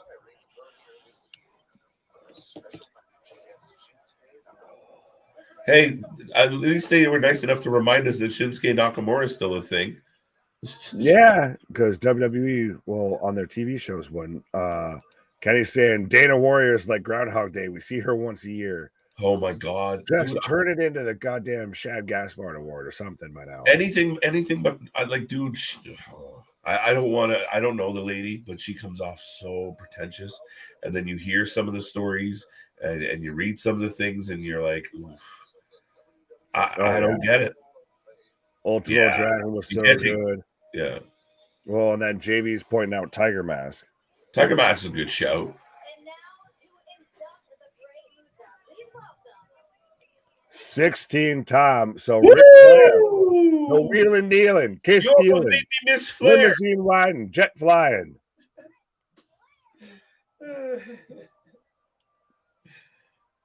Hey, and yeah, Butch there with his fucking puffy vest on and everything, and his flannel shirt, looking fresh out of a Bass Pro Shop. He's still in the front row. Right. Hey, they stole the move from GCW and they put chairs on the stage. No. That's a GCW move. Come on now. They're just claiming that because of Toronto. Yeah, true story. All right. Well, I was going to say, well, he halfway started to do the strut and then stopped. Like, is Rick already starting to lose where he is? He's meandering across. He's wandering across the ramp here. Maybe he's, not in the up and up. You know what? Listen, people might have mixed emotions about Ric Flair, but legitimately, like, it's crazy the life this man lived. And I mean, what he means to wrestling and the fact that, like, again, Joe Rogan said it best. He's the only guy that has a noise associated with his name. Like, wherever you are, if you yell Ric Flair, somebody somewhere, woo! Woo! Do it. Go to the grocery store and give a woo. And I guarantee somewhere in that store, you'll get at least one woo back at you. Absolutely. But he's definitely, you see him aged now. You know what I mean? Like, it's. Well, it's just, it gets to where it's one of those of, you won't say enough's enough. He's going to say something. God, Danny Relly of, we were out the door. I thought these were going to be like 5-minute spots because. Well, no. Did you read what he said? Ring of Honor is having a media scrum. Oh, for fuck's sake. I don't want to watch that. Fair enough. I'm just at this point, I guess I'm a sucker for pain and just want to see how he loses shit even more and just vindicate everything I was feeling. You and I have been doing this too often and too long. For the times where I watch you go through this internal battle of, I'm done. No, I'm not. I'm done. No, I'm not. Right? I'm Ric Flair. That's why I can take shots at him. I'm the Ric Flair. Micro Mini and Hornswoggle are having a match. Let's stay. He's like, don't tempt me. Right. I think I'm a little bit of the reason why the whole Antique Roadshow has become a meme on the fucking channel. Right.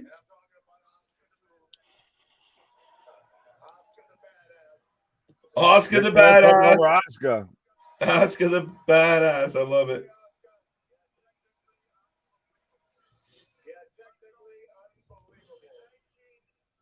Media scrum. Tony loves these media scrums. I want to go to a Ring of Honor media scrum. If Tony won't come to me, I think we should go to him. Oh, yeah, that. Yeah, I was just more thinking like we need bail money then.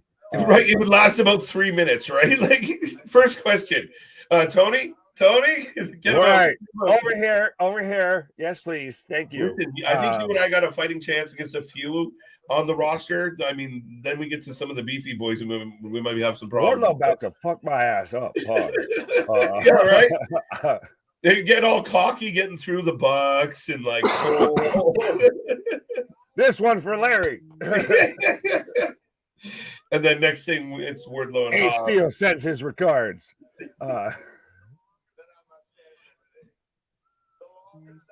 But did you see even though that they're going to do media scrums after each night of WrestleMania I know. as well? Fuck that. I don't think we can actually cover the first night media scrum. I think we'll run out of minutes. I mean, we can jump on. We can, like, I mean, carry over, like, have WrestleMania stream 2. Electric Boogaloo? Right? We can just continue, like, everybody would have to click. I know. Every time we change streams, we lose people. Like, they're like, well, what happened? What happened was? What happened? What happened? Are you kidding me? I got to my first event in Japan, and those kids are doing 1,000 free squats. I'm not lying. I can ask the Steiners. You can ask the Steiners, no, because Scott's going to be out there trying to talk to cows. No. They just shook Scott. It was almost like the brick. Don't talk about me, please. Scott's just what the fuck's going on? I heard and saw that, Nick. What did you hear? Did you hear what I hear? What is it they're talking about? I don't know. He's on a tangent. Yeah, nobody knows, but it's provocative and it gets the people going. Yo, I feel like the last handful of times we've seen Ric Flair, he's been like this. They just give him a mic and he just starts running. There's no way he's reading notes. No, well, think about it. I'm goddamn Ric Flair. I am the real, all of that. Like, I'm not reading no fucking cue cards. I don't need a script. You can kiss my whole ass with that. I ain't afraid of no jokes. When senility takes effect too, you tend to just start going on a whole other ramble. It's like that George Carlin bit, right? Like he's at that age now where he can just act like he forgot. Exactly. Oh, sorry, I'm losing my mind. I can. Yeah, as they're telling him to wrap it up. And so what in the dark hallway is going on here with this media scrum, by the way, that I have peeked in of Tony's there with Shibata. Oh, fuck, bro. I find it really challenging some of these nights where me and you are live, and you know we're on the feel good vibe, and then they turn on the cameras, and Tony's sitting there just like a kid at the Lost and Found, waiting to be picked up by mom and dad.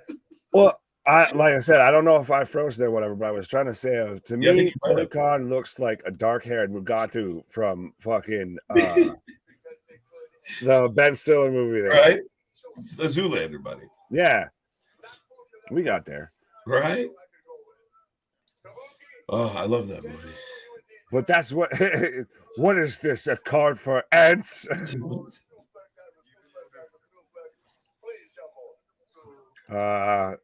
He would be there all night hours. Why? Yeah, he's wide awake. Dementia kicks in, and all he remembers is the 70s and 80s. Facts. Right. Back in my day. And so, you know, I light in the figure 4, which was the style at the time. This is fucking Abe Simpson right now out there doing an Hall of Fame induction. I banged my mic. He's even pointing at him. I don't need Hunter coming out here and whacking me over the head. He knows he's going fucking long. Like he said, he knew he was going long like 2 to 3 to 5 minutes ago, and it's still going. You know, everybody's sitting there. It's like, oh fuck, there goes Rick again. But still, it's one of those of it's a bit like what we talked about with Taker. I'm sorry, Ric Flair's goddamn interesting enough at times. So fuck it, I'll let it ramble. Like, give me a Ric Flair podcast to where you just hit record and this man just talks. Fine, I'll sit there and use that as some ASMR shit to fall asleep to, some white noise, or just Ric Flair of just wooing and going on with stories. He is legitimately wrestling's most interesting man. Yeah. Right? I don't always go wool, but when I do, the crowd does it with me.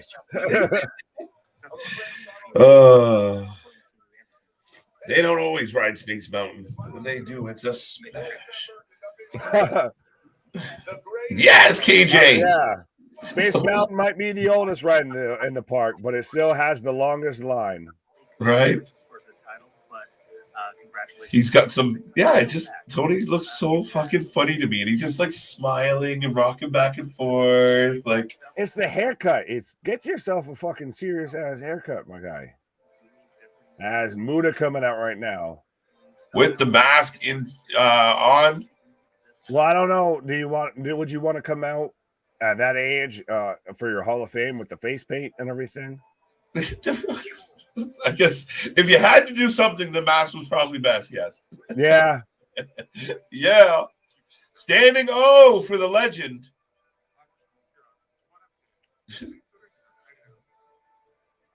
Man walking stiffer than a $2 steak here. But isn't, I mean, like, look at right in the ring right now. There's what, 120 years of wrestling experience?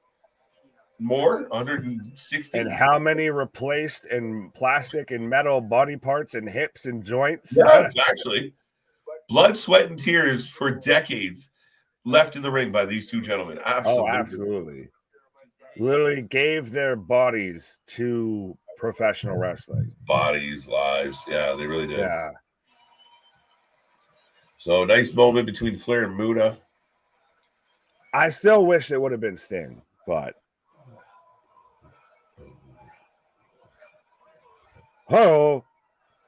is he gonna just start doing a little bit softer now? What? A little bit softer now.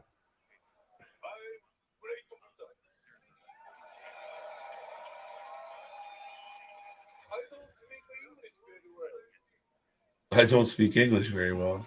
I told you. I wondered how long it was gonna go. Yeah.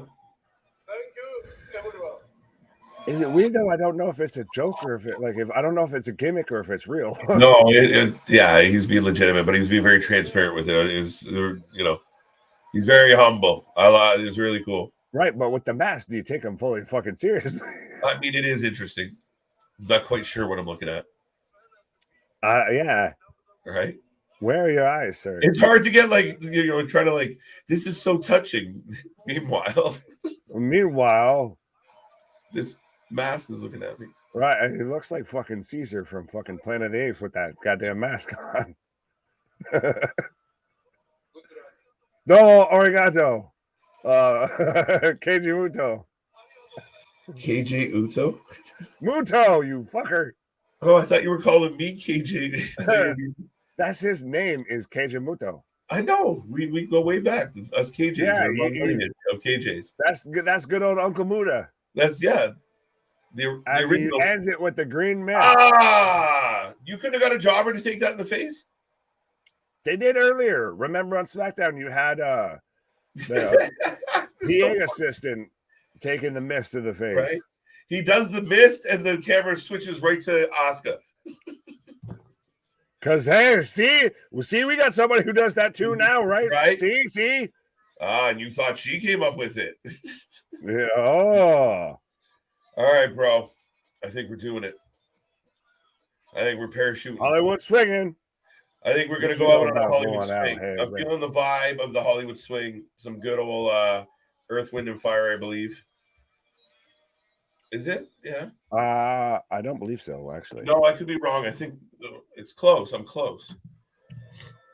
Anyways, folks, thank you for being here. Foreshadowing. Okay, we'll see.